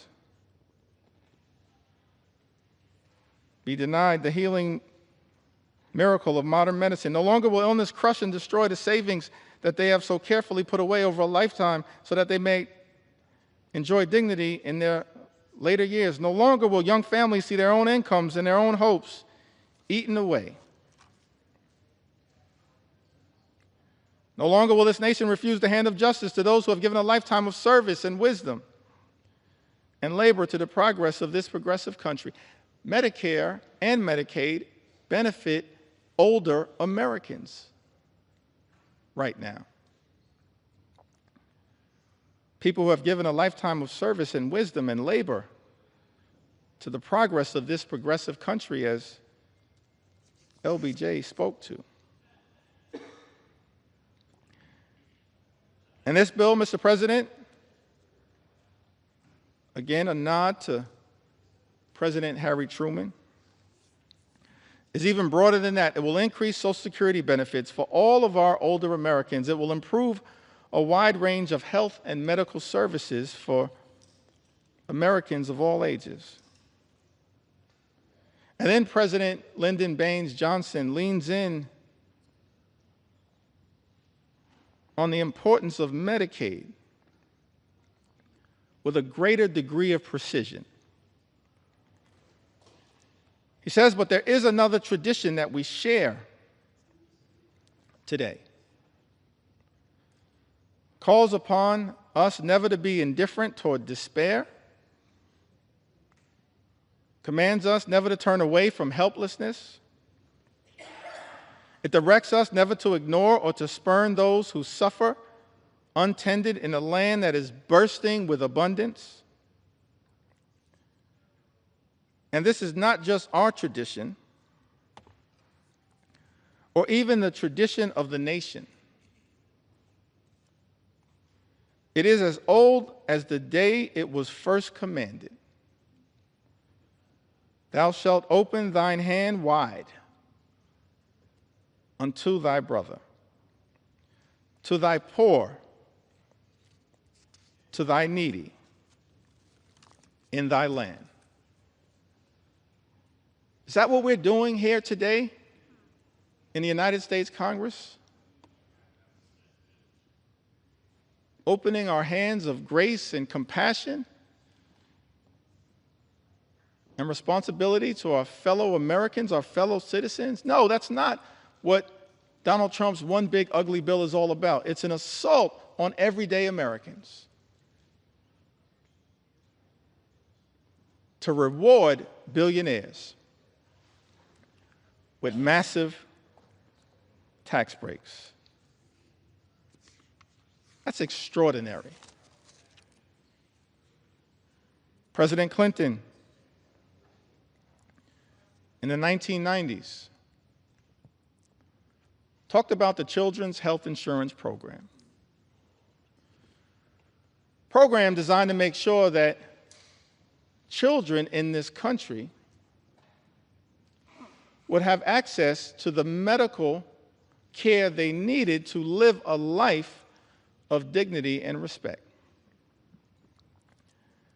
And it's extraordinary to me, Mr. Speaker, that in Donald Trump's one big ugly bill, the eligibility for the Children's Health Insurance Program will also be diminished as part of an all-out assault on the health care of the American people. So I thought it not robbery in the time that I have that we lift up the original spirit of the Children's Health Insurance Program. President Clinton said to the nation, because we have acted, millions of children across this country will be able to get medicine and have their sight and hearing tested and see dentists and doctors for the first time. Millions of young Americans will be able to go on to college.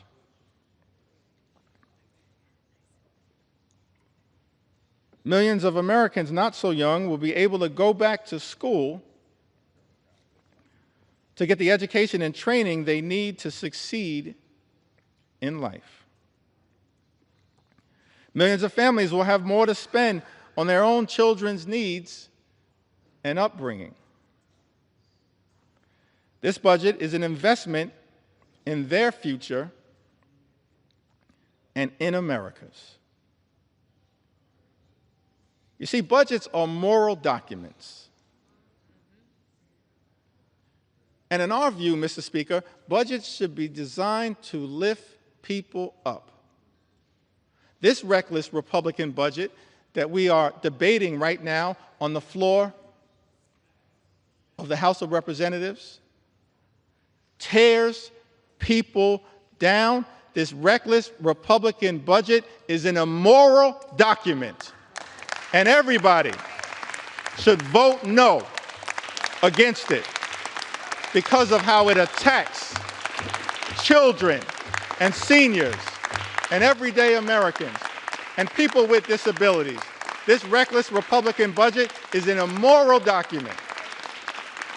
And that is why I stand here on the floor of the House of Representatives with my colleagues in the House Democratic Caucus to stand up and push back against it with everything we have on behalf of the American people.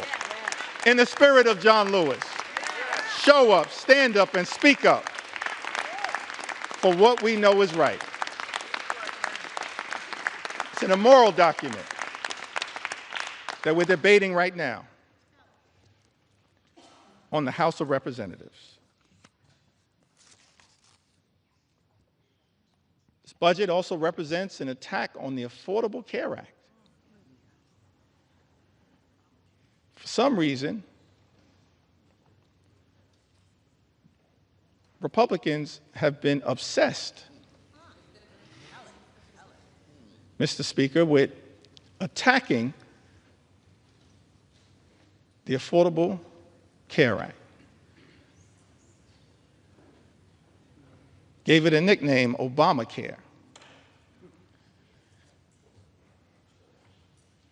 But the great Jim Clyburn flipped the script and said, yes, it's Obamacare because President Barack Obama cares about the American people, just like we do as House Democrats. That's not what is being reflected right now on the other side of the aisle. We care about the American people. We care about their health. We care about their safety. We care about their well-being. And so I'm proud to stand here on the floor saying, yeah, we're going to continue to defend Obamacare until the very end, no matter what it takes. So President Obama spoke to this Congress as well. We talked about presidential leadership. We've seen it year after year, decade after decade, century after century. President Lincoln, President Roosevelt, President Truman, President Johnson, President Clinton, President Obama lifting up the American people. On the health care issue. So I think it's important that these words as well continue to echo out throughout America. President Obama said that there's still tremendous hardship all across the country. But there is a sense that we are making progress because of you. But even before this crisis, he of course speaks about the Great Recession. Even before this crisis, each and every one of us knew that there were millions of Americans across America, millions of people across America who are living their own quiet crises. Maybe because they had a child who had a pre-existing condition. And no matter how desperate they were, no matter what insurance company they called, they couldn't get coverage for that child. Maybe it was somebody who had been forced into early retirement in their 50s, not yet eligible for Medicare.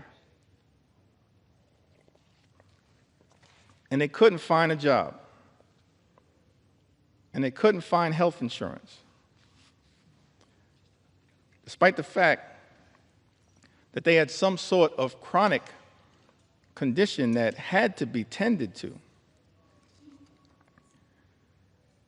And now we're on the threshold of doing something about it, he said to the United States Congress, Speaker Nancy D'Alessandro Pelosi and others who were great partners in this effort. He said, and now we're on the threshold of doing something about it. We're a day away. This is aspirational leadership. After a year of debate, after every argument has been made by just about everybody, we're 24 hours away. But it may also be possible, referring to his critics that existed at the time, who sat on the other side of the aisle. He said, but it may also be possible that they realize after health reform passes and I sign that legislation into law, that it's going to be a little harder to mischaracterize what this effort has been all about. Because this year, small businesses will start getting tax credits so that they can offer health insurance to employees who currently don't have it.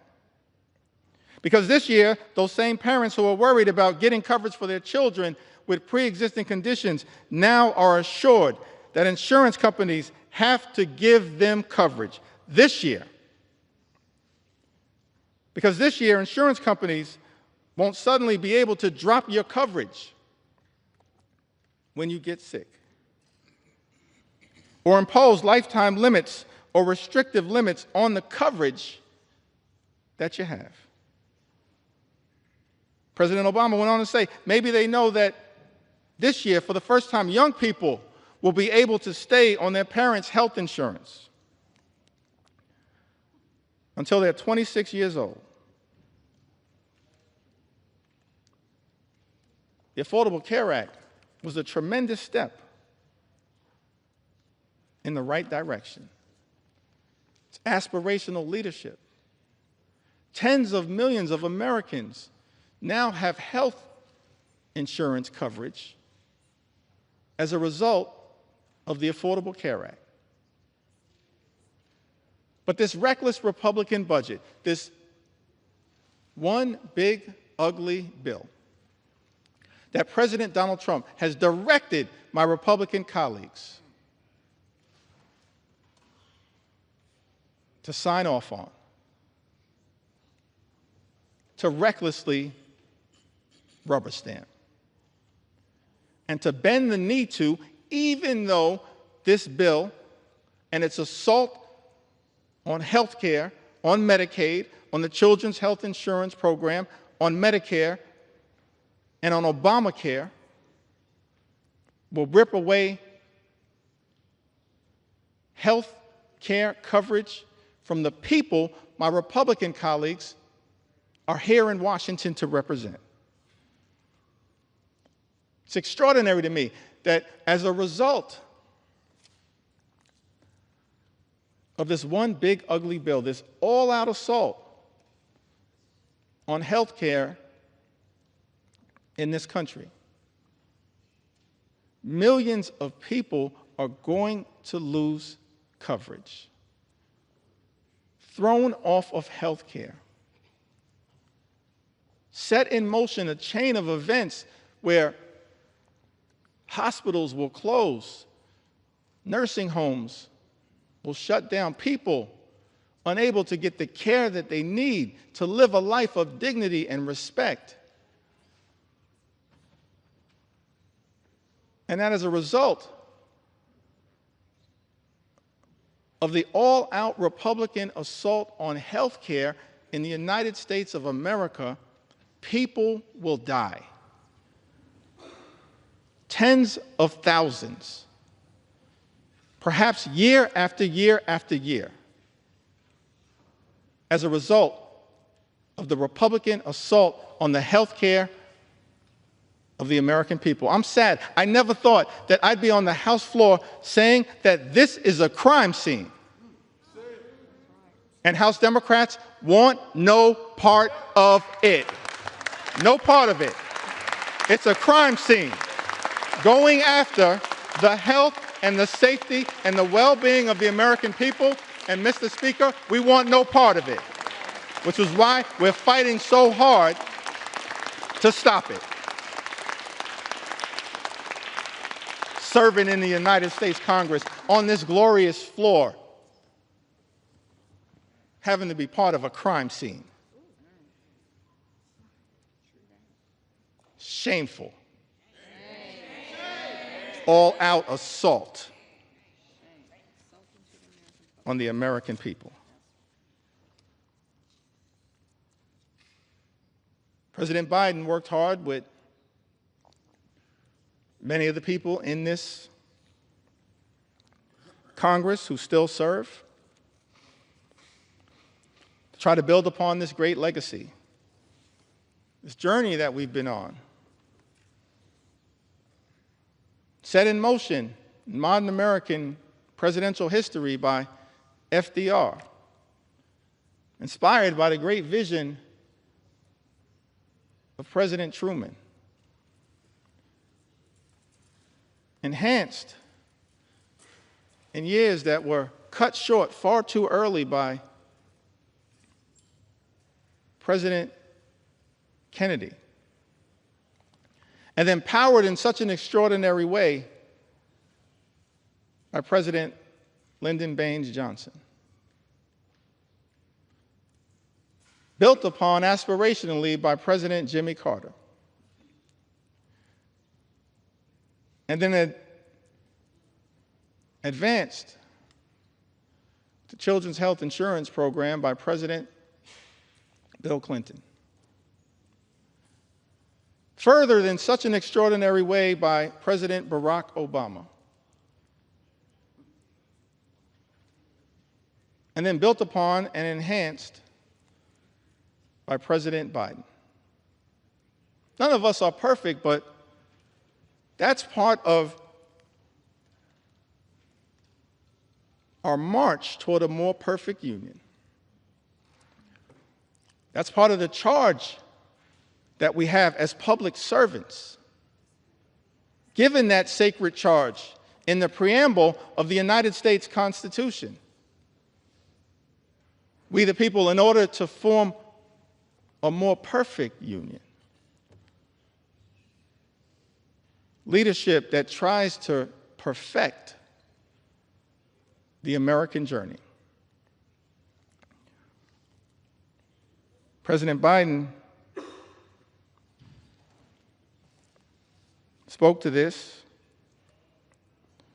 in August of 2022, talked about the challenges, pushing back against special interests that are often the forces trying to stop progress on behalf of the American people. This one big, ugly bill is filled with giveaways to special interests here in Washington, D.C. I'm disgusted by that. It's not what lawmaking should be about. President Biden, reflecting upon the challenges of making progress on behalf of the American people, says in August of 2022, and yet we've not wavered. We've not flinched. We've not given in. Instead, we're delivering results for the American people. We didn't tear down, we built up. We didn't look back, we looked forward. This law that I'm about to sign finally delivers on a promise that Washington has made for decades to the American people. Guess what? We're giving Medicare the power to negotiate. The power to negotiate lower prices on behalf of the American people. This means seniors, President Biden goes on to say, are going to pay less for their prescription drugs, while we're changing circumstances for people on Medicare by putting a cap of a maximum of $2,000 per year on their prescription drug costs, no matter what the reason for those prescriptions are. That means if you're on Medicare, you'll never have to pay more than $2,000 a year. No matter how many prescriptions you have, whether it's for cancer or any other disease, no more than $2,000 a year. I don't care who in this town is trying to take credit for something accomplished by others. President Joseph Robinette Biden did that. He did that. He did that as part of our effort to lower costs on behalf of the American people. None of us are perfect. There's still work to do. But the 46th President of the United States of America did that. Inflation Reduction Act, he went on to say, locks in lower health care premiums for millions of families who get their coverage under the Affordable Care Act. Last year, a family of four saved on average $2,400 through the American Rescue Plan that I signed into law that Congress voted in place. President Biden's talking about the continuation of our march toward a more perfect union, the work that we in this Congress, many of us who had the privilege to serve over the last few years, did to try to expand and strengthen the Affordable Care Act, Obamacare, by enhancing the premium tax credits available so that millions of additional Americans would actually have the ability to get access to health care. And in this one big, ugly bill. Republicans are setting in motion the explosion of those tax credits that are designed to provide affordable health care coverage to the American people.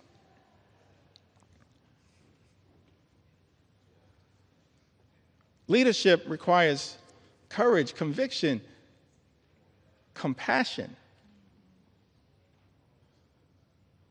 And yet what we've seen from this administration and its co-conspirators on the Republican side of the aisle, Mr. Speaker, is cruelty, chaos, and corruption. And it's all been morphed into a toxic mix now contained in Donald Trump's one big ugly bill. An extraordinary assault on the health care of the American people.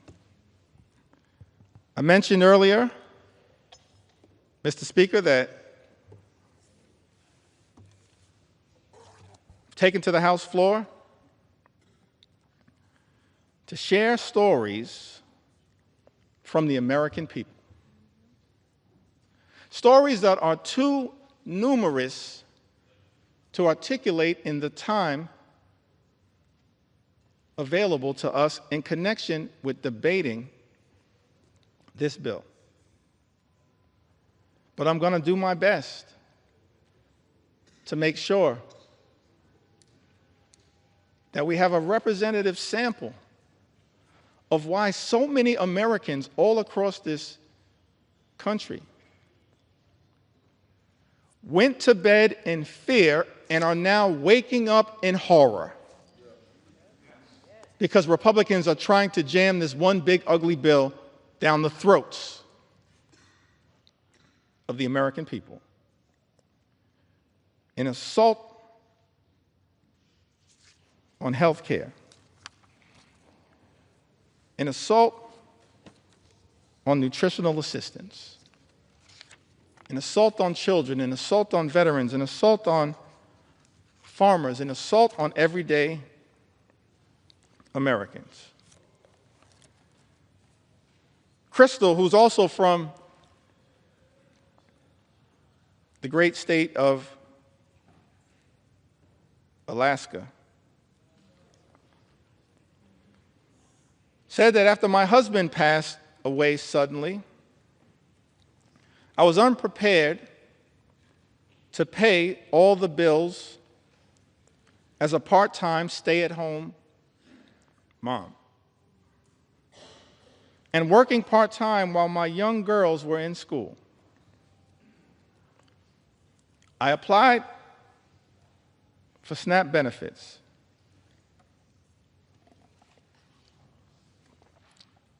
And was so thankful I received them, for it helped me so much.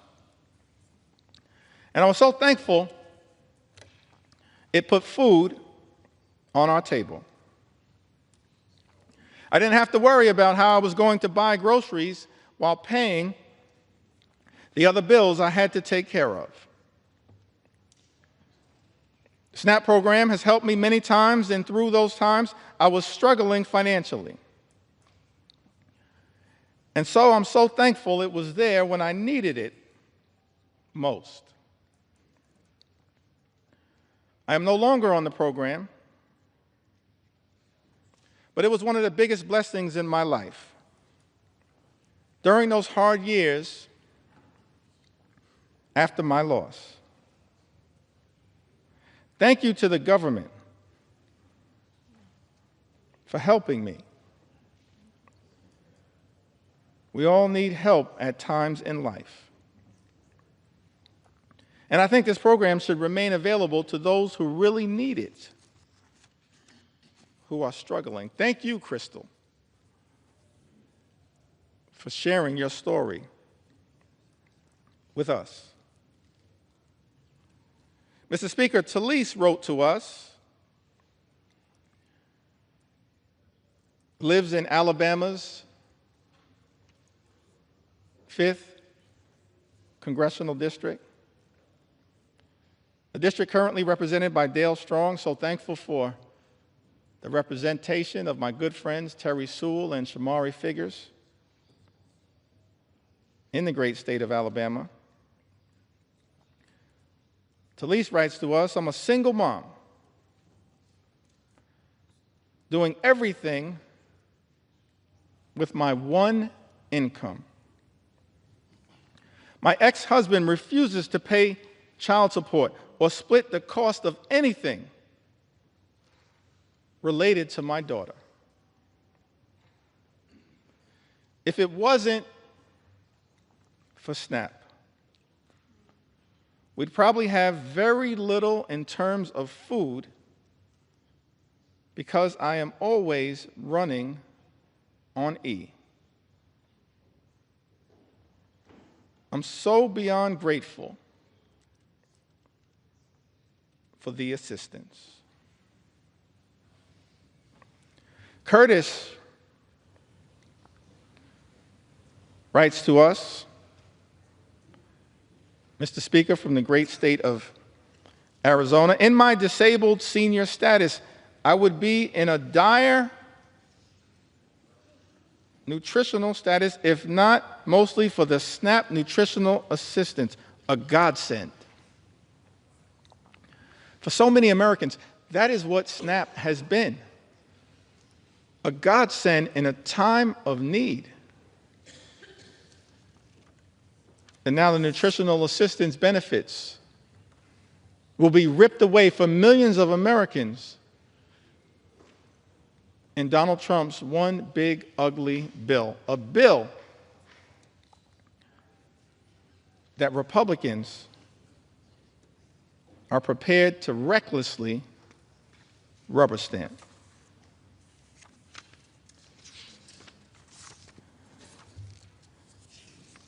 You also heard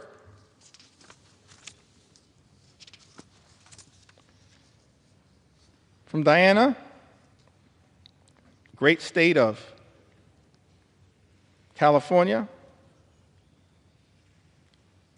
Diana writes, SNAP has helped my family tremendously during this difficult time. We really appreciate all the help.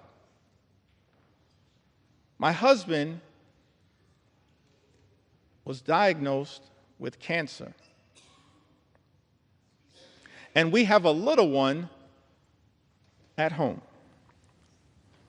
It's been difficult taking care of everything. Please keep this benefit to help people get on their feet. Diana lives in the Inland Empire, California's 33rd Congressional District, represented by the chairman of the House Democratic Caucus, Pete Aguilar. Diana, Pete Aguilar is fighting hard for you. Just like every single House Democrat are fighting hard for the American people to protect you as best we can from this cruel assault on nutritional assistance. We're going to continue to fight hard for you.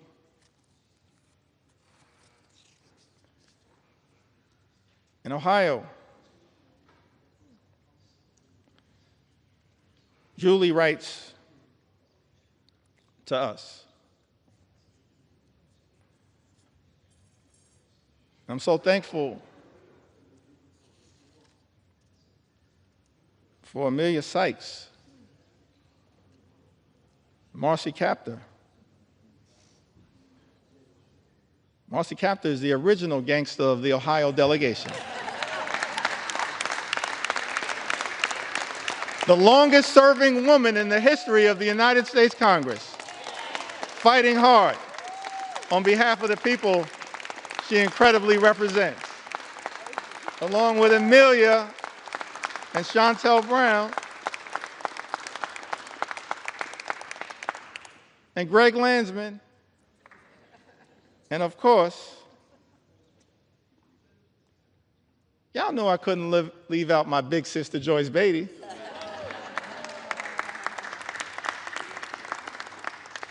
I wanted to mention Joyce because this is part of the resilience of what we've seen from House Democrats, from Brittany Pedersen, distinguished gentlelady from the great state of Colorado, who gave birth to a beautiful baby boy, Sam, at the beginning of this year. But because House Republicans, Mr. Speaker, have refused to allow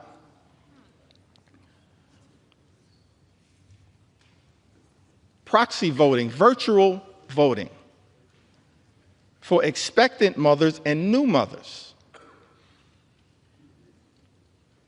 throughout this year, shortly after giving birth, Congresswoman Brittany Pedersen, each and every week, often with her baby boy, Sam, has come to the United States Congress to stand with House Democrats in defense of the American people.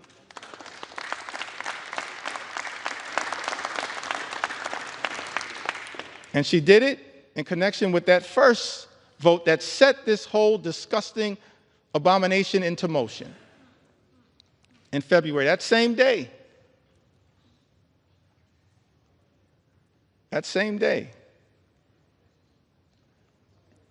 Kevin Mullin showed up to vote on behalf of the American people. Just like all of us continue to do, Kevin Mullin showed up to vote despite the fact that he had been experiencing multiple surgeries, was dealing with some complications. But he understood, just like all House Democrats understand, the need to stand up in this moment and fight hard for the American people, the need to be here throughout this entire toxic journey that Republicans have set us on. Connection with this one big, ugly bill. Kevin Mullin, coming off of multiple surgeries,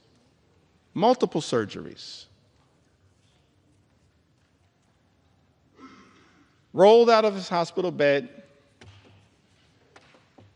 got on a plane from Northern California, took his wife with him so that she could change his IV on the plane across the country to be here and stand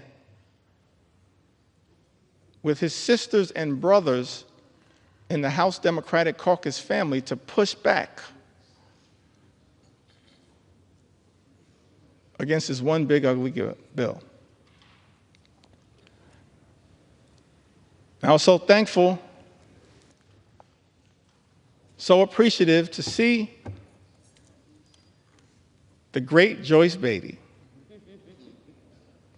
who's been battling some issues, working her way through them, putting off surgeries for as long as she could. And yet, perhaps against some of the advice that she may have received, understood, as she said in her own words, the importance of being here on behalf of the American people, to stand up and push back against Trump's one big ugly bill, because it will have devastating consequences for everyday Americans. Thank you, Joyce Beatty, for your courage, your strength, and your resilience on behalf of the people that you represent in the great state of Ohio and people all across the country. That's what we do. as House Democrats, and you're leading by example. And I could tell stories about every single one of us who in this moment recognizes that we have to keep rising to the occasion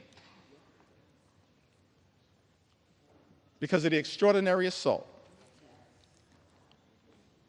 that has been launched against the American people by Donald Trump and complete Republican control here in Washington. Let's understand who is doing you in. People on the other side of the aisle. It's not too late. All we need are 4 Republicans to join us to show John McCain levels of courage. Not on the battlefield, as he did in such an extraordinary way. And yes, Mr. President, John McCain was an American hero and patriot. An American hero and patriot. I may have disagreed with him on a whole host of issues. We cannot disagree with the fact that he was an American patriot and a war hero who served this country overseas.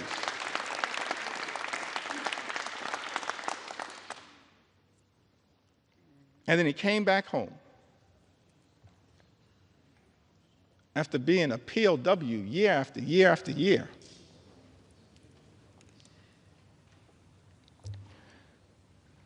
And got elected to the United States House of Representatives. Did I get that right, y'all? To the United States House of Representatives. Just making sure y'all are paying attention. All good things start in the United States House of Representatives, as far as we're concerned. And then he went over to the Senate. And then in one of his final acts of courage, he pushed back against the effort to rip away health care from millions of Americans. All we need is 4 Republicans to show John McCain levels of courage when it comes to protecting the health, the safety, and the well-being of the American people, protecting the nutritional assistance of the American people. I think earlier today, I may have neglected to mention the leadership of Jim McGovern, who's done an extraordinary job leading the charge on the Rules Committee as we've pushed back against this all-out assault on the American people. Hour after hour after hour after hour, Jim McGovern, the members of the Rules Committee, and so many members of the House Democratic Caucus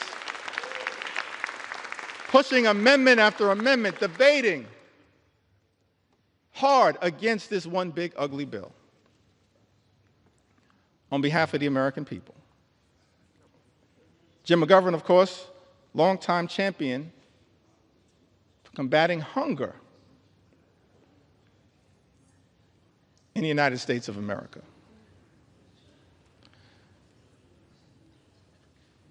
So thankful for Jim's resilience and his strength, even in the face of great tragedy. Continues to battle hard on behalf of the American people. Julie writes, SNAP has been an amazing help to my family. Very grateful to receive it. I'm a single mom of twin 13-year-old girls. I've been on my own with my girls since they were 1 and have never received child support. I do work, People who receive Medicaid work. People who receive SNAP work. So some people in this town need to stop lying to the American people.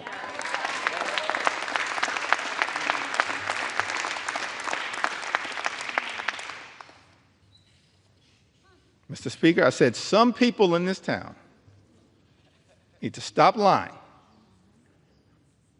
to the American people. Julie said, I do work. But don't make enough money to cover all my expenses. It's a big misunderstanding that people on SNAP don't have jobs.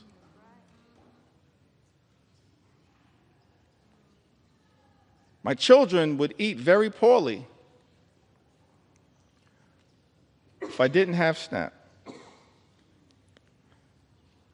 I would have to rely on church food pantries, and they could only offer the bare minimum. The food banks don't give basics like milk and bread.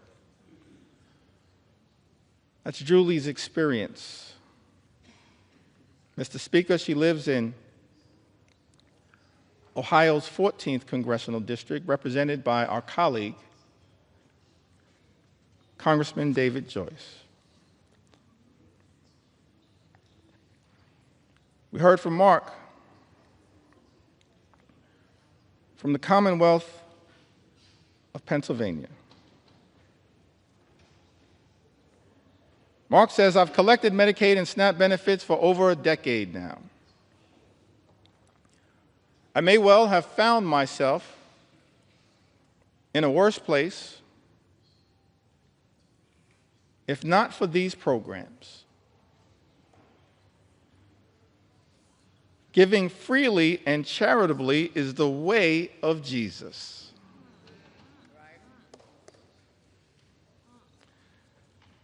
Reverend Cleaver, some people in this chamber need to hear those words again.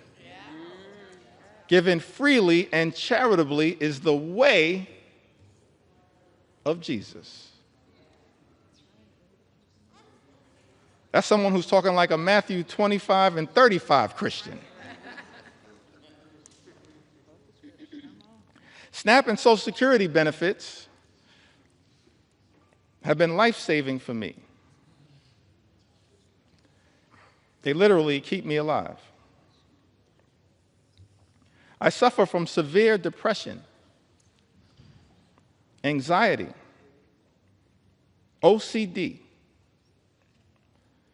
and have Asperger's. This is why I'm on Social Security and SNAP. I believe that everyone should have access to these benefits. And in an ideal world, our communities would be centered around love, harmony, and the protection of each other. That's real love. Not fake love like promising to love and cherish Medicaid and then turning around and presiding over the largest cut to Medicaid in American history, which is what Donald Trump's one big ugly bill represents. Mark says, I believe that everyone should have access to these benefits. And in an ideal world, our communities would be centered around love, harmony, and the protection of each other. That's the kind of leadership that this country needs and deserves right now, but that's the kind of leadership it's not getting from 1600 Pennsylvania Avenue. Mr. Speaker, Mark lives in Pennsylvania's 1st Congressional District. I believe that district is represented by our colleague, Congressman Brian Fitzpatrick. I want to ask the question, what happened earlier today?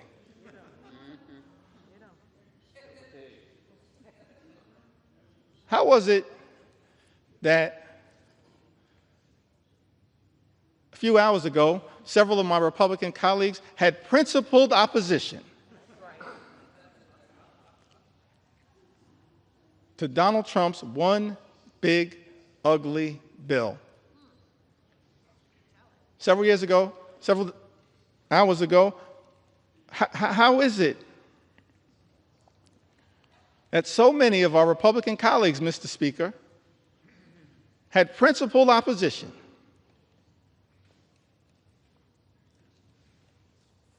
to Donald Trump's one big, ugly bill? Either because of the devastating assault on Medicaid, health care, supplemental nutritional assistance, assault on veterans, assault on clean energy jobs, assault on the cost of living, which is represented in this bill, or because of the assault on the fiscal irresponsibility of a bill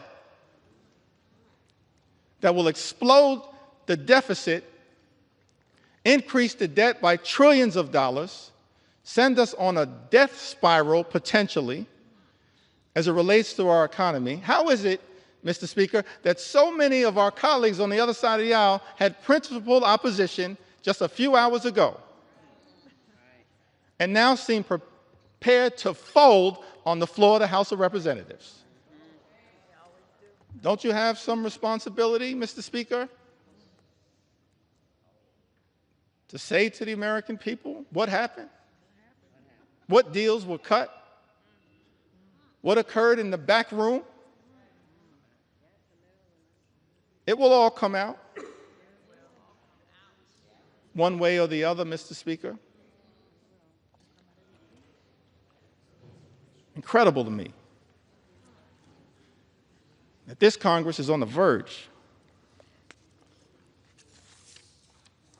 of ripping food out of the mouths of children, veterans, and seniors as a result of this one big, ugly bill in order to reward billionaires with massive tax breaks and exploding the debt in the process. I mentioned earlier in my remarks that as House Democrats, we envision a different country than the one that is being ravaged by such extremism right now. Imagine a country where every single American can afford to live the good life. Good paying job, good housing, good health care, good education for your children, and a good retirement. Work hard, play by the rules, live the good life. That's the America that we should be working hard right now to bring about for every single American. But we know there are far too many Americans in this country struggling to live paycheck to paycheck.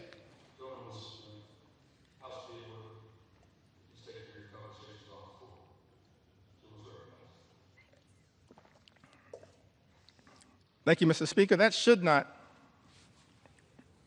be the case in this great country. The wealthiest country in the history of the world, a country that has become far too expensive for far too many people. Donald Trump promised to lower the high cost of living on day one. He made that promise to the American people. Made that promise, hadn't happened on day one, hasn't happened on month 1, month 2, month 3, month 4, month 5, month 6. It's not happening. Mr. Speaker, costs aren't going down. Costs are going up in the United States of America. Life is becoming more expensive. And it seems to me that in this great country, this Congress should be working hard to build an affordable economy for hardworking American taxpayers. That's our plan. That's our vision. That's our goal as House Democrats, an affordable economy for hardworking American taxpayers. But Donald Trump's one big ugly bill will make life more expensive for the American people. Lynette wrote to us. She's also a resident of the Commonwealth of Pennsylvania. She said, I'm a single mom of 3 girls. Although my 2 older girls are out of the home, they and I struggle. I work full-time, but it's not enough to get by. Without the help of SNAP and Section 8, I would not be able to afford anything. I sacrifice every day so my daughters can have food and a place to come home and call home. I get $124 a month in food stamps. $124 a month in food stamps, which isn't enough as food prices keep going up. With the little help I do get from the government, I am grateful and blessed. Last year, I passed out after a church service and was rushed to the hospital.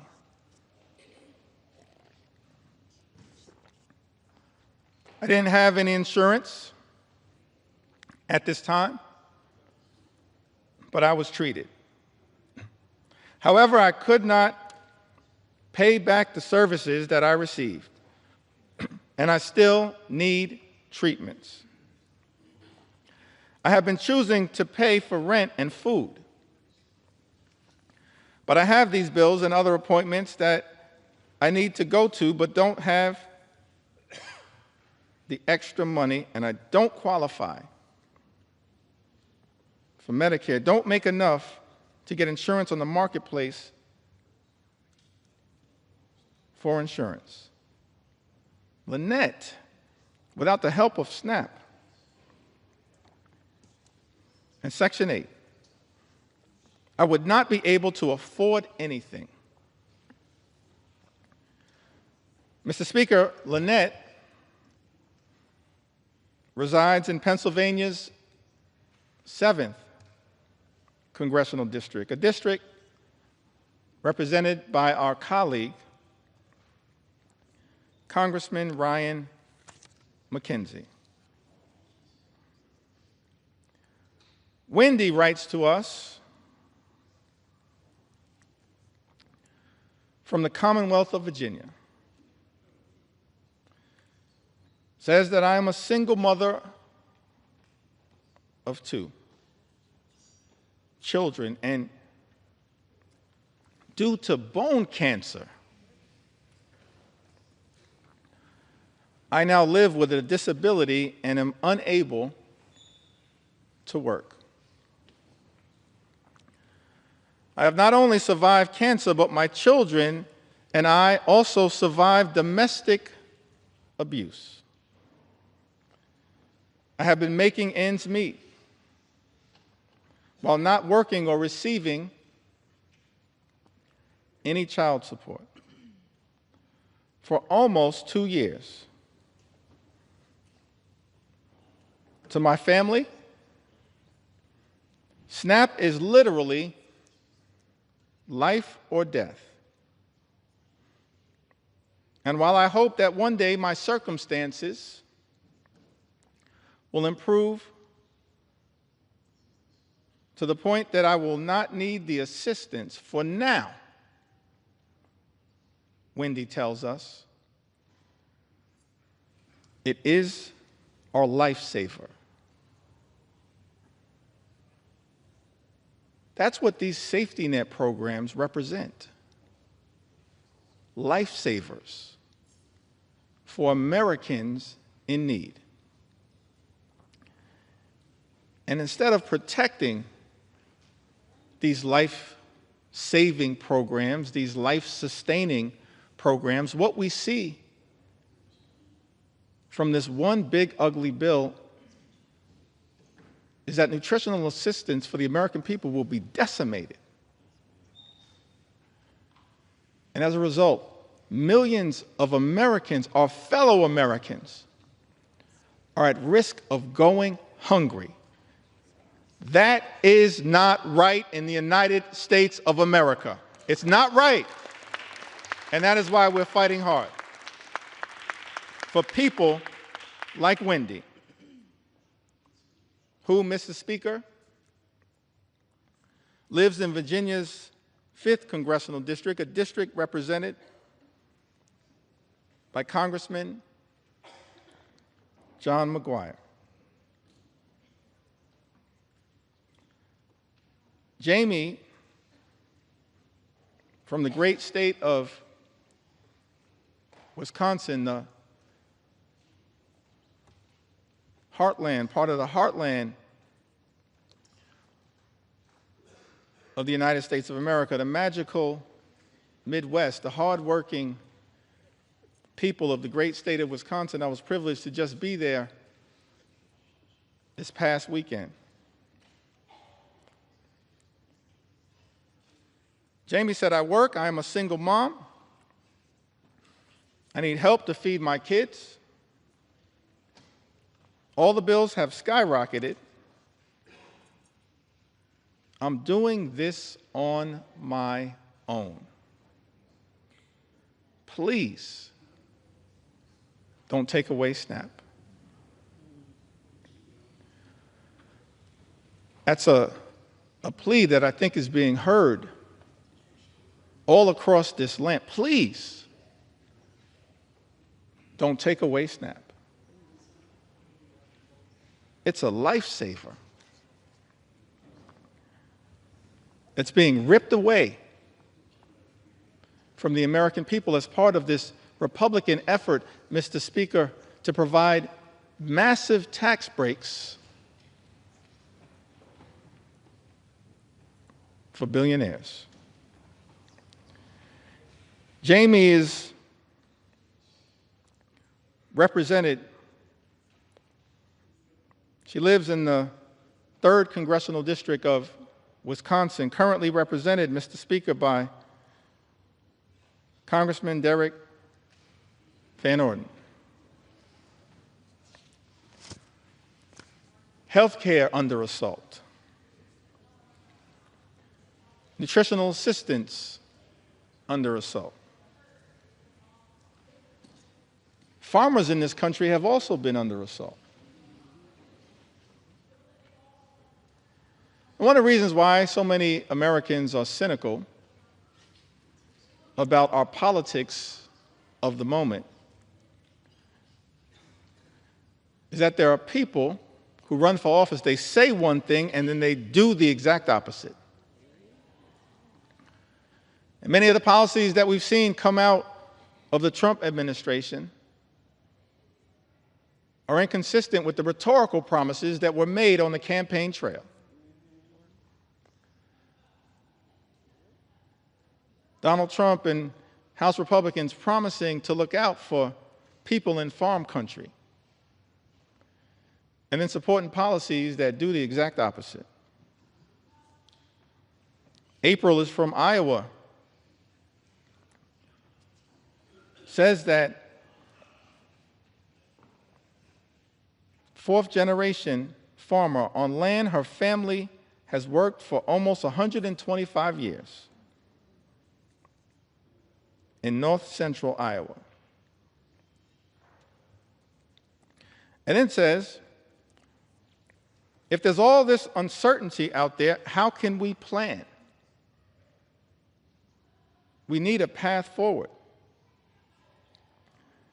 It's like changing a tire while we're still driving down the road. That's what our farmers are being asked to do, change a tire while they're still driving down the road because of the uncertainty that has been unleashed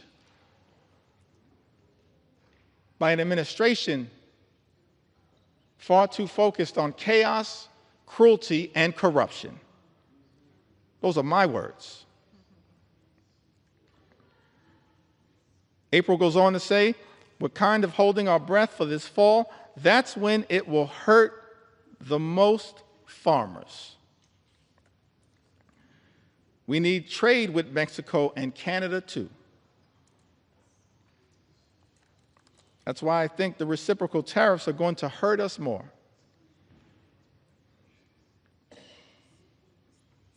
We get fertilizer from Canada. We get parts and products made in Mexico. As House Democrats, we're focused on creating more good-paying jobs,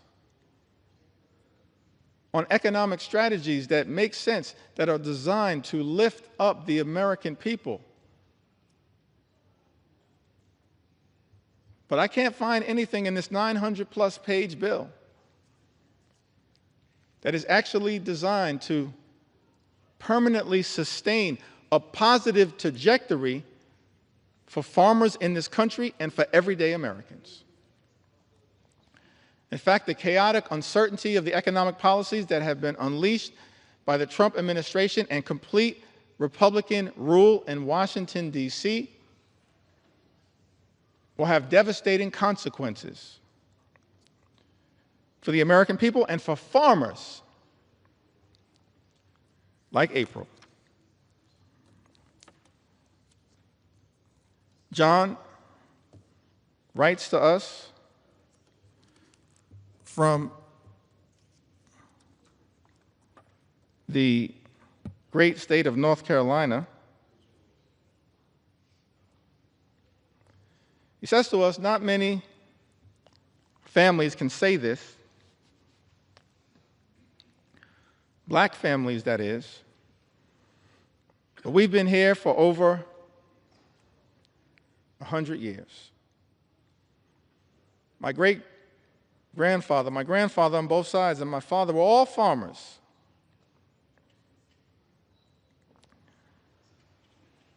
Honestly, I cannot understand it. I have not heard anybody from that administration that could tell me anything that makes any sense of what he's causing. John further writes, you cannot take a chainsaw and do surgery.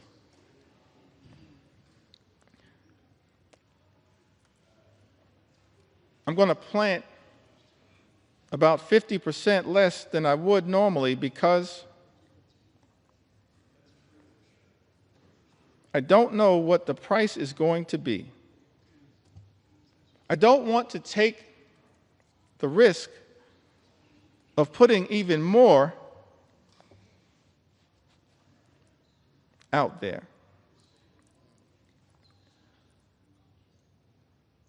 What we've seen from the Trump administration, from this so-called DOGE effort, and from our Republican colleagues, Mr. Speaker, is deeply troubling. Republicans are trying to take a chainsaw to Social Security, a chainsaw to Medicare, a chainsaw to Medicaid, a chainsaw to the health care of the American people, a chainsaw to nutritional assistance for hungry children, a chainsaw to farm country, and a chainsaw to vulnerable Americans. But as House Democrats, we're here to make clear, Mr. Speaker, we're determined to take a chainsaw to Project 2025. A chainsaw, a chainsaw, a chainsaw to Project 2025 on behalf of the American people. We don't want this country to go backward. We want this country to go forward. And so no matter what it takes, no matter how long it takes, we're going to take a chainsaw to your Project 2025. That's what we're prepared to do.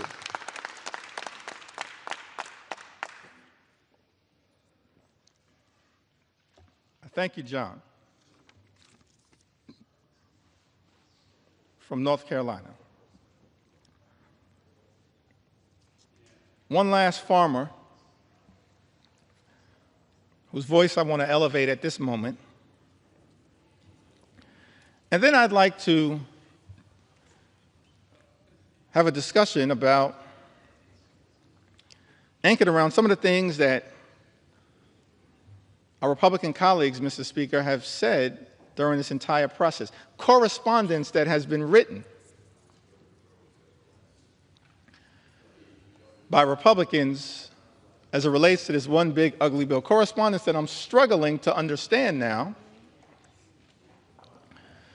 because it appears that almost every single House Republican is prepared to recklessly rubber stamp Donald Trump's extreme agenda and sign off on this one big ugly bill. So I'm going to go through some of the correspondence momentarily that maybe at some point our Republican colleagues can help us figure out. But I want to enter into the record one last story from a farmer. Can we respect the farmers in the United States of America? Can we respect them?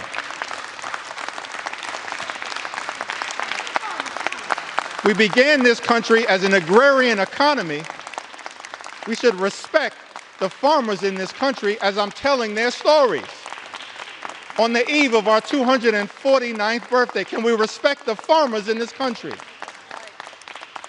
who we're working hard to defend?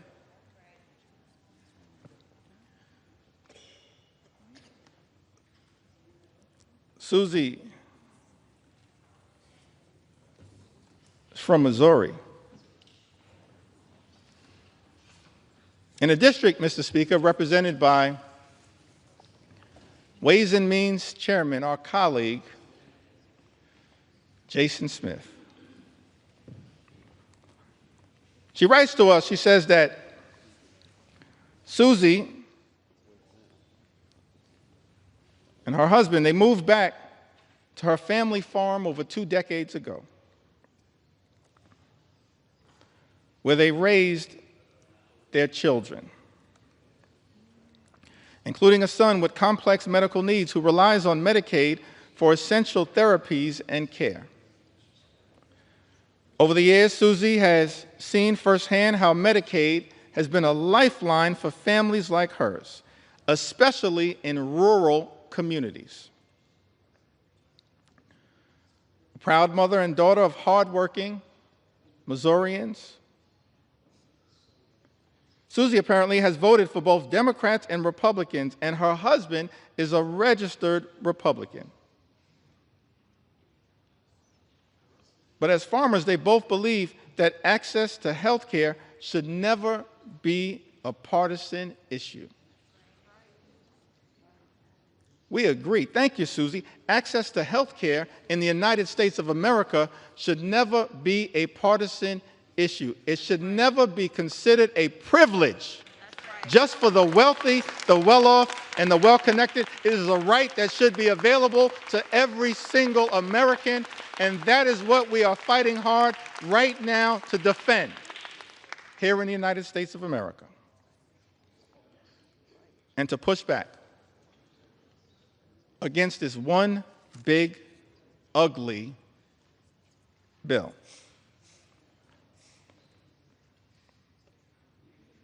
As I mentioned earlier, in the time that I have remaining, I certainly want to share the story of some of our veterans. Share a few stories of some of our small business owners who will also be under assault as part of this one big ugly bill. And share the stories of hardworking and law-abiding immigrant families who also will be targeted by this one big ugly bill. But I did want to take a little time at this moment to enter into the record some of the statements that have been made, Mr. Speaker, by our Republican colleagues.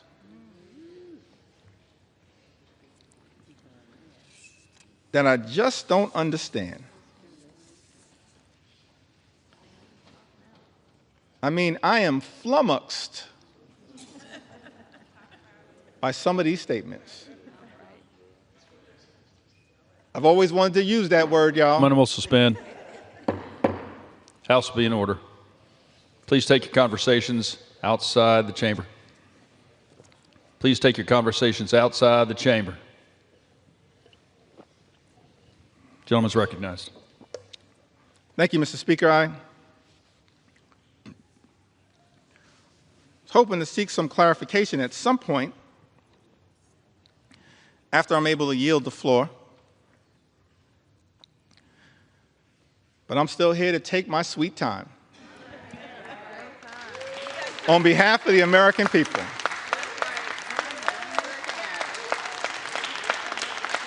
Because it was totally unacceptable that you would try to jam this bill, Mr. Speaker, down the throats of the American people with 15 minutes allocated for a debate that would hurt everyday Americans, allocated to the committees of jurisdiction. 15 minutes. And so now I'm here with my House Democratic colleagues, 4 hours in, taking our sweet time on behalf of the American people. And I'm flummoxed. Maybe it's flummoxed. As I mentioned, Mr. Speaker, I always wanted to use that word. I can't spell it, but I know what it means. I'm confused by many of these statements, so I'm trying to enter them into the record and then perhaps at some point get some clarification. Talking about Medicaid cuts, the largest cut to Medicaid in American history. Vice President said these cuts are immaterial. Are you kidding me? Immaterial?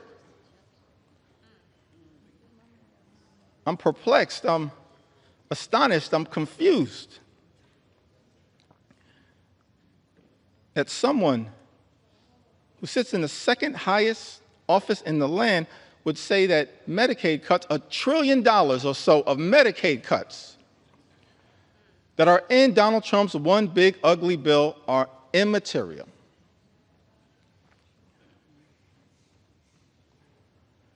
I'm confused, Mr. Speaker,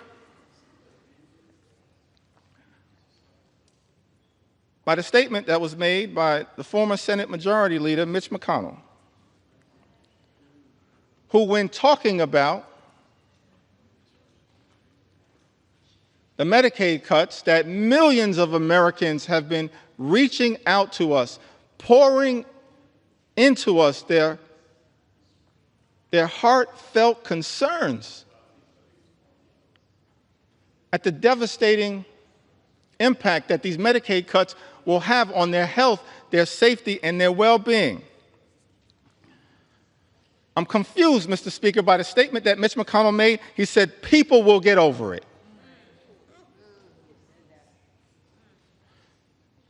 No, Mitch. The American people will not get over it, but they will get even next November. That's what's going to happen because of these cuts being unleashed on the American people. I'm confused, perplexed, astonished, flummoxed by some of these statements. This one is a beauty.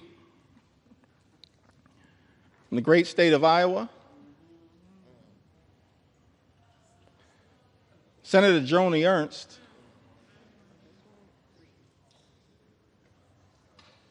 she showed up at a town hall meeting in Iowa. First of all, I'll give her credit for showing up at a town hall meeting because House Republicans were instructed not to show up at town hall meetings. So she shows up, Mr. Speaker, at a town hall meeting, is questioned about the fact that health care in America, that the Medicaid is a question of life or death. And when asked by one of her constituents about the concern that was had, the fact that people will die as a result of the devastating cuts to Medicaid and health care that are in Donald Trump's one big ugly bill, Senator Ernst says, we're all going to die anyway.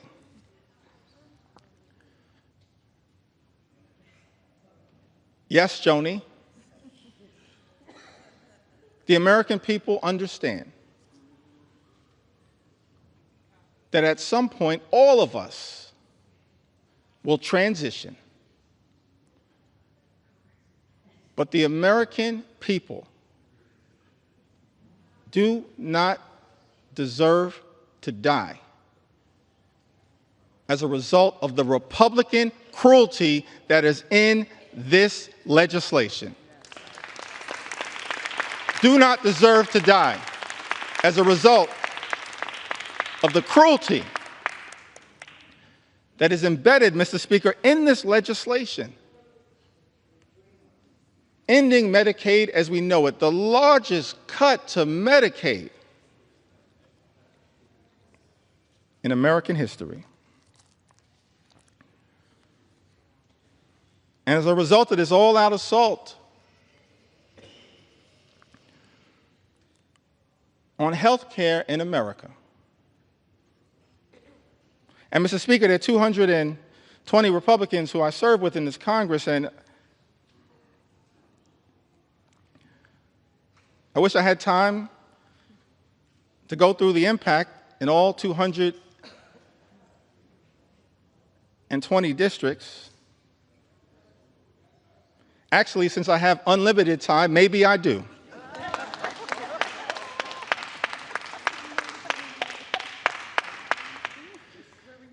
But, Mr. Speaker, I figured that, I'll start in my home state of New York.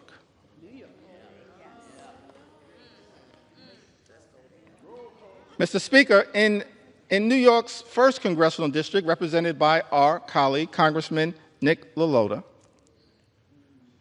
approximately 50,000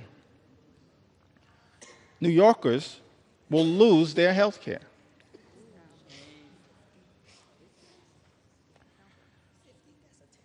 In New York's 24th Congressional District, Mr. Speaker, represented by our colleague, Congresswoman Claudia Tenney, over 30,000 New Yorkers will lose their health care.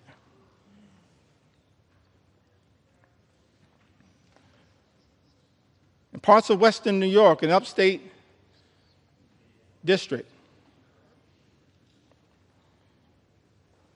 New York 23, currently represented by Congressman Nick Langworthy, approximately 35,000 New Yorkers will lose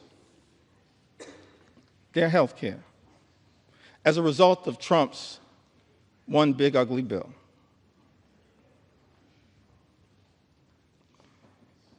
In New York 17, currently represented by Congressman Mike Lawler, more than 30,000 New Yorkers will lose their health care. In New York 21, the North Country,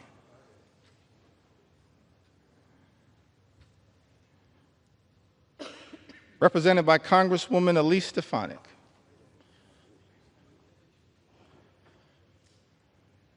welcome back to Congress. I'm sorry it did not work out for you.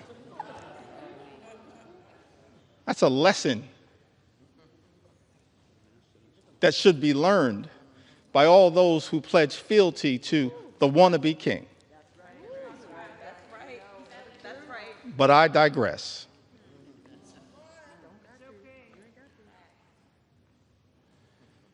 New York's 21st Congressional District, currently represented by Congresswoman Elise Stefanik, approximately 44,000 New Yorkers will lose their health care.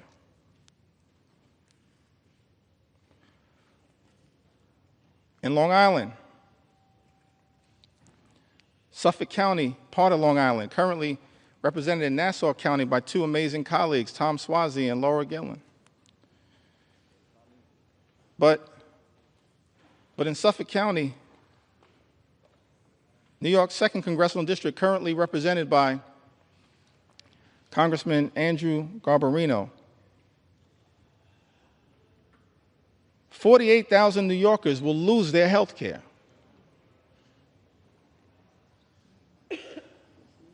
In Suffolk County, in New York's 2nd Congressional District, as a result of Trump's one big ugly bill. And in the 11th Congressional District, a district that includes all of Staten Island, a district, Mr. Speaker, currently represented by Congresswoman Nicole Malliotakis, more than 50,000 New Yorkers will lose their health care as a result of Donald Trump's one big ugly bill on Staten Island and in New York's 11th Congressional District. I don't think the Wu-Tang Clan would approve of that.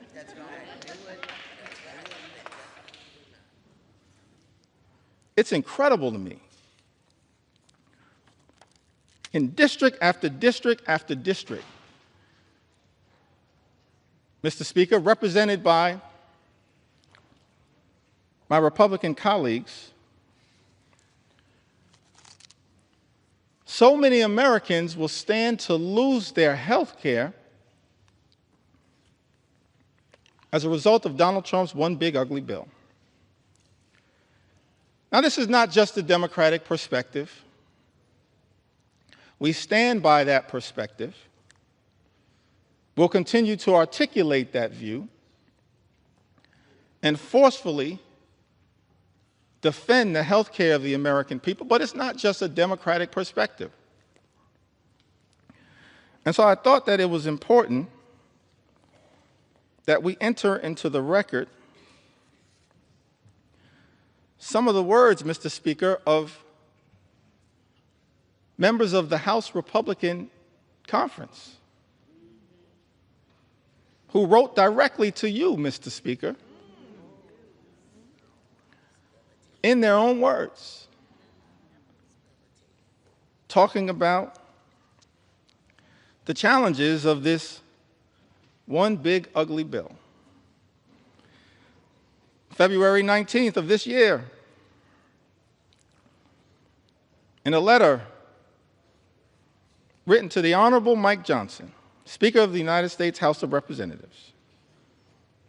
The subject line was, "Protecting American Communities in the Budget Reconciliation Process." For all of the American people who may be watching the floor of the House of Representatives right now, that's the process that we're in. It's one big ugly bill. Mr. Speaker, Republicans chose to go down this road because Republicans are uninterested in actually trying to find bipartisan solutions to solving problems on behalf of the American people. And so we're in this budget reconciliation process that can avoid the filibuster in the United States Senate. And Republicans, Mr. Speaker, have been uninterested in trying to actually find bipartisan common ground. We're the party of common sense. Let's be clear about that. I'm going to be spending some time on the road talking about what common sense really is all about. Common sense certainly is not taking health care away from the American people. And so in this letter on February 19th, and I got a lot of statements that have been entered into the record, but I figured we'd start with this one. February 19th, Dear Speaker Johnson, as members of the Congressional Hispanic Conference, that's different than the Congressional Hispanic Caucus. The Congressional Hispanic Caucus right now is fighting hard on behalf of the health care of the American people. On the Democratic side, that's call that the real CHC.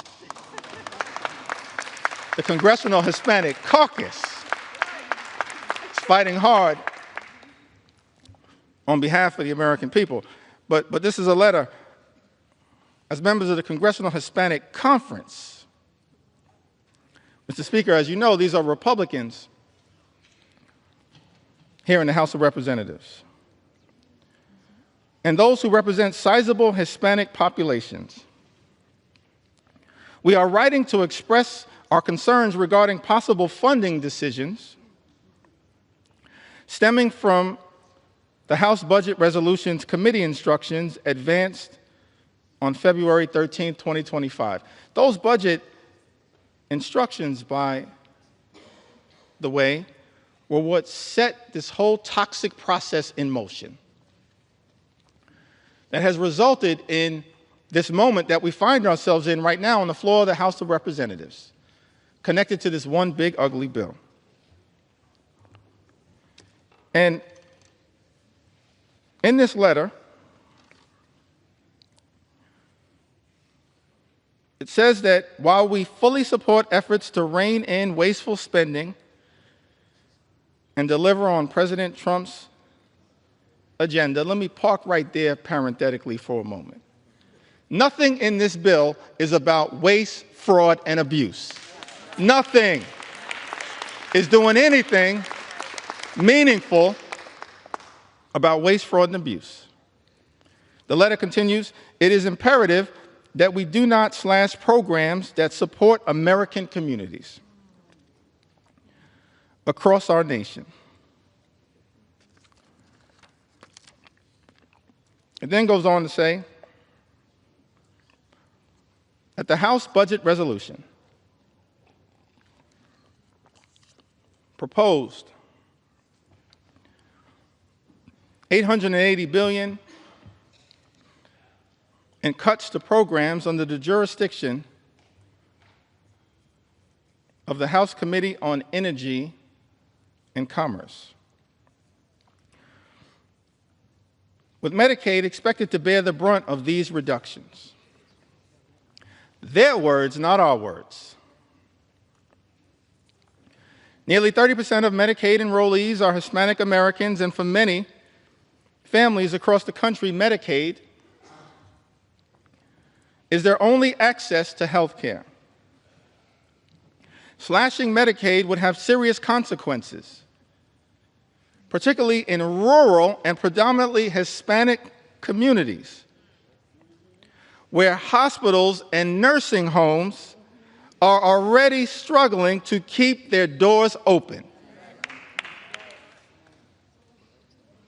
Mr. Speaker, these are members of the House Republican Conference warning about the devastating impacts of this one big, ugly bill.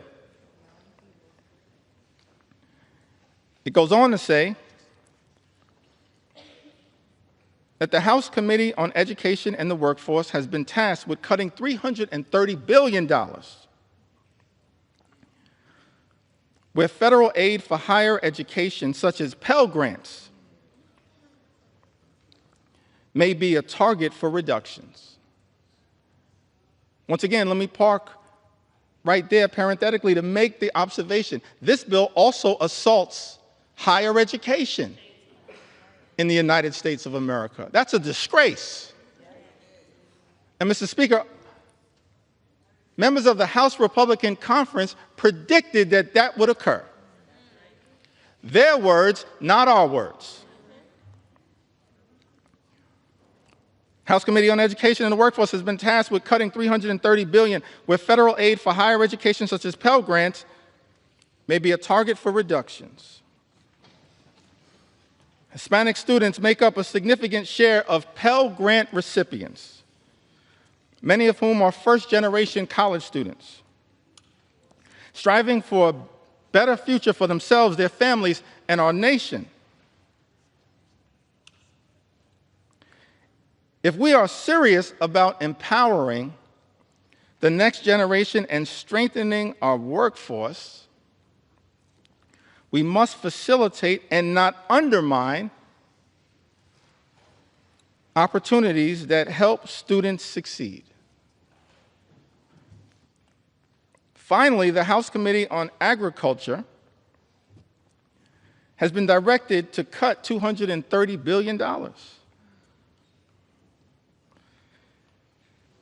And then, Mr. Speaker, our Republican colleagues go on to write, while we fully support efforts to eliminate fraud, waste, and abuse, by the way, that's all fake, we support a federal government that's effective, that's efficient, that's equitable, that eliminates waste, fraud, and abuse. That's not what this bill is all about. But it goes on to say, while we fully support efforts to eliminate fraud, waste, and abuse,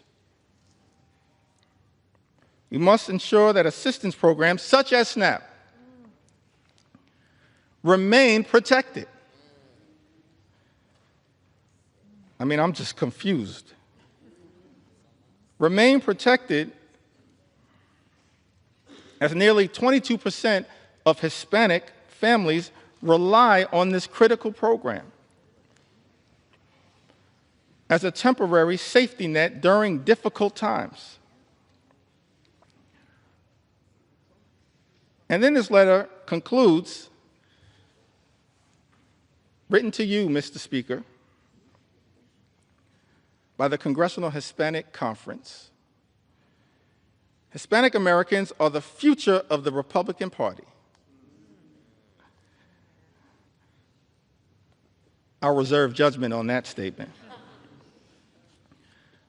As House Democrats, we're going to fight for every single community in the United States of America, including the Hispanic community. Every single community. We want every single community to experience the good life, to afford to be able to live the good life. That's what we want. For every single community, good paying job, good housing, good health care, good education for your children, and a good retirement. That's what we want for every community. But the Congressional Hispanic Conference, they write, in closing to you, Mr. Speaker, that these Hispanic Americans are closely watching to see if we will govern in a way that honors their values and delivers results.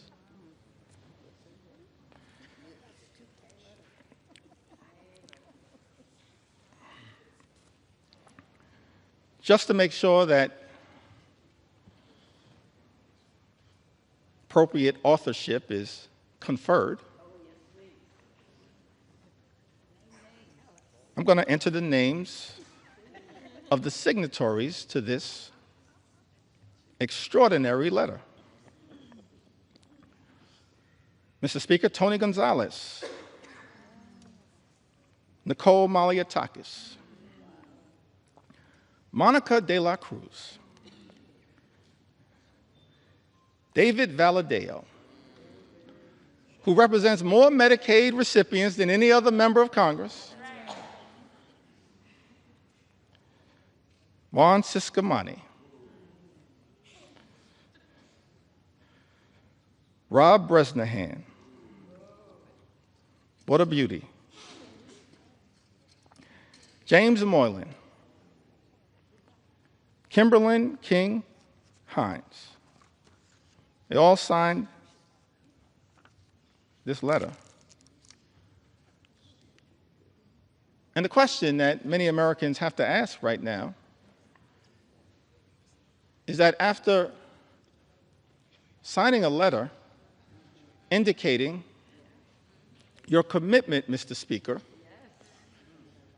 to protecting Medicaid and SNAP and access to affordable higher education through Pell Grants, how is it possible that, Mr. Speaker, some of our Republican colleagues will turn around and devastate Medicaid, devastate supplemental nutritional assistance, and devastate the ability of Hispanic communities to achieve the type of upward mobility, in part through higher education, that is talked about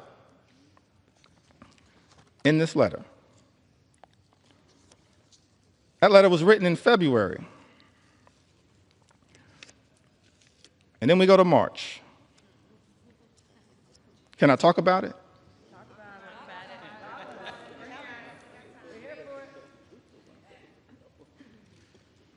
I mentioned, Mr. Speaker, I'm here to take my sweet time on behalf of the American people.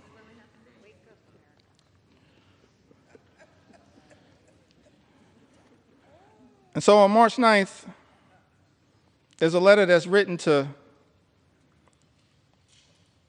Ways and Means Chairman Jason Smith, Mr. Speaker. By my count, 21 Republicans signed this letter. And it's about the importance of the clean energy economy in the United States of America. I would assume, based on this letter, that all of the signatories to this particular piece of correspondence are now horrified by the attack on clean energy jobs, and the clean energy economy in this one big ugly bill. But we'll see shortly, because everyone is going to have to go on record. But in this particular letter, written on March 9th, Mr. Speaker, 21 members of the House Republican Conference write to Chairman Jason Smith. Countless American companies are utilizing sector-wide energy tax credits, many of which have enjoyed broad support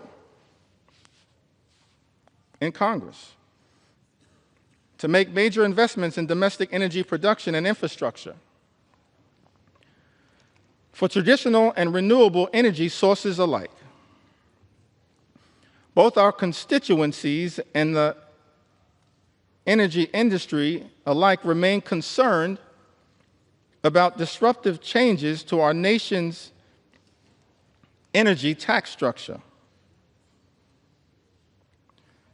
With all this in mind, the letter continues toward the end. We request that any proposed changes to the tax code be conducted in a targeted and pragmatic fashion that promotes conference priorities without undoing current and future private sector investments, which will continue to increase domestic manufacturing, promote energy innovation, and keep utility costs down. I mean, the language that was chosen there is pretty interesting, but the translation is protect the clean energy economy. That's what this letter was all about. Written by my count, 21 House Republicans. Mr. Speaker, Andrew R. Garbarino, Jennifer Kiggins, Juan Ciscomani, Gabe Evans, David Valadeo. What a prolific writer.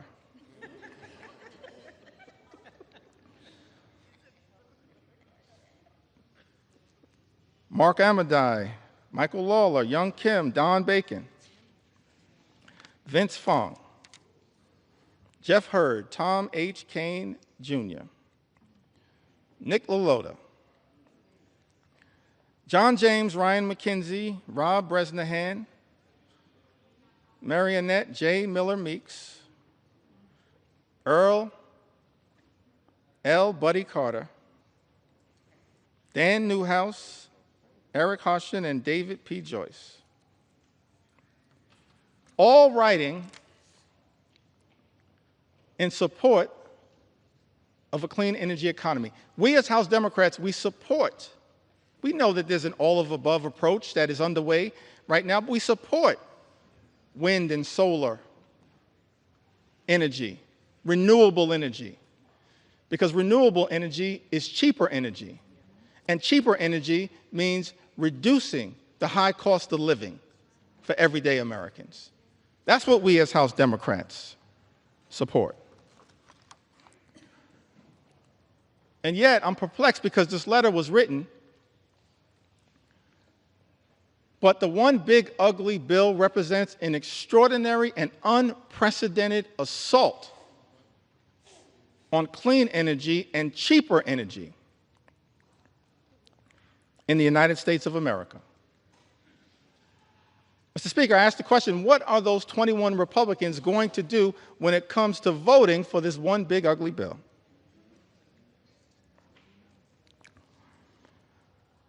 And then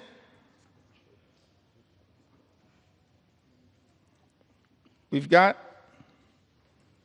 another letter in April. So we've got a February letter, a March letter, an April letter. Quite elegant with these letters. April 14th, 2025, this is correspondence written by 13 House Republicans, Mr. Speaker. Written to you and Steve Scalise. Majority Leader written to Tom Emmer. The Majority Whip, and written to Brent Guthrie, the Chairman of the Energy and Commerce Committee. It says, as members of Congress who helped deliver a Republican majority, many of us representing districts with high rates of constituents who depend on Medicaid, we would like to reiterate our strong support for this program. By the way, a program that the one big ugly bill now will cut and devastate, gut, Mr. Speaker, by almost $1 trillion. In this letter, 13 Republicans say we would like to reiterate our strong support for this program that ensures our constituents have reliable health care. Balancing the federal budget must not come at the expense of those who depend on these benefits for their health and economic security. Mr. Speaker, that's their words, not our words.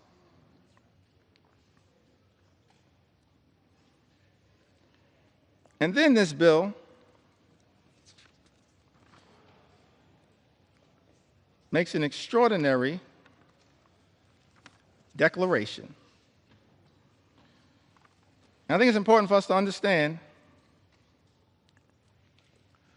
who led this bill. David Valadao. These are just facts, Mr. Speaker. Publicly issued letters. David Valadao, Don Bacon, Jeff Van Drew, Rob Bresnahan,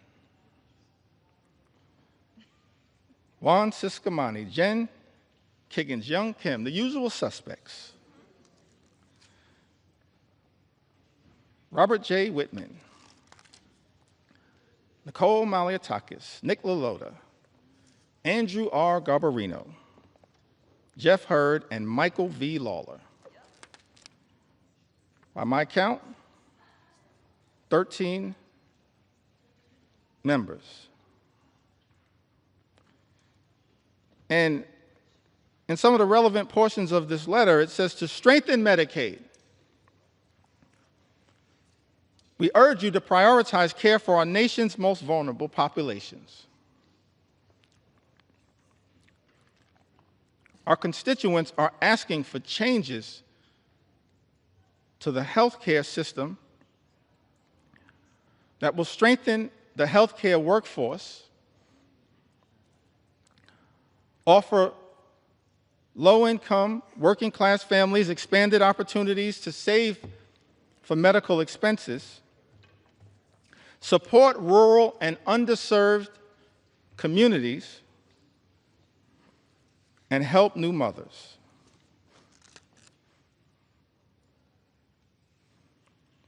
And in the second paragraph of this letter dated April 14, 2025, Mr. Speaker, these 13 members of the House Republican Conference make this extraordinary representation. It says, however,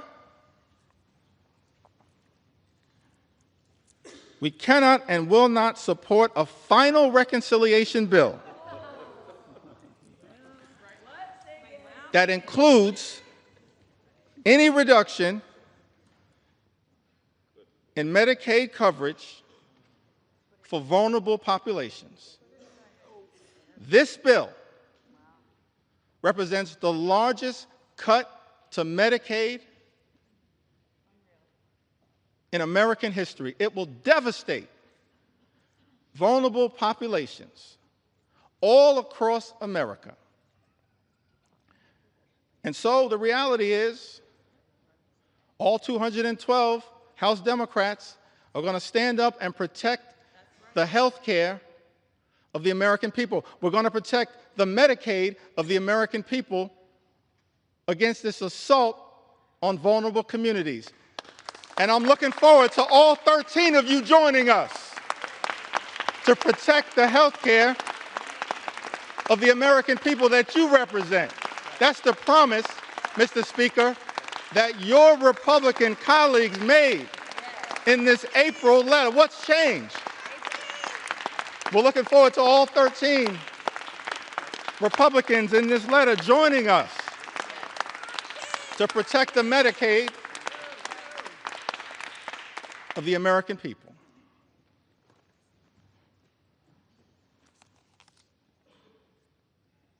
And you know, this salt issue is also an interesting one.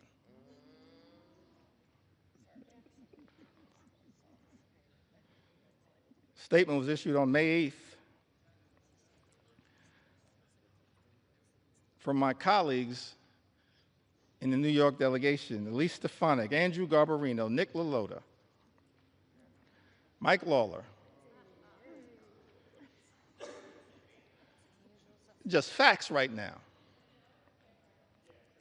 Big talk about standing up to protect the state and local tax deduction. And what's interesting, let's make sure we set the record straight here.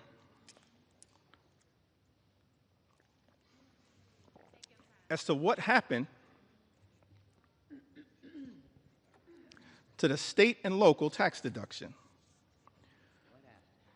which impacts millions of hardworking American taxpayers all across the country, including in the districts represented by the individuals that I just named.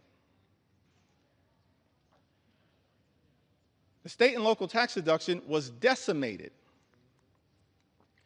Mr. Speaker, by Donald Trump, House Republicans, and Senate Republicans in 2017 in connection with the GOP tax scam that callously and unnecessarily imposed a $10,000 cap, wiping away thousands of dollars a year for hardworking American taxpayers. Republicans did that. Mr. Speaker, let's set the record straight. And so, Mr. Speaker, there are people in this chamber claiming to be saviors. Saving what? From the devastation that Republicans have wrought by decimating the state and local tax deduction? And you know what's interesting about this is that people who are against this claim that the state and local tax deduction is subsidizing states in certain places to the detriment of others. But every single state that suffered from the Republican effort, Mr. Speaker, under Donald Trump's presidency in 2017 to decimate the state and local tax deduction, every single state is a donor state, sends more money to the federal government than we ever get back in return. A donor state. Some people in this town running around misrepresenting the facts. We're okay to be a donor state, but don't lie to the American people about the reality of the state and local tax deduction. And then you have this extraordinary statement on May 8th, big talk, no action.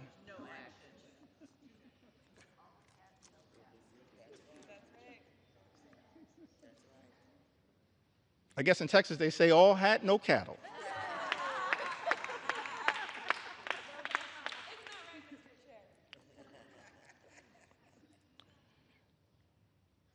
And so that brings us to this letter that was written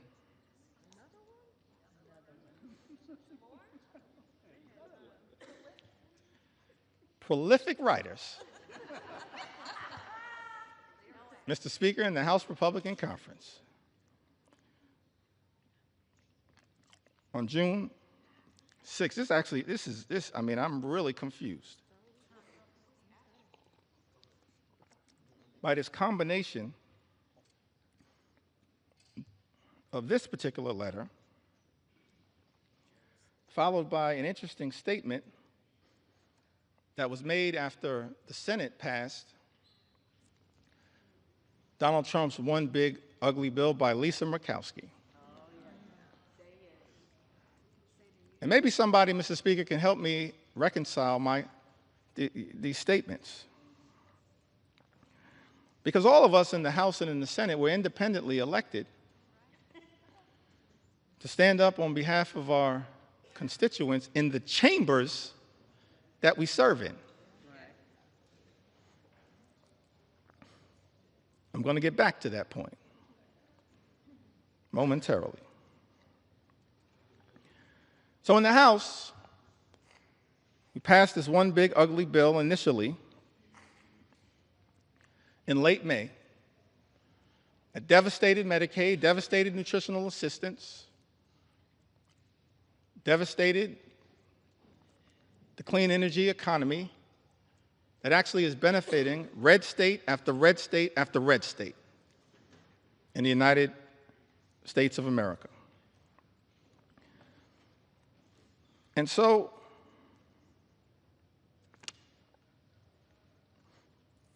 members of the House Republican Conference wrote to Majority Leader Thune and Chairman Crapo. This is after passing a bill in the House of Representatives that devastated the clean energy tax cuts that they are talking about in this letter on June 6th. It says, as members of the House Republican Conference, we write to express our continued support for common sense energy policy and to urge the Senate to substantively and strategically improve clean energy tax credit provisions included in the House-passed reconciliation bill.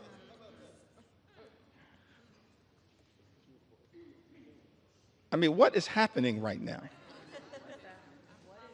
Maybe I don't understand the legislative process. So in this letter,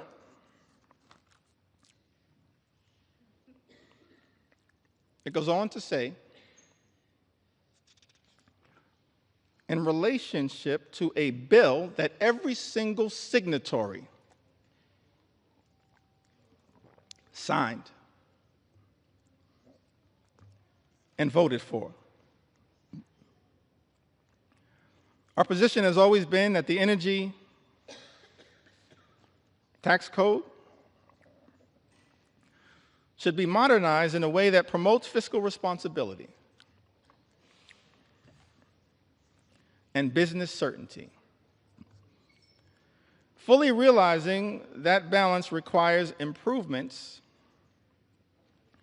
to the House-passed version of H.R. 1. We believe that the Senate now has a critical opportunity to restore common sense and deliver a truly pro-energy growth final bill that protects taxpayers while also unleashing the potential of U.S. energy producers, manufacturers, and workers. In other words, every single one of these signatories, Jen Kiggins, Brian Fitzpatrick, Juan Ciscomani, Nick LaLota, Mike Lawler, Andrew Garbarino, Don Bacon, Mark Amadei, Gabe Evans, Young Kim, David Valadeo,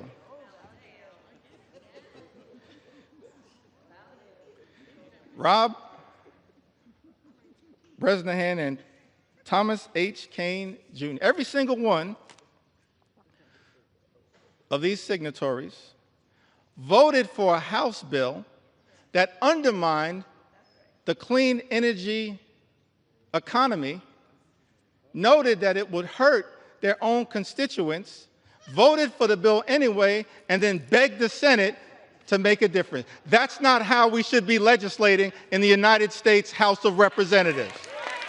That's not how you legislate, particularly when every single House Democrat voted against the bill. It left the House, limped out of the House by a single vote. So every single signatory on this letter could have stopped the bill. That you yourself, Mr. Speaker, indicated the signatories of this letter damaged the very thing they claim to be fighting for. I'm confused, perplexed, flummoxed at what the heck is going on. Extraordinary.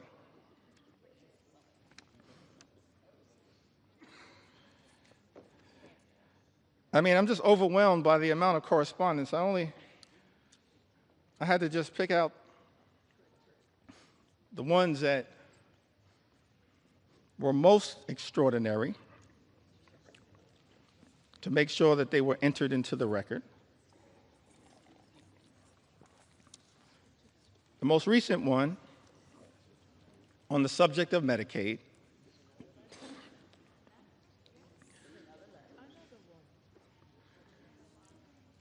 was written on June 24th. It was directed to the Honorable John Thune, Majority Leader of the United States Senate, the Honorable Mike Johnson, Mr. Speaker, Speaker of the U.S. House of Representatives. I think it had, by my count, 16 members. No surprise, y'all. It was authored by David Valadao.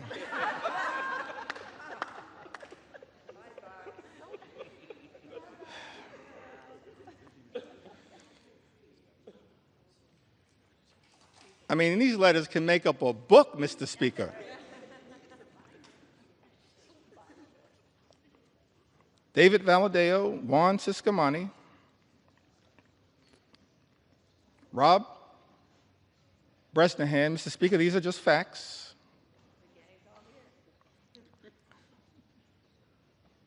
Chuck Edwards, Young Kim, Andrew Garbarino,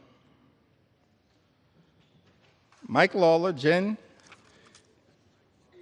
Kiggins, the gang is all here again. Jeff Van Drew, Don Bacon, Dan Newhouse, Zach Nunn, Robert J. Whitman, Nicole Malliotakis, Marionette J. Miller Meeks, and Jeff Hurd. 16 members, Mr. Speaker, of the House Republican Conference, in a letter written to you, Mr. Speaker, and the Honorable John Thune, Majority Leader of the United States Senate, on June 24th, and here's the most extraordinary statement that was written in this letter. In the second to last paragraph, I think we call that the penultimate paragraph. In the second to last paragraph, it says, protecting Medicaid is essential for the vulnerable constituents we were elected to represent. Therefore, we cannot support a final bill that threatens access to coverage or jeopardizes the stability of our hospitals and providers. Mr. Speaker, 16 members of the House Republican Conference, who just a few days ago made clear on the record that they will not support devastating cuts to Medicaid. 16 members. All we need, Mr. Speaker, are 4 Republicans from this group to join us, and we can stop these devastating cuts to Medicaid. Join us. Join us. Join us. We welcome you with open arms into the warm embrace of members of Congress who are here to protect the health care of the American people. Just for y'all, we welcome you with open arms into the warm embrace of members of Congress determined to protect the health care of the American people. All we need are 4. And so many of y'all are on record. So as I conclude this section of this particular presentation, and we still got some ground to cover, we're going to continue as House Democrats to take our sweet time on behalf of the American people, because the issues are too significant to ever walk away from. I just want to turn to a statement that was issued by Senator Lisa Murkowski. I want to give some love to the other side of the Capitol.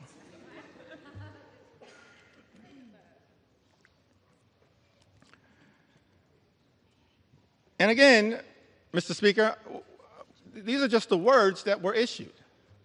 I'm not even trying to characterize the words. But the American people need to hear these words from the people that were sent to Congress to protect their interests. Senator Lisa Murkowski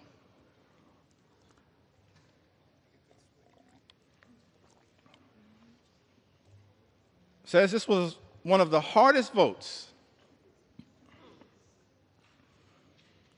I have taken during my time in the Senate. Let me just editorialize there briefly. This should not be a hard vote, Senator Murkowski. This should be a hell no vote on behalf of the people you were sent to Washington to represent. It's a hell no vote for us because we're standing up on behalf of the American people. It should be a hell no vote. But, Mr. Speaker, these are the words. Senator Murkowski says this was one of the hardest votes I have taken during my time in the Senate.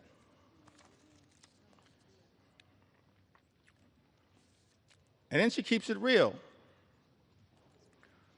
As far as I can tell, she says, but let's not kid ourselves. This has been an awful process.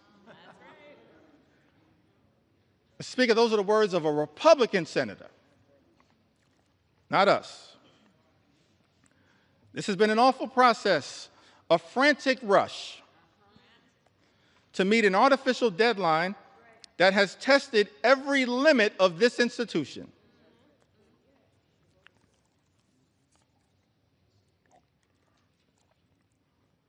While we have worked to improve the present bill for Alaska,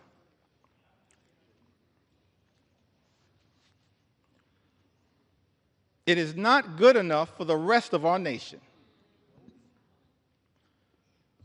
And we all know it.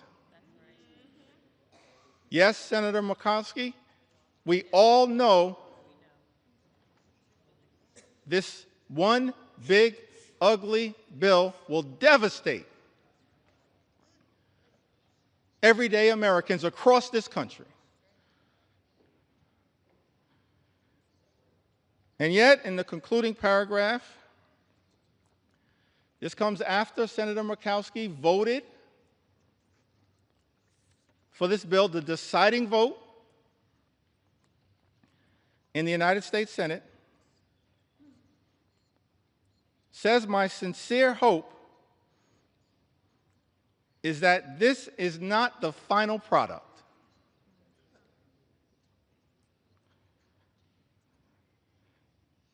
This bill needs more work across chambers and is not ready for the president's desk. We need to work together to get this right.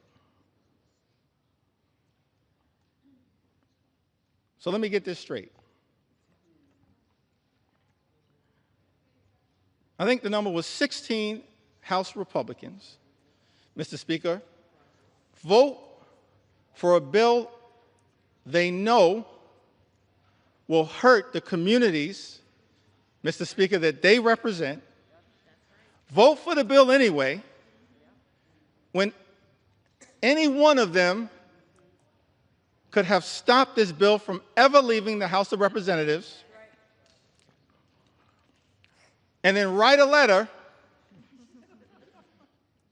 to the senators in the other side of the Capitol saying, fix this bill.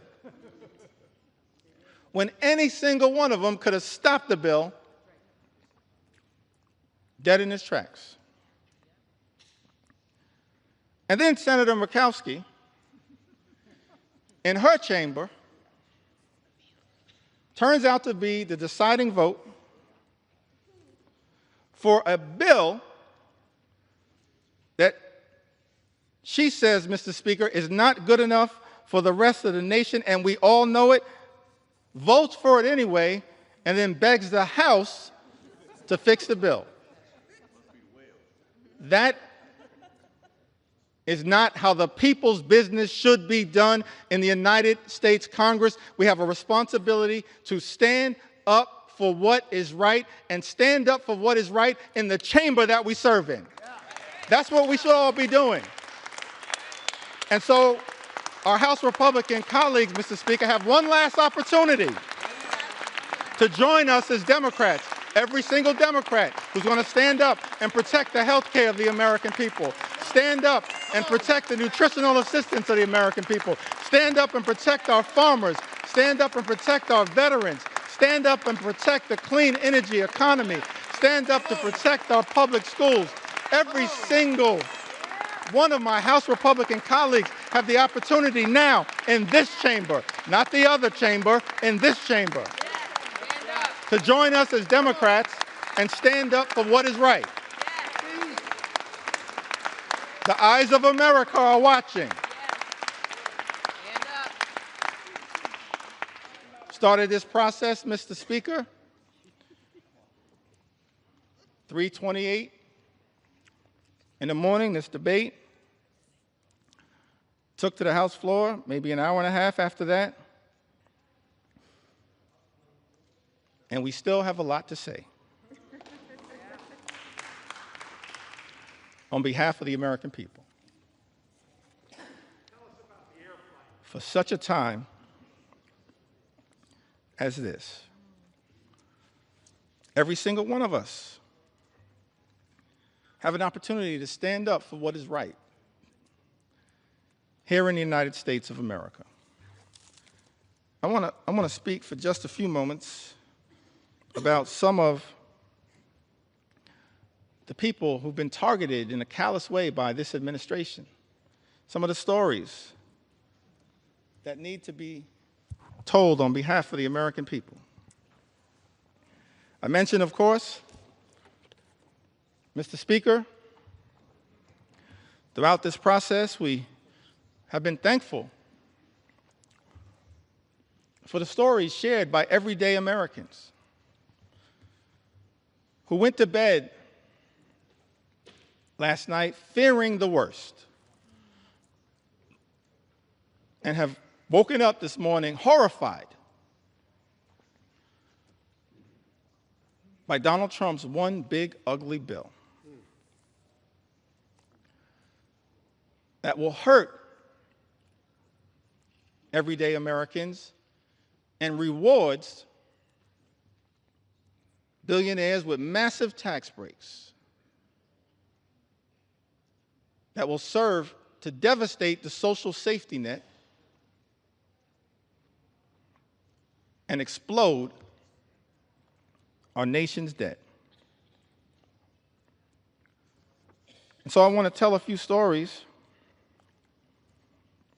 on behalf of our nation's veterans who've also written to us to share their concerns with this one big ugly bill. Victoria from Arizona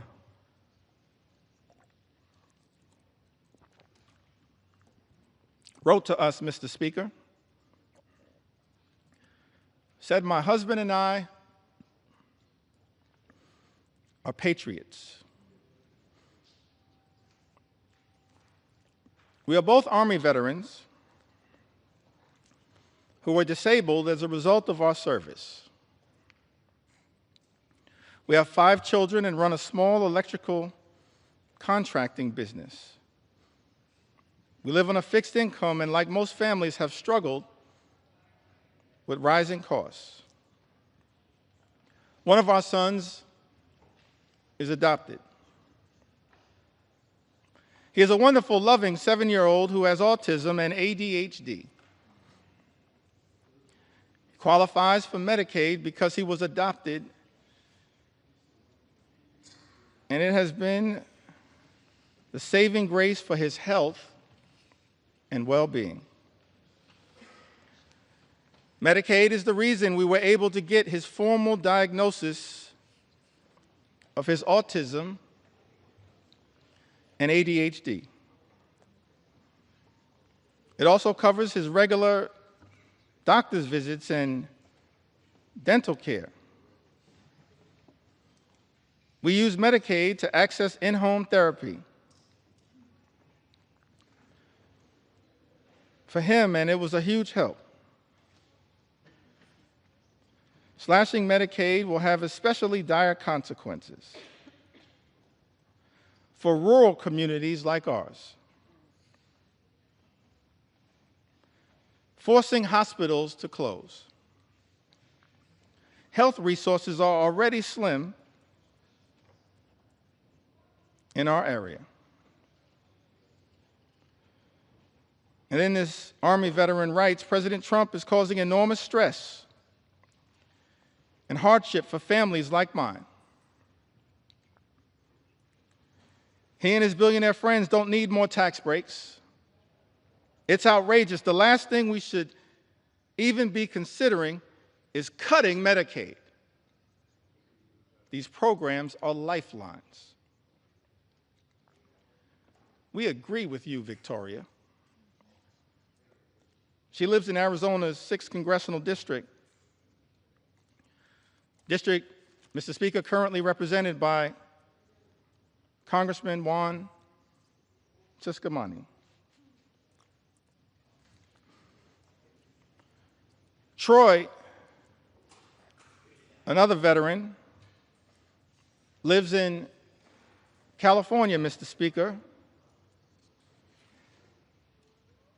Lives in a district currently represented by Jay Obernolte. That's California's 23rd congressional district, I believe. He writes to us and says, I was in the U.S. Army and went to Kosovo in 2001,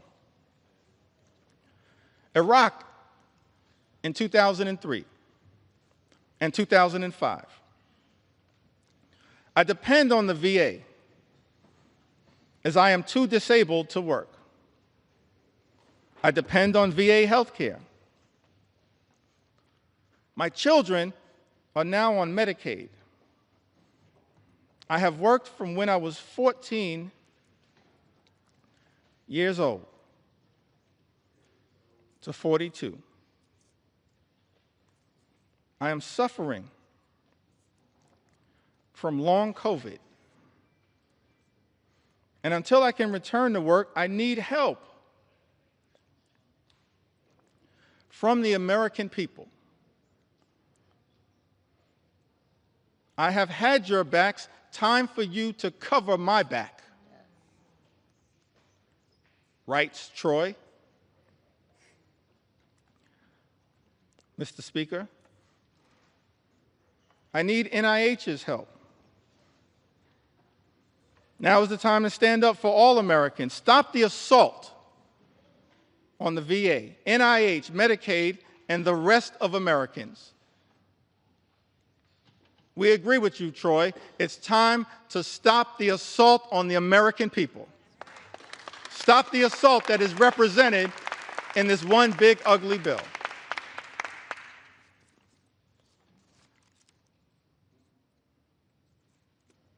Christy, another veteran, wrote to us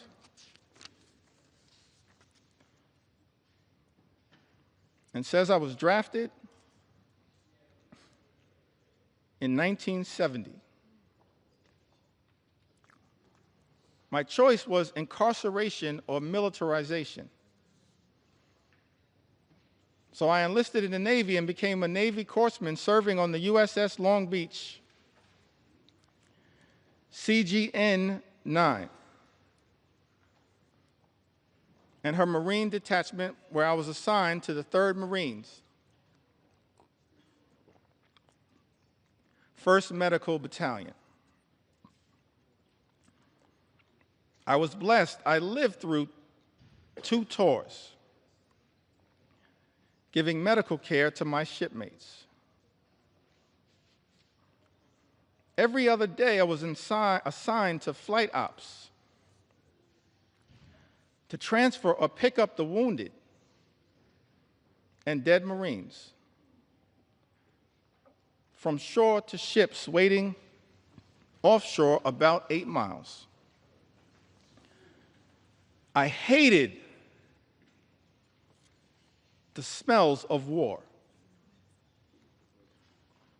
This veteran writes, death and misery were my constant companions. The war left me unsettled, mentally and morally corrupt. For 50 years, I have suffered with my PTSD, which went undiagnosed for years. After 12 years of VA therapy and working hard for my soul to be repaired, I find myself living alone and isolating from others. And I am one of the lucky ones thanks to the care I have received from the VA. Veterans pouring out their heart and their soul, sharing their anxiety with all of us, urging this Congress to do something, to stand up on behalf of the veterans who are going to be hurt by this one big, ugly bill. Devastated by this one big, ugly bill.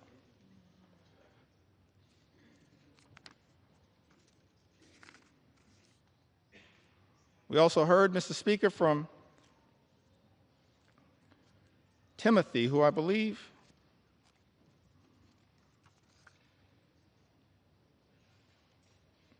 may have written to us from the Commonwealth of Kentucky. He says, my name is Timothy.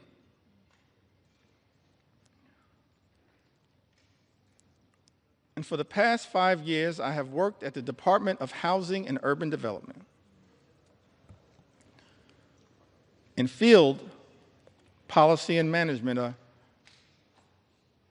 Department of Housing and Urban Development that was once led so ably by our former colleague, Congresswoman Marcia Fudge, and now has been taken in a very different direction. Timothy writes, in this role, I've educated the community about HUD's programs such as FHA loans and housing counseling that allow people to purchase homes. Affordable rental housing that help people pay their rent, and homeless services that help people find shelter and leave the streets. I have worked with internal data that focused on improving our programs.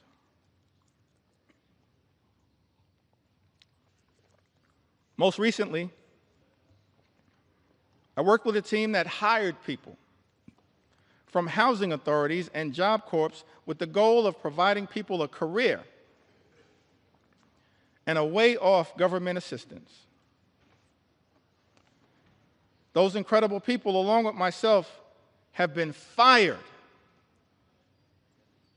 by Elon Musk's Doge.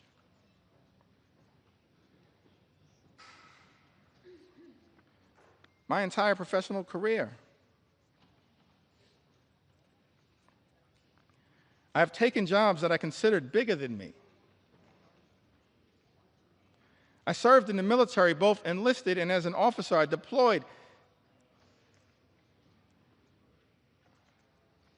And I'm now a disabled vet with a rating of 90%. After the military, I focused on giving back and challenging myself in a way while continuing a job that was bigger than myself, so I joined the Peace Corps. Served in Ukraine for years, working as a youth development volunteer. Now as a HUD employee, I'm being fired by an unelected official and being called lazy by my president. I want to know why Elon Musk has this power and authority and why our elected officials are not doing more to stop it. I have served this country and the government my entire life because I love my country. Why is this happening? Tim writes to us. That is such an important question, Mr. Speaker. Why is this happening in the United States of America? Why are we living in a country where this administration has launched an all-out assault on veterans in the United States of America, firing veterans like Tim in the United States of America, jeopardizing services from the VA, earned benefits that these veterans are entitled to because of their extraordinary service. Men and women in uniform who serve this country, Mr. Speaker, benefits that they've earned, and now find themselves in the legislative line of fire from their own government, their own country, and stand to be hurt in such an extraordinary way by this extreme Republican budget, this one big, ugly bill. We're here on the House floor, Mr. Speaker, to say to Tim and every single veteran who put on the uniform, every single man and woman who served this country, we will not abandon you in your hour of need. Right. We're going to stand up for every single veteran in this great country and make sure that the veterans of the United States of America are treated with the dignity and respect that you deserve. That is our promise to each and every veteran in the United States of America, and that's why, Mr. Speaker, we stand in strong opposition to Donald Trump's one big ugly bill. An all-out assault here in the United States of America, an extraordinary assault. An assault on the economy, an assault on our veterans, an assault on farm country, an assault on health care, an assault on nutritional assistance. And of course, this one big ugly bill and the Trump administration, I wish it was not so. Because at the beginning of this Congress, Mr. Speaker, I stood right where you stand right now and said in my first remarks to this Congress and the American people that as Democrats, we were prepared to find common ground on any issue to make a difference in the lives of the American people we all represent. But then, Mr. Speaker, beginning on January 20th, a flood of extremism, the likes of which have never before been seen in the United States of America, has been unleashed on the American people. An all-out assault on the American way of life. An assault on small businesses that is underway here in the United States of America. We should all recognize that small businesses represent the heart and soul of the American economy. And if we're going to stand up for any group of people here in the United States of America, in addition to our veterans, our men and women in uniform, and I'm proud that I stand here as the son of someone who once wore the uniform. My father, he's in heaven right now. Marlon Jeffries grew up in Newark. His nickname was Pudding. One of my regrets is that I never got to ask him, how did he get the nickname Pudding? But he left Newark as a high school graduate and put the uniform on, enlisted in the Air Force, and served in Germany during the Cold War. We have to stand up for our veterans, stand up for small businesses. And we've heard a lot throughout this process about concerns from small business entrepreneurs here in the United States of America. I've heard from Mercedes, lives in the great state of Colorado. Mercedes writes, my husband and I are the owners of a small business. Without the ACA, my family would not be able to afford health insurance. My daughter also receives free dental coverage as a result of the ACA. I still have major issues with our health care system, but at least we have health insurance. My mother, who is retired, also receives benefits from Medicaid in addition to her Medicare. She would not be able to afford health insurance or dental insurance due to the fact she lives on a fixed income. Any cuts to these programs would be detrimental to our health and welfare as a family. I want to thank Mercedes for reaching out and sharing her story, because it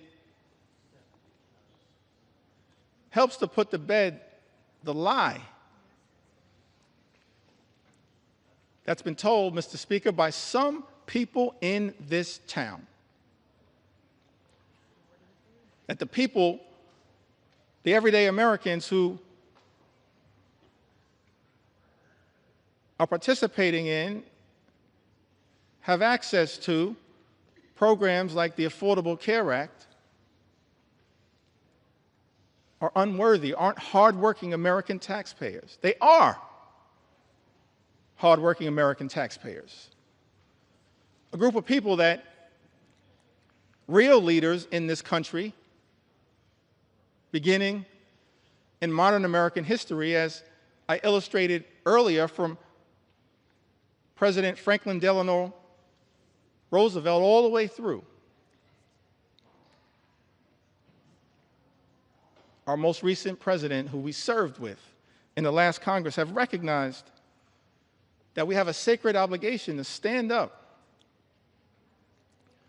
for everyday Americans who are struggling right now, including our small business entrepreneurs, the heart and soul of the American economy, who right now are dealing with such economic uncertainty because of the erratic, reckless, and dangerous Trump tariffs that have unleashed so much chaos and uncertainty, raising costs for small business owners all across the country, undermining their ability to fully achieve their entrepreneurial dreams. This is not who we should be in the United States of America. Small business owners under assault by this administration. And there's a target on the back of many of these small business owners as a result of this one big, ugly bill. Janice wrote to us. She's from the great state of Michigan, the heartland of our country. So thankful to all the members of the Michigan delegation and what they represent. Janice, however, she resides, Mr. Speaker, in the 7th Congressional District, represented by Congressman Tom Barrett.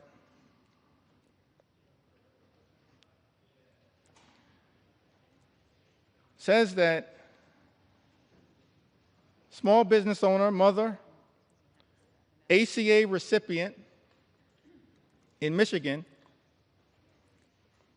who recently spoke about how Trump's tariffs would potentially force her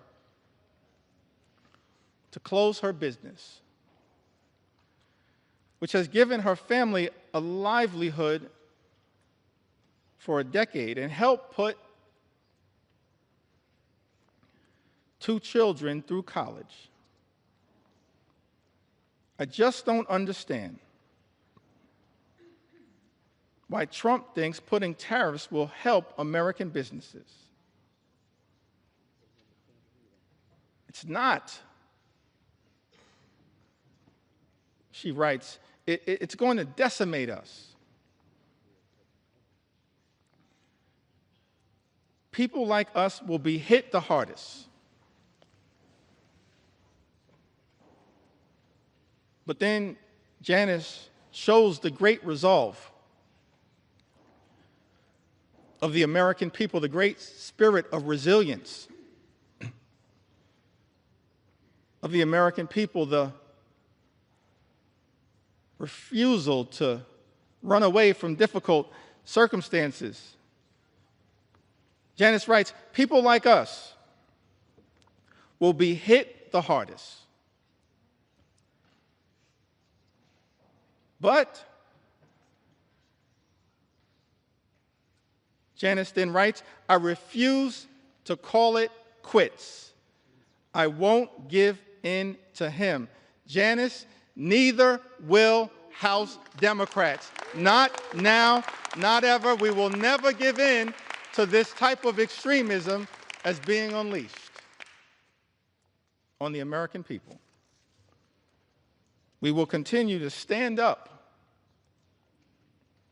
for you. One last small business owner that I'd like to mention. So many who've written to us, whose stories I want to be able to share, but let me perhaps go back to the Big Apple, the great state of New York. But let me also say to the American people, one of the ways in which we've received all of these stories, and we urge you to continue to share these stories from all across the land. You can share your story with us at democraticleader.house.gov/share your story. democraticleader.house.gov/share your story. We want to hear from the American people as to how we can best represent your interests on this day and on all days moving forward, because your stories are powerful. Your stories will continue to give us the resolve to fight for an America that's fair and just, an America where every single person can afford to live the good life. Good paying job, good housing, good health care, good retirement, and of course a good education for your children. That's not too much to ask in the wealthiest country in the history of the world. Work hard, play by the rules, and every single American should be able to afford to live the good life. But we know that in this country, far too many people are living paycheck to paycheck. Far too many small business entrepreneurs living paycheck to paycheck.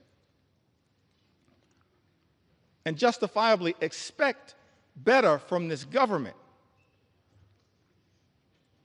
We should be working hard in a bipartisan way to make their life better, not unleashing shock, awe, and pain on the American people. That's what this one big ugly bill will do. Devastate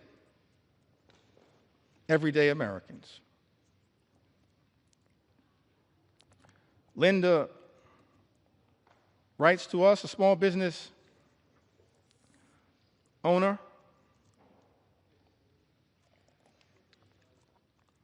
I believe she's from the North Country. Lives in New York's 21st Congressional District, Mr. Speaker. Linda's a flower farmer and flower importer in upstate New York. Small business has been impacted by Trump's tariffs on products being imported from Western Europe, the Netherlands, I believe. The economic strain and uncertainty imposed by the tariffs on small business owners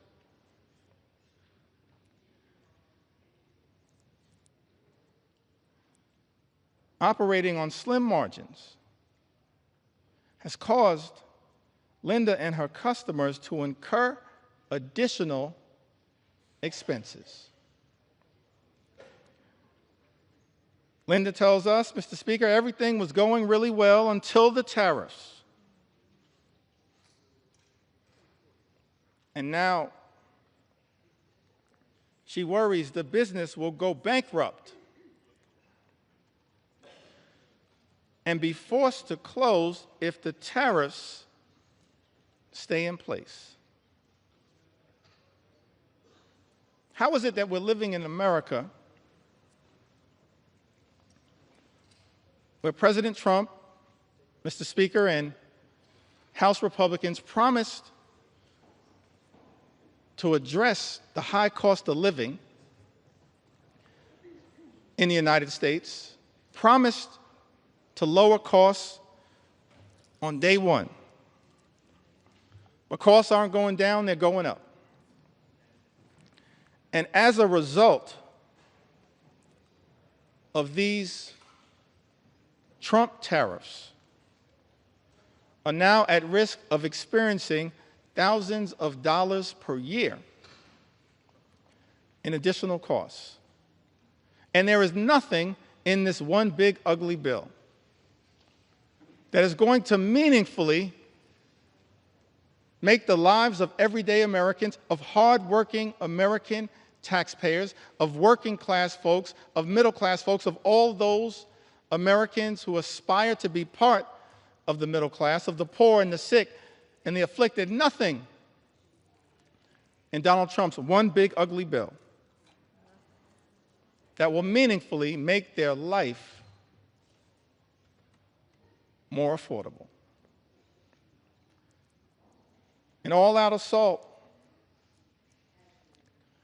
on the economy. We're dealing with an all-out assault on health care, on Medicaid, on the Affordable Care Act, on the Children's Health Insurance Program. All-out assault on the care, Mr. Speaker, being provided by Planned Parenthood, the medical care being provided by Planned Parenthood that is jeopardized in this very bill. All-out assault on hungry children, on hungry veterans, and on hungry seniors, millions of people who will lose their nutritional assistance, will go hungry. Food is being ripped out of their mouths by this one big, ugly bill. Mr. Speaker, that so many of my Republican colleagues seem prepared to support, notwithstanding their prior statements on the record to the contrary. All-out assault on veterans. An all-out assault represented in this bill on small business owners and entrepreneurs who are the heart and soul of our economy. And this bill also represents an all-out assault on law-abiding immigrant families. And Mr. Speaker, we are going to tell their stories as well. We're going to tell their stories. We're going to tell their stories. Because what's happening in this country, an all-out assault on law-abiding immigrant families, is unconscionable, unacceptable, and it's un-American. Because this is a country that should continue to pride itself as a nation anchored in the rule of law, and at the same time a nation anchored in our journey as one of immigrants from all over the world. And we should never abandon that journey. We're approaching the 249th birthday of this great country, this exceptional country. And I believe, and we can go directly, if necessary, Mr. Speaker, to the words that were initially issued by Thomas Jefferson, the author of the Declaration of Independence. And he went through a whole series of indictments against the king. That America, 13 colonies, which became the 13 states, were working hard to break free from. I mentioned earlier the Declaration of Independence, and of course some of the aspirational aspects of it. There are really two parts, as I can tell. I'm not a constitutional scholar. I'm thankful for the constitutional scholars that serve in this Congress. No one more constitutional and more scholarly than my friend and colleague, the top Democrat on the Judiciary Committee, Jamie Raskin, who continues to lead the charge, standing up for the Constitution here in the United States of America. But as I read the Declaration of Independence, there seem to be two parts to it. There's the aspirational part, Mr. Speaker, of the Declaration of Independence. Of course, we hold these truths to be self-evident, that all men are created equal. We understand that now in a more enlightened way, all men, all women, all children, all of God's children created equally. That they are entitled to certain unalienable rights. That among these are life, liberty, and the pursuit of happiness.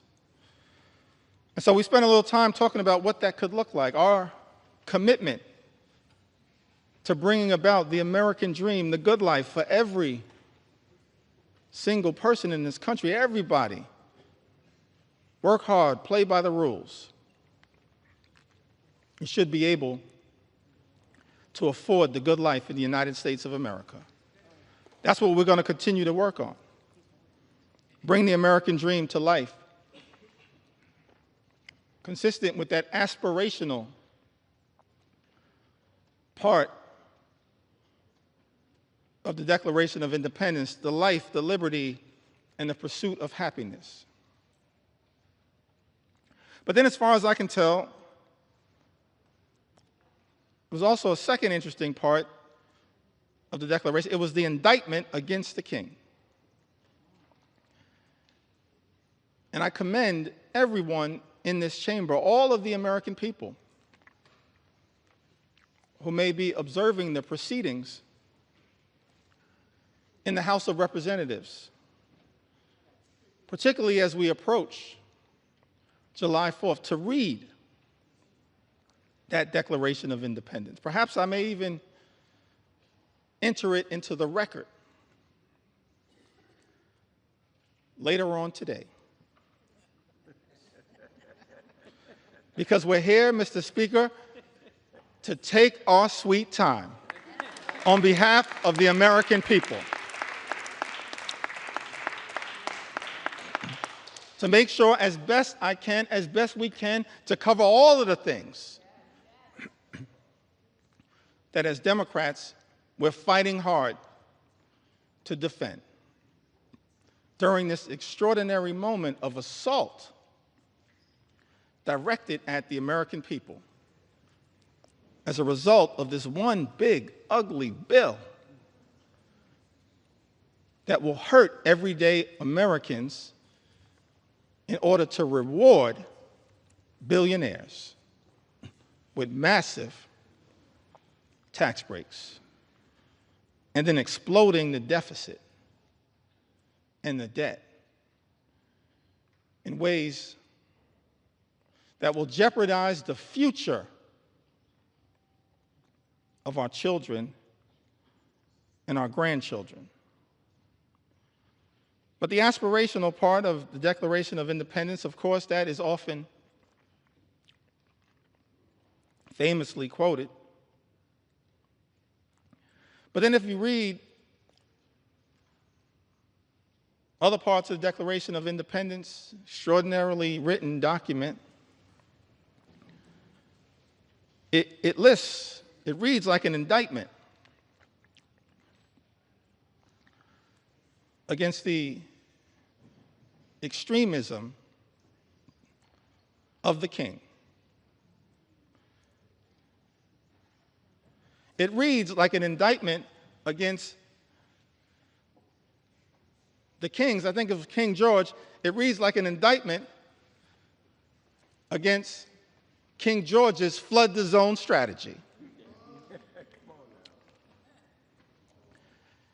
It reads like an indictment against King George's shock and awe strategy. It reads like an indictment against what I think may have been called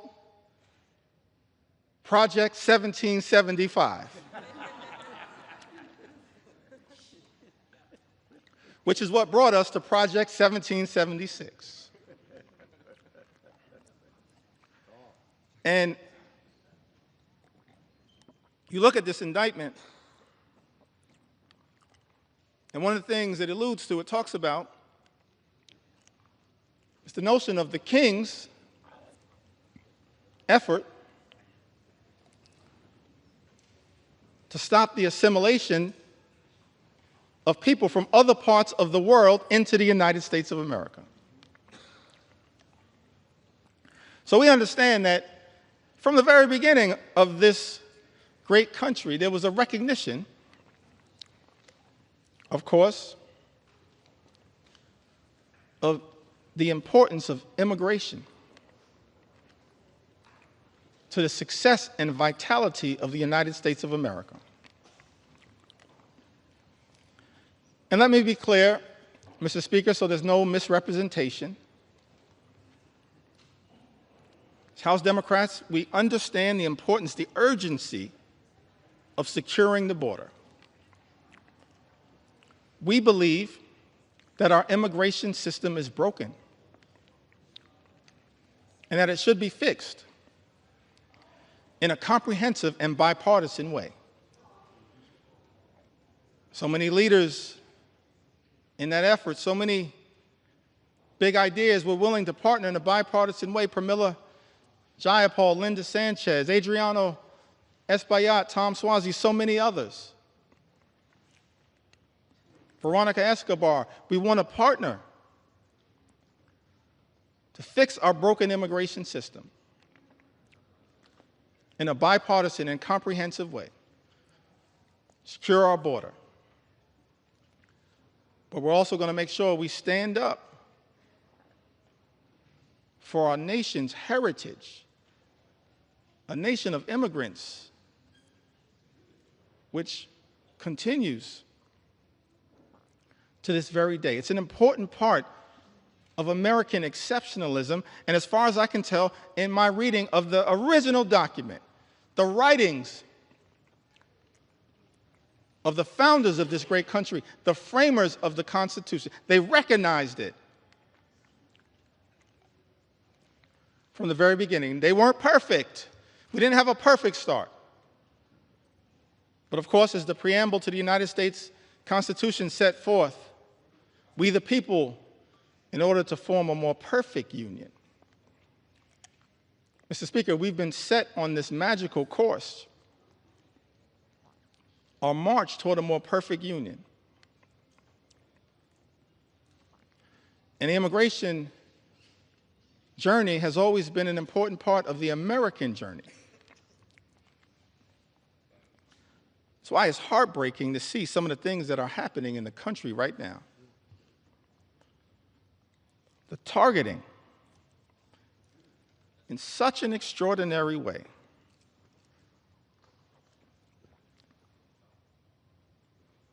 Of law-abiding immigrant families, including American citizens. How can this be in the United States of America? Some people who might suggest that we should stay away from these stories. No, I'm going to lean into this part of the American journey because we support our heritage as a nation of immigrants. And we're going to stand up for dreamers, stand up for farm workers, stand up for law-abiding immigrant families all across this country. U.S. citizen children have been deported, Mr. Speaker. Is this who we've become in the United States of America? How can this be? This is extraordinary. 2-year-old American named Manu Borges Santos was born in Fort Lauderdale, Florida, in September of 2022. February, she was taken into custody in Florida alongside her mother and father,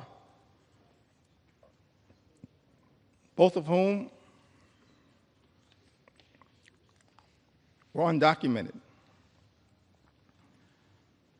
And as a result of this situation, 2-year-old Manu was deported to Brazil. Because of the Trump administration, Manu, a U.S. citizen, only 2 years old, is now effectively stateless. Manu is not a citizen or resident of Brazil. It's a 2-year-old girl, an American citizen.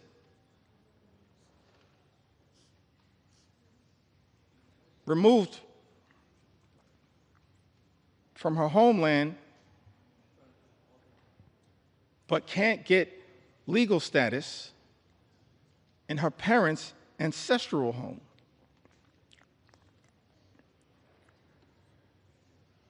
And as a result of her inability to get citizenship down in South America, because she's an American citizen, she has no right to routine pediatric checkups, even though Brazil has a public health system, cannot easily enroll in daycare, and finds herself in an untenable situation. I think we are better than this. We've got to find a better way, because I thought this administration promised, Mr. Speaker, to target violent felons, not 2-year-old American citizens. That's unacceptable, as far as I can tell, in the United States of America. Target violent felons all you want. We support that. They should be deported. But why are resources being spent targeting 2-year-old American children? That's not American. And I don't believe the American people support that, Mr. Speaker. That's not what this country should be all about. Manu wasn't the only one. The only American citizen who's been targeted. by the deportation machine, a deportation machine that will be unleashed on steroids by this one big ugly bill. We know that, in fact, is the case. That's not hyperbole. It's not a hypothetical. It's not hype. J.D. Vance told us the other day, don't worry about the cuts to Medicaid. Don't worry about the fact that this is the largest cut to Medicaid in American history. Don't worry about the fact that millions of Americans, more than 17 million Americans, will lose their health care, and many more will experience higher premiums, copays, and deductibles, whose life will measurably get worse as a result of this one big ugly bill. Vice President J.D. Vance said, don't worry about that because it's all about the deportation machine. That's not targeting violent felons. Apparently, much of what has been unleashed on the American people targeting American citizens, like a 2-year-old American girl with the initials VML, who was deported alongside her mother and sister to Honduras without any meaningful due process. VML was taken into custody by ICE on April 22nd.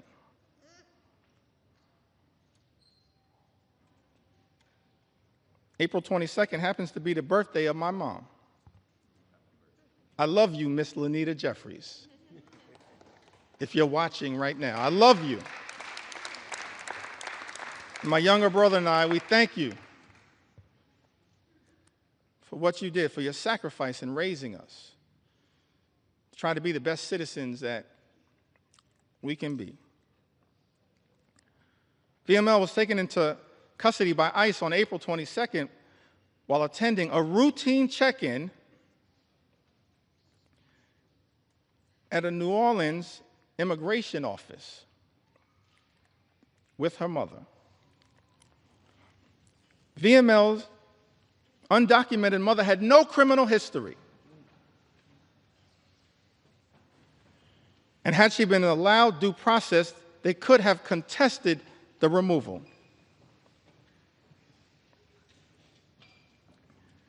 Instead,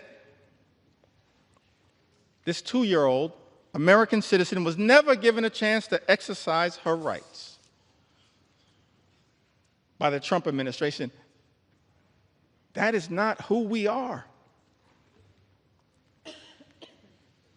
We are better than this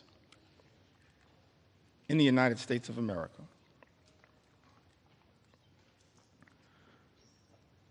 Carlos or Carrie Lopez Alvarado, a U.S. citizen, arrested while she was 9 months pregnant, masked men wearing Border Patrol uniforms, followed by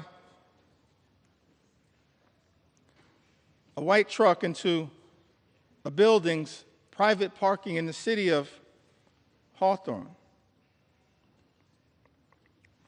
In that truck was Carrie's partner, Brian, when she tried asking questions about who the agents were and what authority they had to arrest her partner, she was arrested. And Carrie, an American citizen,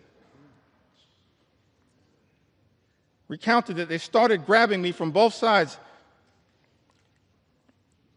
and I ducked down to sort of shield my stomach because I was afraid. An American citizen afraid that they were going to hurt me.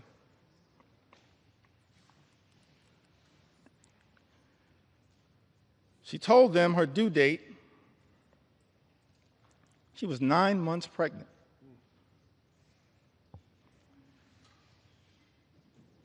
Apparently, these CBP officers responded, okay,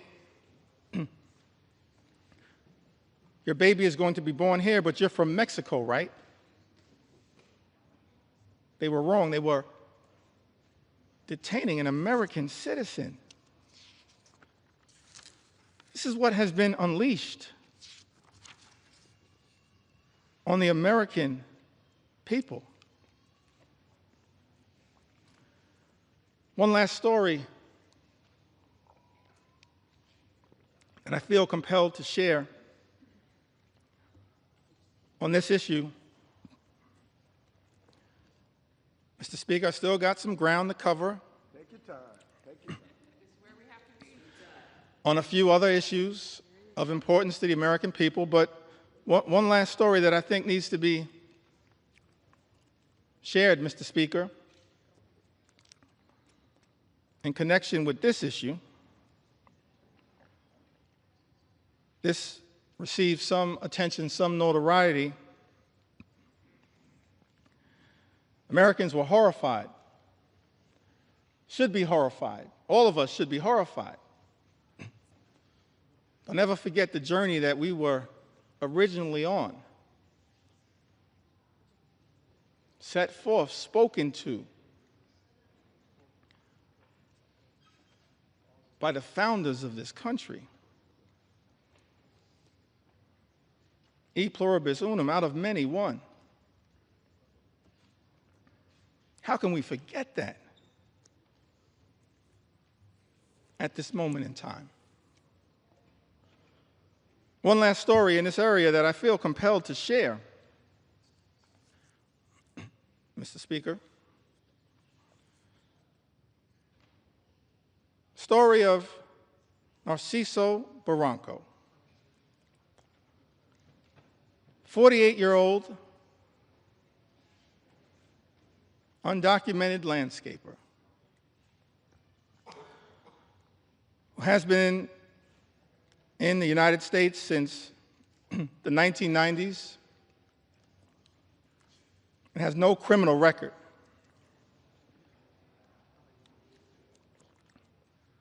Here's the thing that got me about this story. Caused me to ask the question about this particular moment, the type of deportation machine that has been unleashed on the American people. Narciso, this landscaper, raised 3 American sons, all of whom became Marines, 2 of whom are currently, Mr. Speaker, on active duty Marines. His sons, juggling their military assignments, have been trying to deal with the costs and the paperwork required to adjust their father's immigration status through parole in place, a program which allows undocumented members of military families to apply for a green card. But these men in uniform,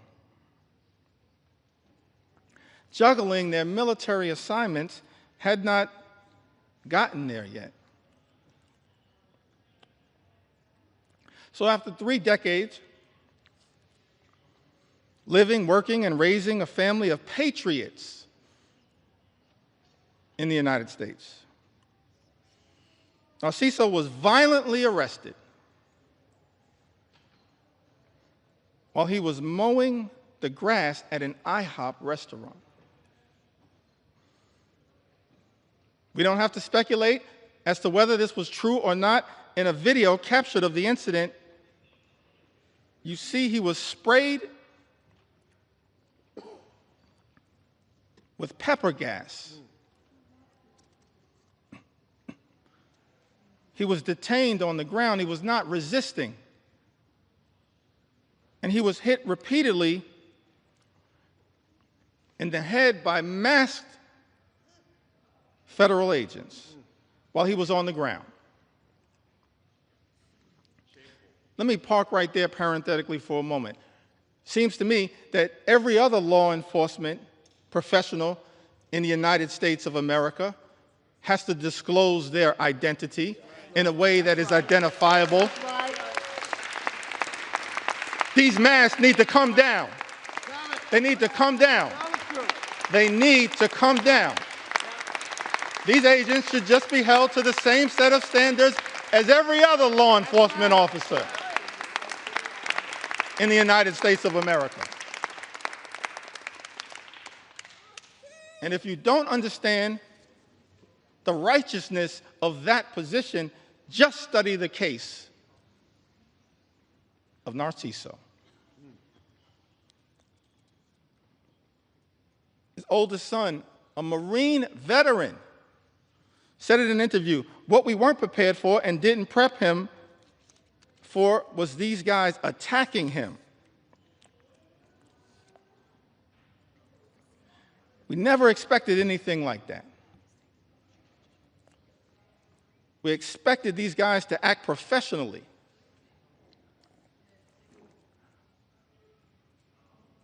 And up to the standards of the United States government. Are masked, armed federal agents who beat people on the ground really the standards the United States government should be standing by?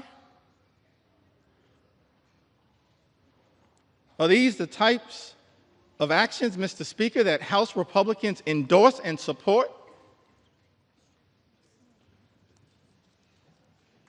This is not the way that anyone in the United States of America should be treated, particularly the father of 3 patriotic Marines.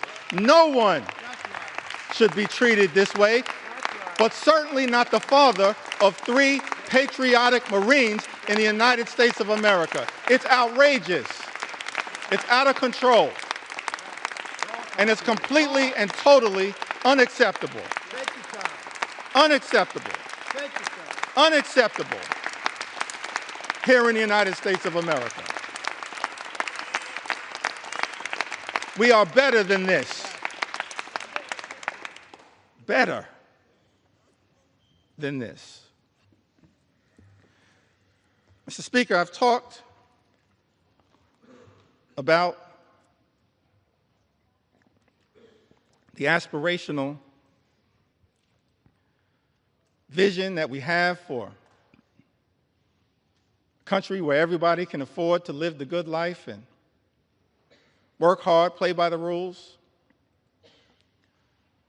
experience the American dream,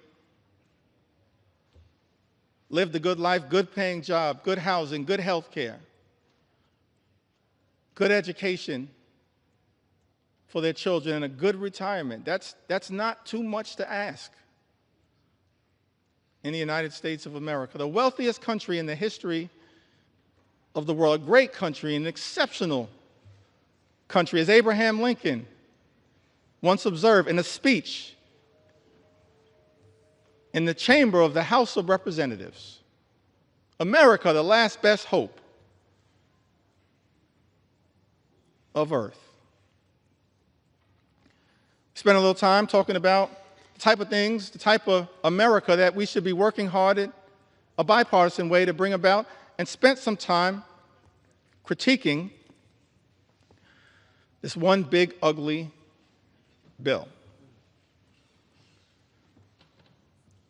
And it's not like Republicans, Mr. Speaker, weren't given every opportunity to try to address the concerns that we have raised.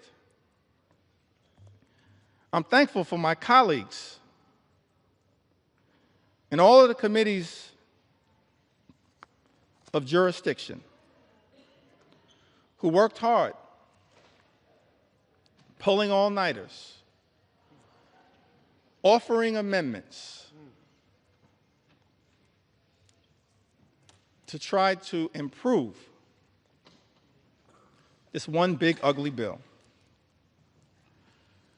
We've actually introduced throughout this process, Mr. Speaker,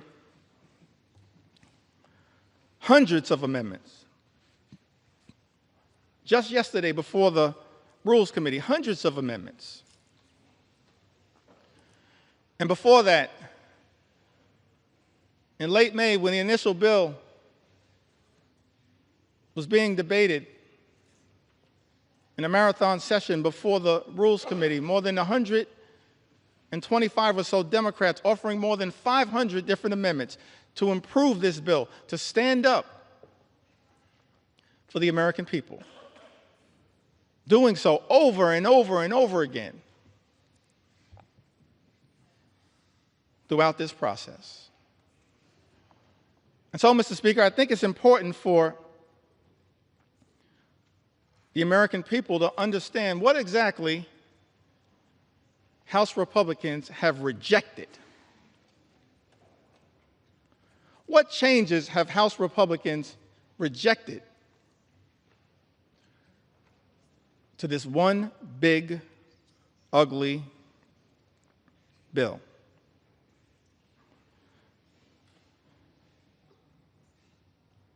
We repeatedly tried to offer an amendment, both in rules and on the House floor on behalf of the American people, to strike every single provision that would cause the largest cuts to health care and food assistance in history, which will result in 17 million people or more losing health coverage and jeopardizing nutritional benefits for about 42 million Americans who might otherwise go hungry. Republicans voted down that amendment.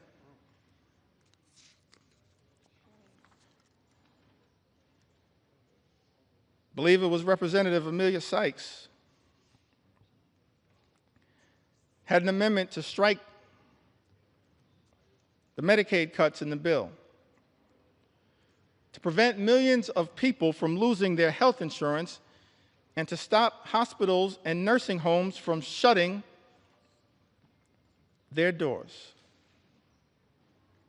Republicans voted down that amendment. Representative Judy Chu had an amendment striking cuts to the Affordable Care Act. Cuts that are in this one big ugly bill that will cause millions of everyday Americans to lose their health insurance or experience having their costs go up. Mr. Speaker, you know that Republicans voted down that amendment. Representative Lauren Underwood from the great state of Illinois had an amendment, and I wish I could go through all of the amendments that have been introduced, but I'm going to highlight as many as I can. Representative Lauren Underwood had an amendment to ensure that people who get their insurance through the ACA, Obamacare, will not see their premiums increase. As I mentioned earlier, that as a result of this one big, ugly bill, Mr. Speaker, premiums, copays, and deductibles are going to go up for millions of Americans. Many will lose coverage. And so this amendment was introduced to ensure that people who get their insurance through the ACA will not see their premiums increase this year, which is expected to cause 5 million people to lose coverage. Mr. Speaker, Republicans voted down that amendment.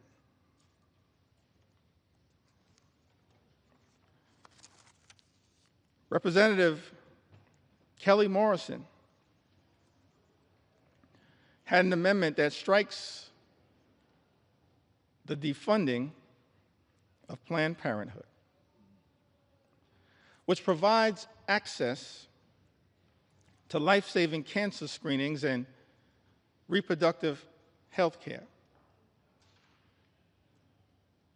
Now, last year, Republicans, Mr. Speaker, promised that reproductive health care, reproductive freedom was a state issue. President Trump promised that reproductive health care, reproductive freedom was a state issue. And yet in this bill, there's a backdoor attack on reproductive freedom by targeting health care, preventative health care, that Planned Parenthood provides to millions of people all across this country. Representative Kelly Morrison had an amendment that strikes the defunding of Planned Parenthood, which provides access to life-saving cancer screenings along with reproductive health care. Republicans voted that down. Let me pause there parenthetically just to make one observation on this issue of reproductive freedom. What we're seeing right now in the House of Representatives, Mr. Speaker, Republicans unleashing a march toward a nationwide abortion ban. That's what's going on right now. What does this provision have to do with making life more affordable for everyday Americans? Nothing. This is all part of a right-wing ideological extreme effort to undermine reproductive freedom in the United States of America. Let me make something clear, Mr. Speaker. House Democrats believe in a woman's freedom to make her own reproductive health care decisions, a decision that should be between a woman, her family, her faith, and her doctors. That's it, period, full stop. And we will continue to fight for reproductive freedom in the United States of America. And we will not rest, Mr. Speaker, until the Women's Health Protection Act becomes the law of the land here in the United States of America. Big difference between us and them. Big difference.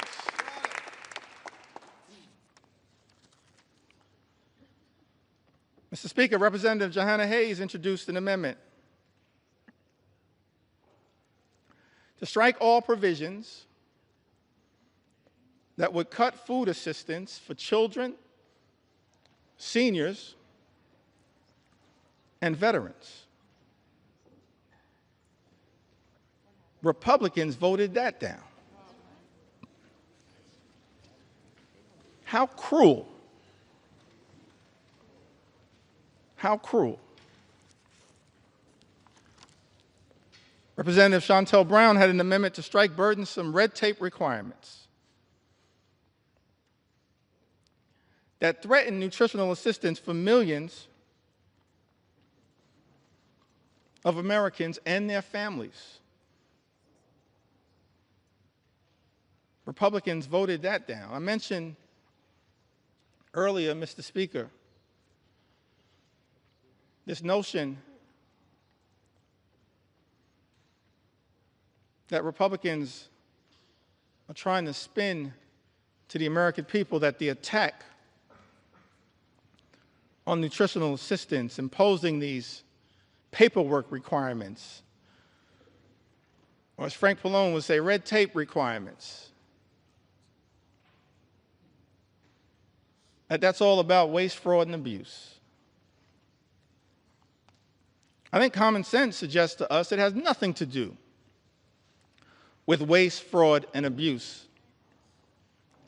Mr. Speaker, I made clear earlier that as House Democrats, we believe that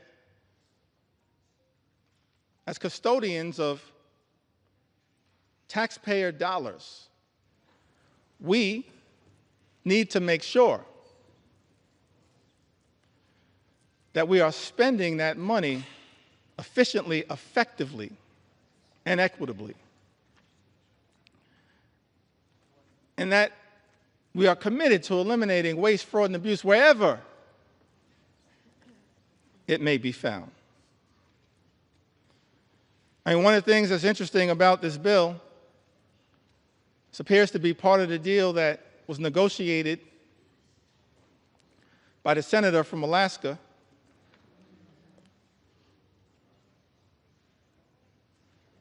is that the states apparently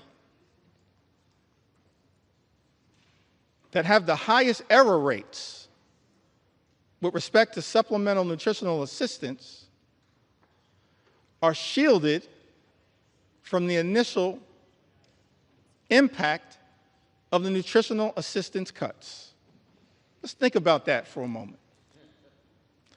How can it be that Republicans, Mr. Speaker, are claiming that this bill has anything to do with waste, fraud, and abuse, and yet the states with the highest error rate,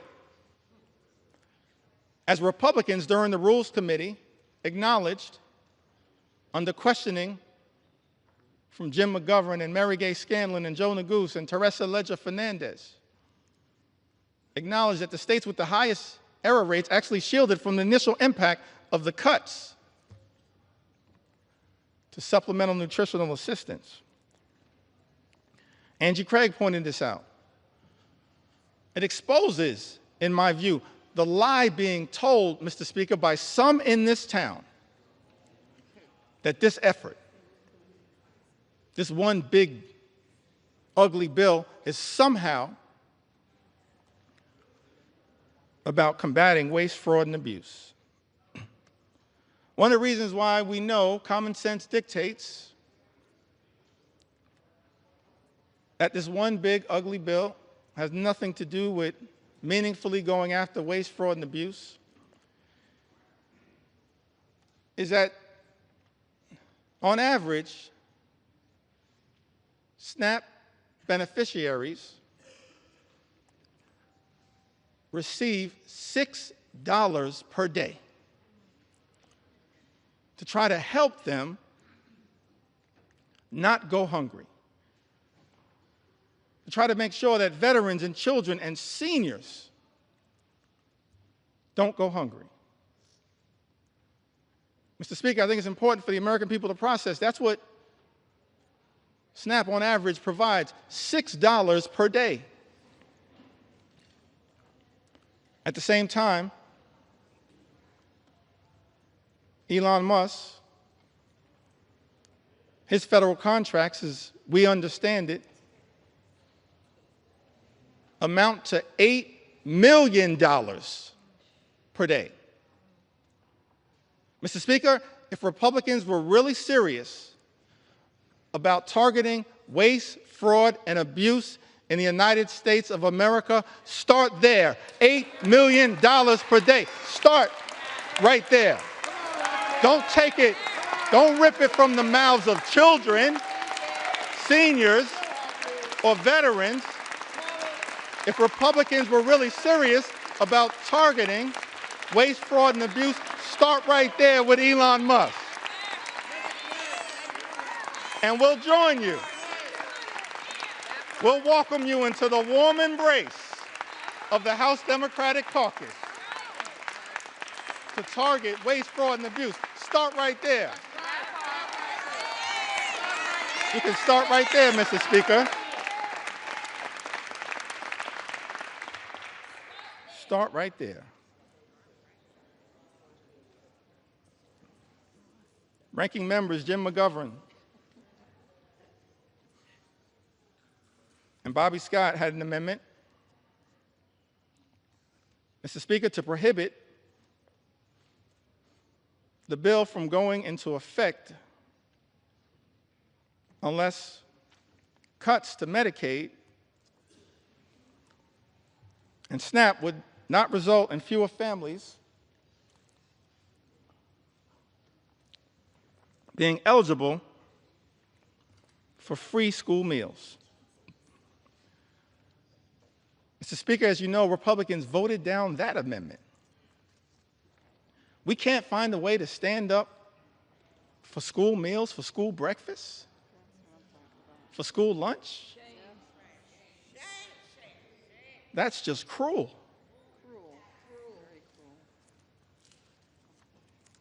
It is callous. It's a corrupt perversion of this process, targeting, as this one big, ugly bill does, school children, hungry school children in the United States of America. Speaker, Representative Mike Thompson had an amendment that would have ensured Americans would not see their energy costs go up, and to protect the millions of good-paying jobs that this bill will eliminate, because this one big, ugly bill puts a target on the backs of the clean energy economy, on clean energy jobs, which result in cheaper energy and lower costs for the American people. We were told by President Donald Trump when he was on the campaign trail, costs would go down on day one. He was going to focus, we were told, on lowering the high cost of living in the United States of America. That's not what this bill does. And we know it, because 21 House Republicans made that clear in a letter that I cited earlier that's now part of this public record. Representative Mike Thompson, supported by others, had an amendment. All of these amendments co-sponsored by members all across the gorgeous mosaic of the House Democratic Caucus. We're proud of the fact that we look like we represent, in the most intimate way possible, consistent with John Adams' original vision of the House of Representatives, that the House should be a portrait of the American people.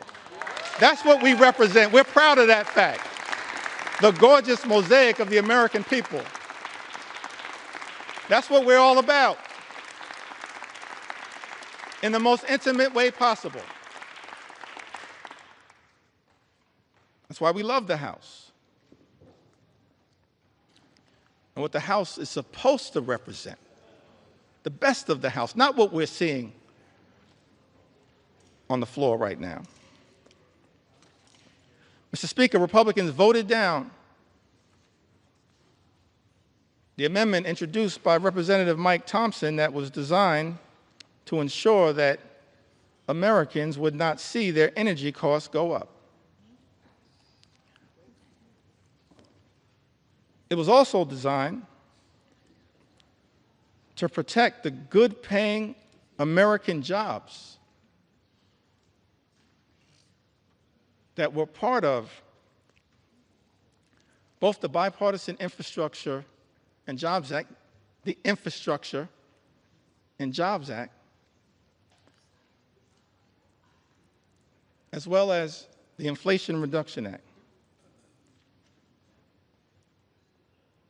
And so this amendment was designed to lift up the principle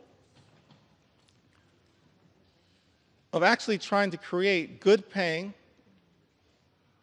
union jobs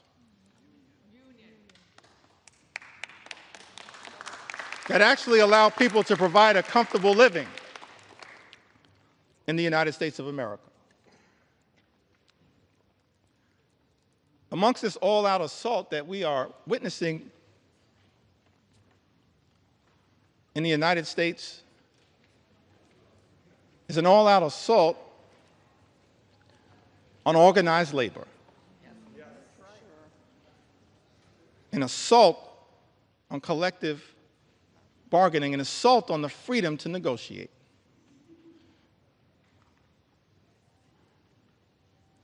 What's the difference, Mr. Speaker, between us and our colleagues on the other side of the aisle? I think one of the things that is a clear difference,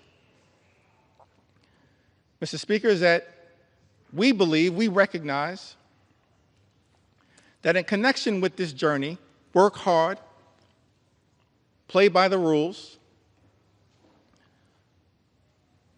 imagine and dare to dream the ability to live the good life, to experience the American dream. An American dream that when you work hard and play by the rules, you should be able to provide a comfortable living for yourself and for your family. Educate your children. Purchase a home. Have access to high-quality health care. Go on vacation every now and then. And then one day retire with grace and dignity. That's the American dream. That's the ability to afford and access the good life. And we believe as House Democrats that no single force in the United States of America has done more to bring the American dream to life than organized labor, and we will continue to stand up for organized labor today, tomorrow, and always. Not undermine good-paying union jobs. That's what this bill, this one big ugly bill, does in the United States of America. We're going to stand up. Stand up. Stand up for organized labor.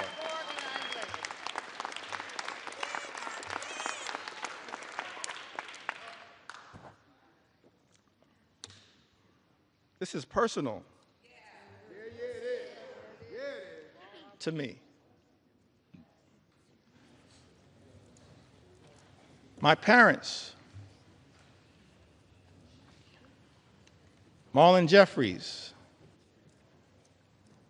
Lanita Jeffries, they raised us, my younger brother Hassan and I, they raised us in a working class union household.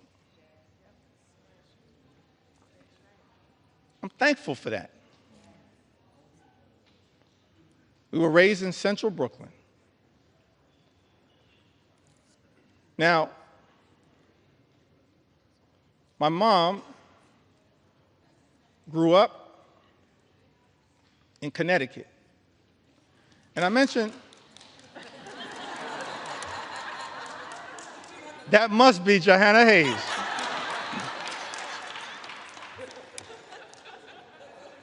I don't see Rosa DeLauro on my sight line, but we're so thankful for all of the members of the Connecticut delegate. I'm an unofficial sixth member of the Connecticut delegation. My mom raised in Bristol, Connecticut. She went to Bristol High School. Thankful for my mom.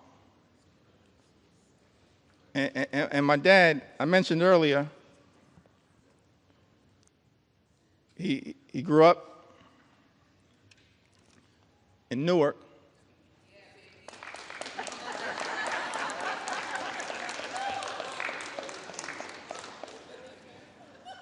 That must be LaMonica McIver. I grew up in Brick City. I mentioned earlier he had the nickname Pudding.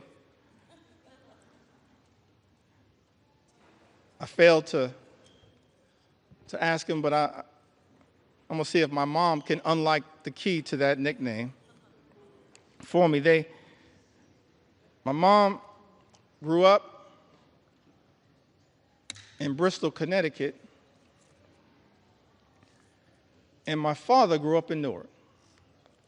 And I mentioned earlier that he then went off to serve this country in uniform as an Air Force member, served in Germany during the Cold War. I think about that a lot. I didn't get to talk too much about it. I wish I would have had the opportunity to talk a little bit more with my dad about that. It's an extraordinary thing in the United States of America that someone could grow up in inner city Newark and then have the ability, in part, thanks to President Harry Truman, to serve with people of all races to defend this great country. I wish I would have had the opportunity to talk to my dad a little bit more about his experience in Germany, because the one thing that I've been able to take away from that experience was that he came back having fallen in love with Heinekens and Becks.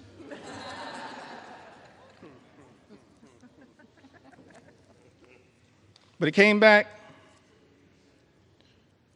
after serving this country, Mr. Speaker, in uniform, as so many men and women do right now in uniform. And let me make clear, we're so thankful, we're so appreciative of the courage of the men and women in uniform who serve in the United States military, and we will always stand behind you.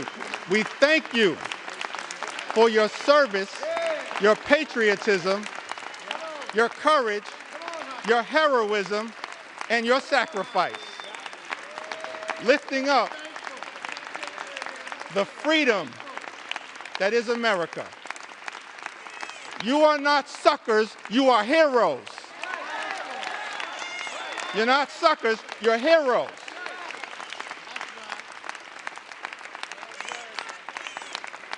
We're thankful for your service.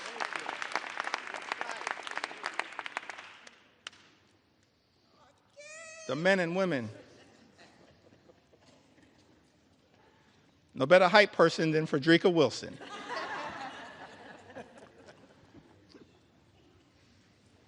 So my dad, as I mentioned, grew up in Newark. My mom in Bristol, Connecticut. So they meet at Central State University. Proud to note, a historically black college and university that has given so much. Historically black colleges and universities to the United States of America, and we will always stand behind you. Always stand behind you. We will always stand behind you. I wouldn't be here right now without a historically black college and university. I'll never run away from that. I will never run away from that. And we're proud of the fact, we can check the record, proud of the fact that over the last few years prior to this administration, historic investment in Hispanic serving institutions, in historically black colleges and universities, in higher education.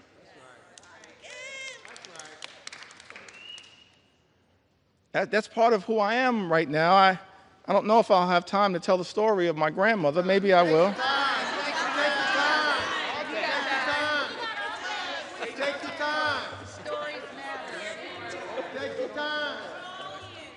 I got so many stories, I feel like I'm in a hip-hop studio right now. But they all relate to what makes every single one of us, every single Democrat, have a story to tell. a story to tell. Brooklyn will get that. Every single one of us have a story to tell. That leads us to this moment. It's the reason why we're fighting hard against this incredible and unprecedented assault on the American way of life and an assault on organized labor. So my parents, they meet Central State University, and Dad would tell us, my younger brother and I, that it was love at first sight. But apparently my mom said, not so fast. But it worked out. I'm thankful for that.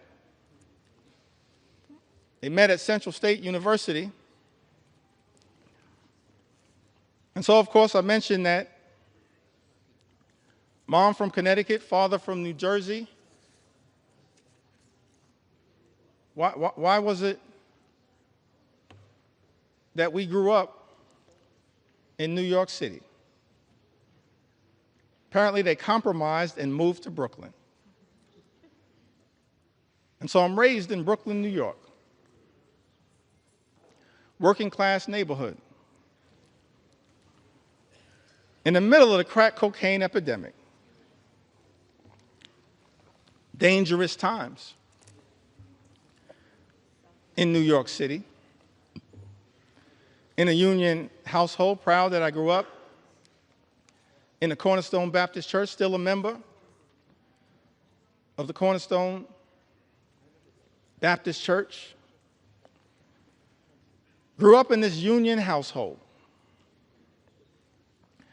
And Mr. Speaker, I land on that moment, and every single one of us as House Democrats have a similar story to tell about why in our heart, in our soul, in our essence, in our experience, we're so horrified by the attacks on organized labor. Because we understand the importance of what organized labor has meant to the American journey. My mom and dad were both public servants throughout their entire lives. My mom worked for 45 years, DC 37, for the city of New York. My dad, he worked for 30 years. He was a member of the Public Employees Foundation. He was a substance abuse social worker dealing with addiction. During the heroin explosion of the 1970s, the crack cocaine epidemic of the 1980s. But they got married in 1967. And they were newlyweds. And many people familiar with the history of the labor movement, particularly in New York City, know that in 1967, the Social Service Employees Union, which they both belonged to at the time, famously went on strike for better pay, better health care, better working conditions, and most importantly, better service to the clients that they served. And I've thought about that fact. They were newlyweds. A few months in, and they had to make a decision when the Social Service Employees Union went out on strike, whether they would cross the picket line, because it was unclear, perhaps, how they would pay for food and rent and clothing as newlyweds in a new city? Or, Mr. Speaker, were they going to stand in solidarity with their union brothers and sisters? I'm so thankful, Mr. Speaker, when I learned that my parents made that decision to stand on that picket line for as long as it took in solidarity with their union brothers and sisters. That's part of our DNA. That's part of why we fight so hard. We can all trace a similar story. An inheritance from our parents and our grandparents. All of us have that kind of story to tell.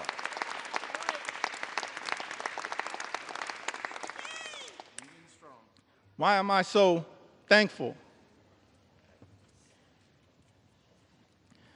that my parents made what I believe was a tough personal decision, but of course the right decision? It's because of what that union membership actually meant to my journey and my younger brother's journey.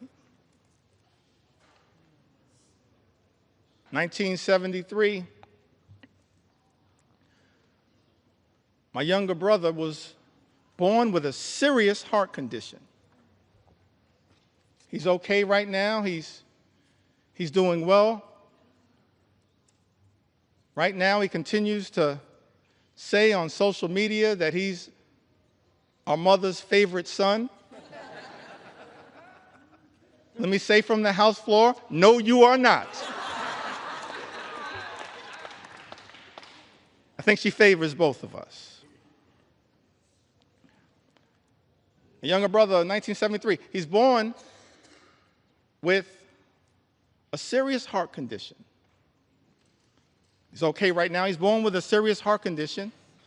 I'm thankful that it was that union negotiated health care that got our family through that difficult moment.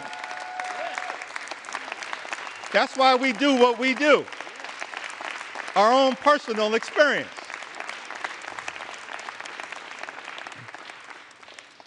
And then in the early 80s, my parents, modest living. Neither of them, even at the tail end of decades-long careers, ever made more than $50,000. Modest living. But in the early 80s in Crown Heights, rough neighborhood, central Brooklyn, they bought their first and only home. They were able to buy that home, the home that my younger brother Hassan and I were raised in, because of that union negotiated salary, and pay off the mortgage down to zero because of that union negotiated salary. This is personal to us, our own journey. And lastly, as it relates to this part of my journey, why we all fight for what we fight for, why we stood behind Mike Thompson's amendment to protect good-paying union jobs. I went to college. I went to Binghamton University.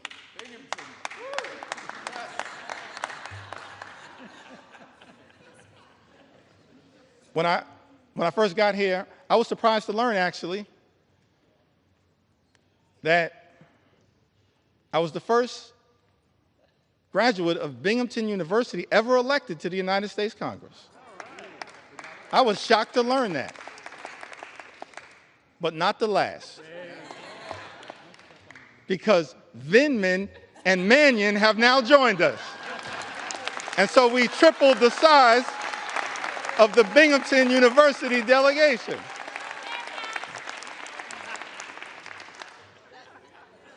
part of the reason why we stand up for higher education and public education. That's our own experience. So I graduated from Binghamton University.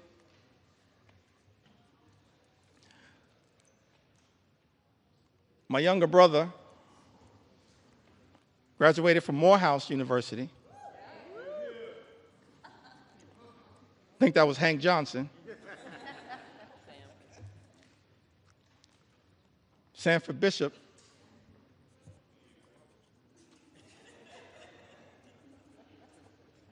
Graduated from Morehouse.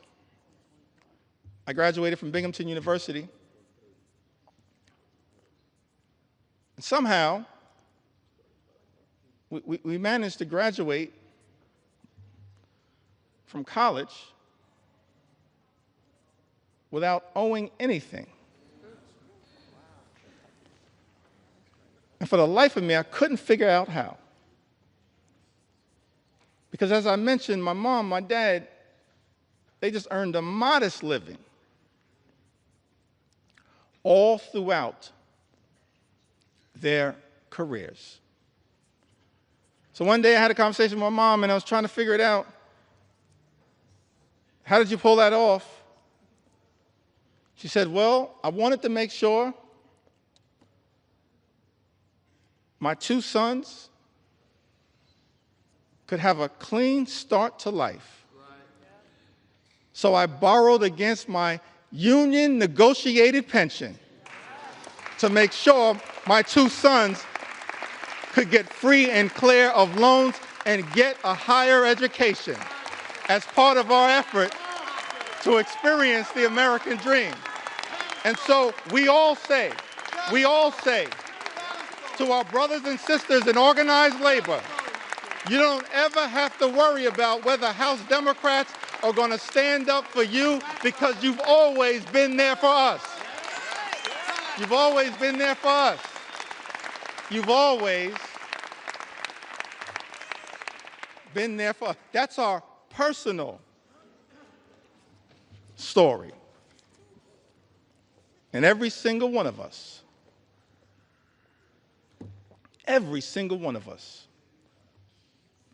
we do this work because we've lived a life of opportunity that this great country has provided to us. And we're deeply troubled, saddened, disgusted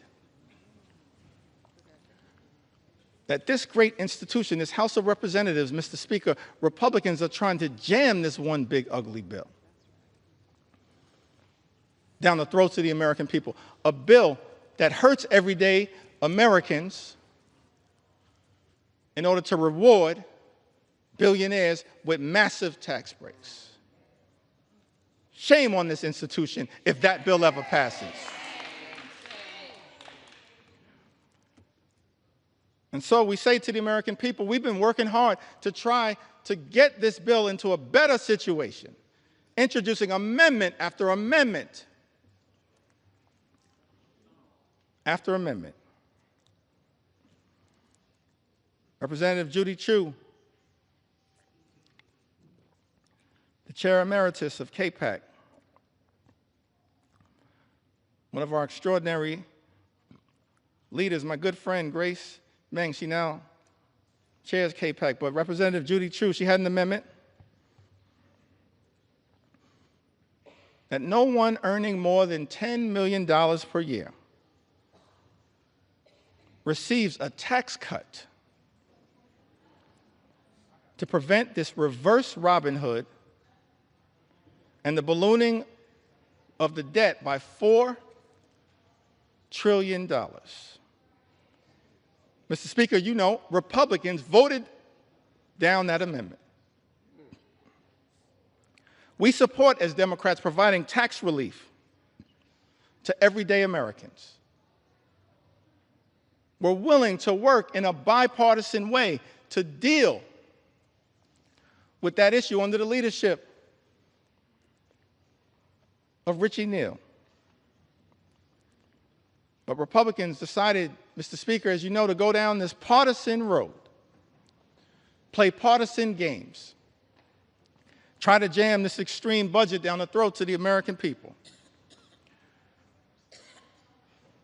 And so amendment after amendment after amendment introduced by House Democrats in good faith, exercising common sense to try to improve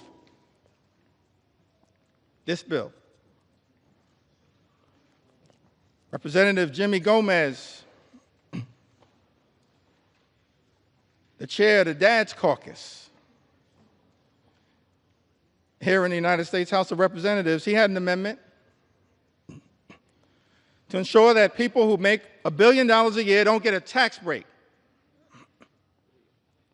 paid for by cutting Americans' health care and food assistance.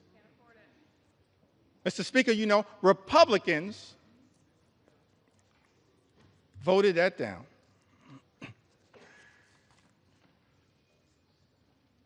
My good friend and classmate, Representative Susan DelBene, she had an amendment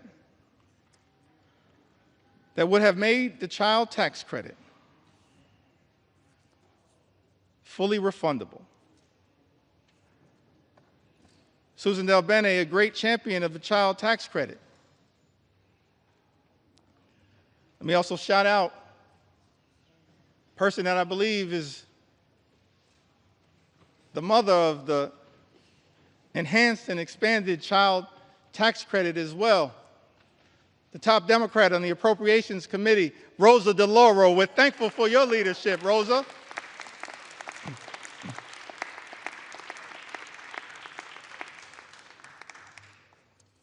Fighting hard on behalf of the American people. Susan DelBene, a great champion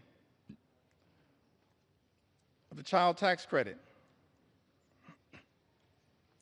She had an amendment, Mr. Speaker, to make the child tax credit fully refundable, covering the 17 million children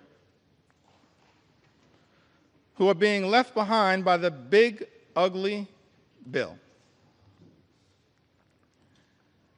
and increase the child tax credit for families. Because what Republicans are doing, Mr. Speaker, as you know, in this particular bill, not enhancing and expanding the child tax credit, you are undermining the child tax credit. And Representative Susan DelBene, my classmate, along with Catherine Clark and others, the class of 2012. We used to be the new kids on the block, now we're just the OGs.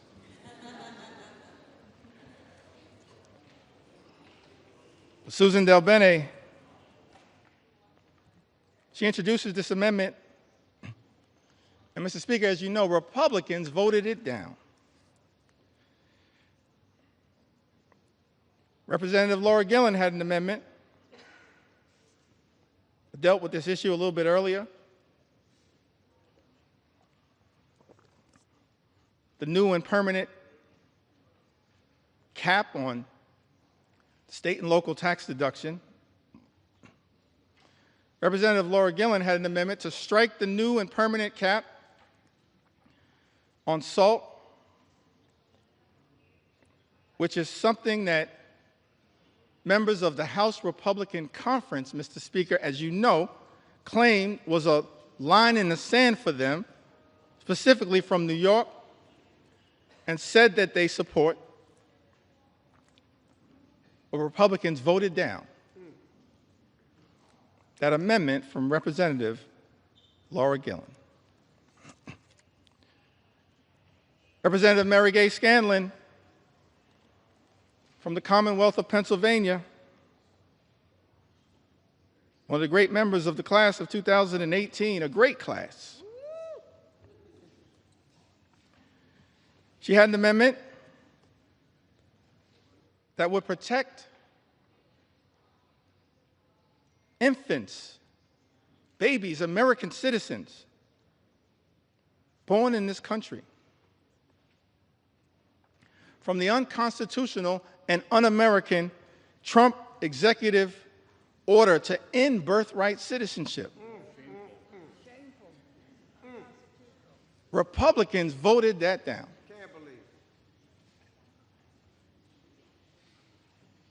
Let me make something clear. No matter what it takes, we're going to make sure as House Democrats we stand up for the principle that every single child born in the United States of America pursuant to the 14th Amendment is an American citizen. We will never let anyone take that away. Not now, not ever. Not now, not ever. Not now, not ever.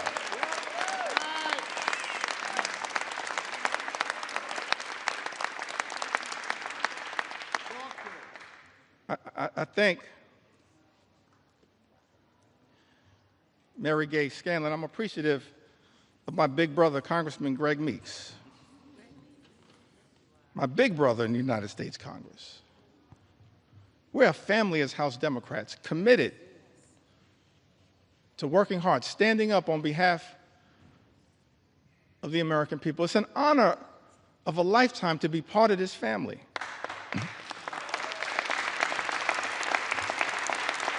To stand on the shoulders of Nancy Pelosi and Steny Hoyer and Jim Clyburn. It's an honor to be part of this family. Fight hard on behalf of the American people. Representative Mary Gay Scanlon, I've got to repeat this, had an amendment, Mr. Speaker, to protect infants, children, babies against the unconstitutional and un-American Trump executive order to end birthright citizenship. Republicans voted that down.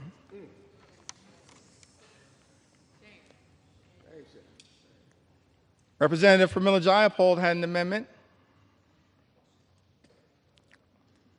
to prevent ICE from deporting U.S. citizens. United States citizens, Mr. Speaker, that are being deported by the Trump administration. I documented some of that earlier today. We're happy to provide more examples. In fact, I'm happy to debate my colleague, Speaker Mike Johnson, on any of these issues anytime, right here on the floor of the House of Representatives. I sent you that invitation. I sent you that invitation. I sent you that invitation months ago. I'm still waiting to get a response. We're not running from the American people. We're ready to debate any of these issues anytime, any place, particularly right here on the floor of the House of Representatives. Representative Pramila Jayapal, she had an amendment, Mr. Speaker, to prevent ICE from deporting U.S. citizens. Republicans voted that down.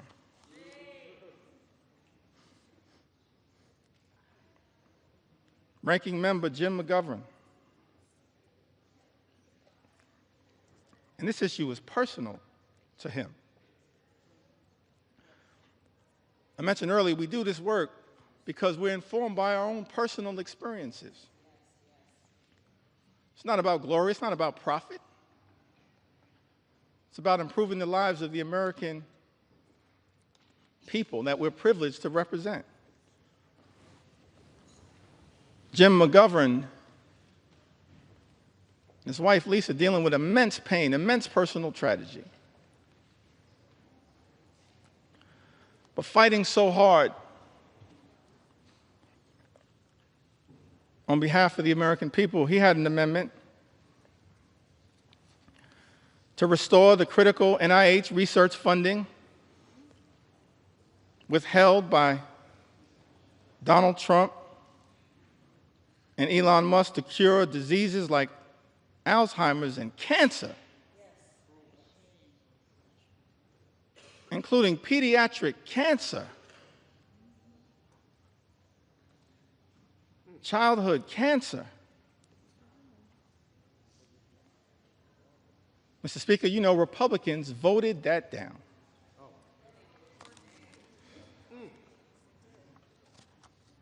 Hundreds of amendments introduced by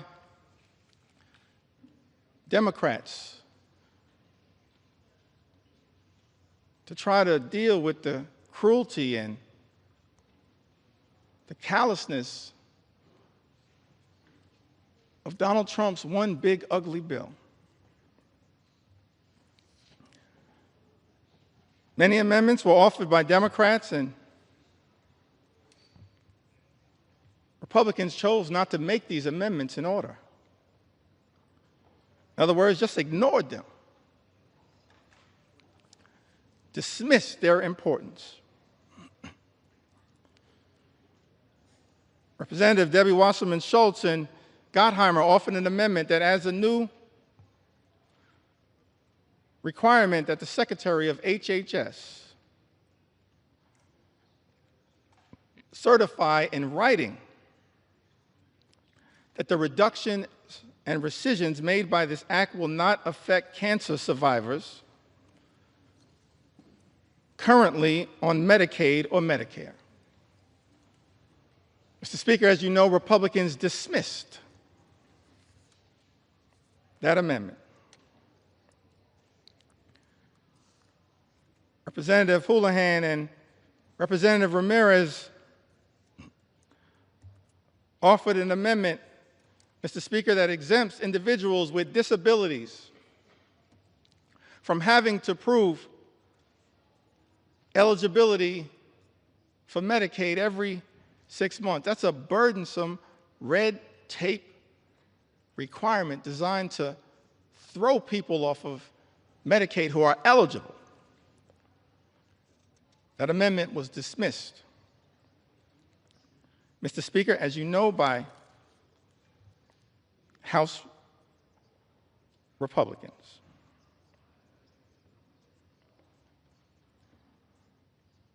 Representative Sarah McBride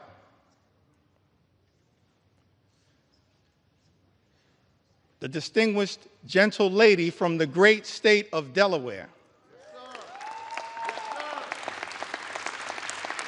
The distinguished gentle lady from the great state of Delaware. She offered an amendment that requires the CBO, the Congressional Budget Office, to certify provisions in this bill to make sure that those provisions will not reduce access to care or increase the cost of care for seniors who are duly eligible for Medicare and Medicaid. Mr. Speaker, as you know, Republicans dismissed that amendment. Representative Rob Menendez offered an amendment that the health provisions will not take effect if it would lead to an increase in mortality rates due to reduced access to hospital services. Mr. Speaker, as you know, House Republicans dismissed that amendment. Representative Val Hoyle introduced an amendment that strikes changes to provider taxes and preserves states' ability to use or increase provider taxes to fund Medicaid and protect hospital funding. Mr. Speaker, you know that despite Representative Hoyle offering this amendment, Republicans dismissed it. Rural hospitals will close as a result of Donald Trump's one big, ugly bill. They will close. Susan Collins acknowledged that fact. But House Republicans are here jamming a bill down the throats of the American people that will close hospitals in rural America, in urban America, in small-town America, in the heartland of America, and apparently, Mr. Speaker, couldn't care less. Let me be clear. We're going to stand up for those communities that my colleagues on the other side of the aisle have abandoned. We're going to stand up for rural America, urban America, small-town America, the heartland of America, Appalachia. We're going to stand up for all of America, whether we represent you or not.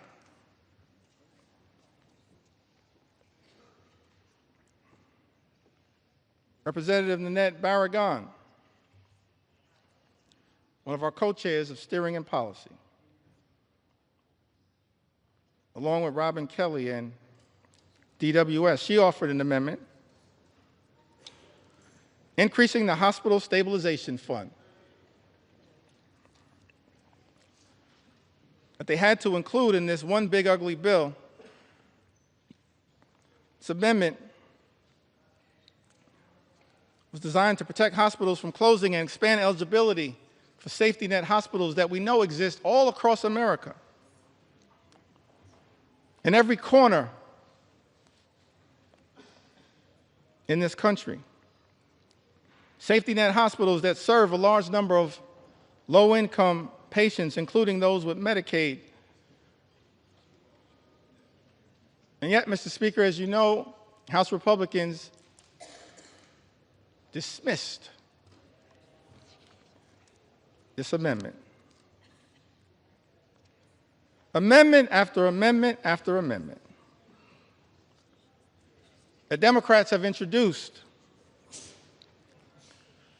to try to relieve the pain that is being visited upon the American people by this one big ugly bill, voted down by Republicans or dismissed out of hand. Representative Costa introduced an amendment to protect those on the low-income heating and energy assistance program who are also targeted by this one big ugly bill. It's part of an effort to ensure that all households on SNAP can continue to qualify. Mr. Speaker, as you know, Republicans dismissed that amendment out of hand, ignored it, did not see fit to take it up. Representative Jill Takuda from the great state of Hawaii, she introduced an amendment trying to prevent the nutrition title of this bill from taking effect. Against USDA can determine that the provisions of this one big ugly bill would not result in material economic harm to farmers, ranchers, and producers. Mr. Speaker, as you know, Republicans dismissed that amendment out of hand. Representative Lloyd Doggett had an amendment to extend tax cuts for the 98% of the American people who make $400,000 or less per year. Had that amendment been taken up and passed, it would have cut the cost of this one big, ugly bill by approximately 50%. And we would have been standing up for those everyday Americans who are now going to be hurt by other provisions in this GOP tax scam, this disgusting abomination. Mr. Speaker, as you know, that amendment dismissed out of hand by the House Republican majority. Representative Seth Magaziner from the great state of Rhode Island. He's only in his second term. Somehow he's the dean of the delegation.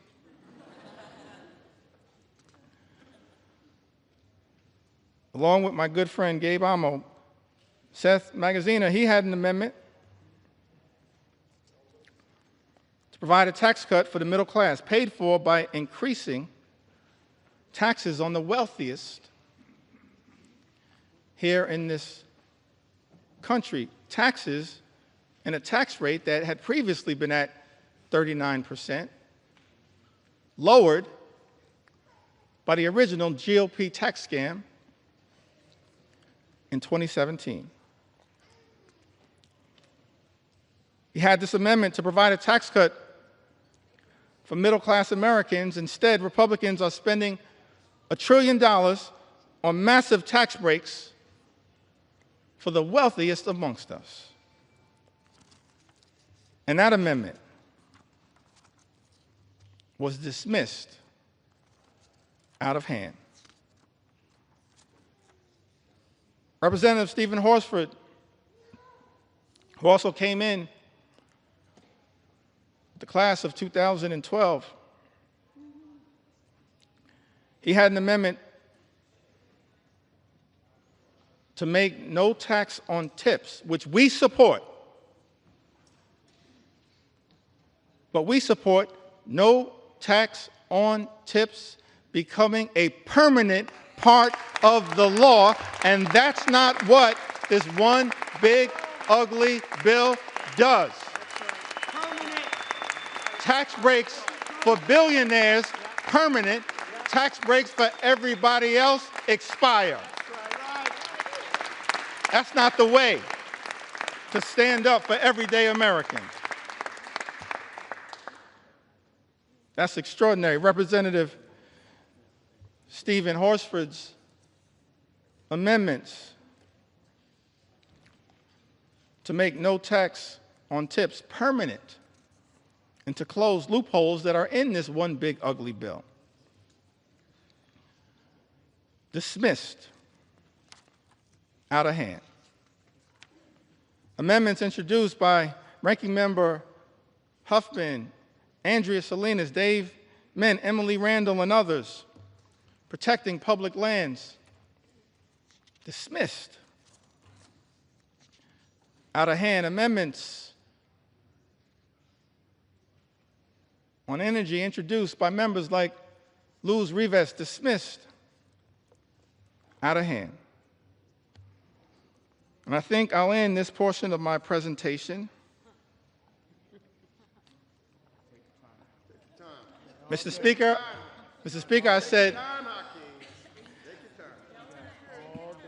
I said this portion of my presentation.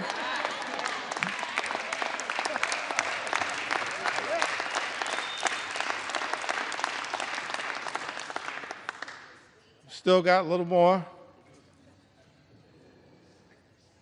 time. Donald Trump's deadline may be Independence Day. That ain't my deadline.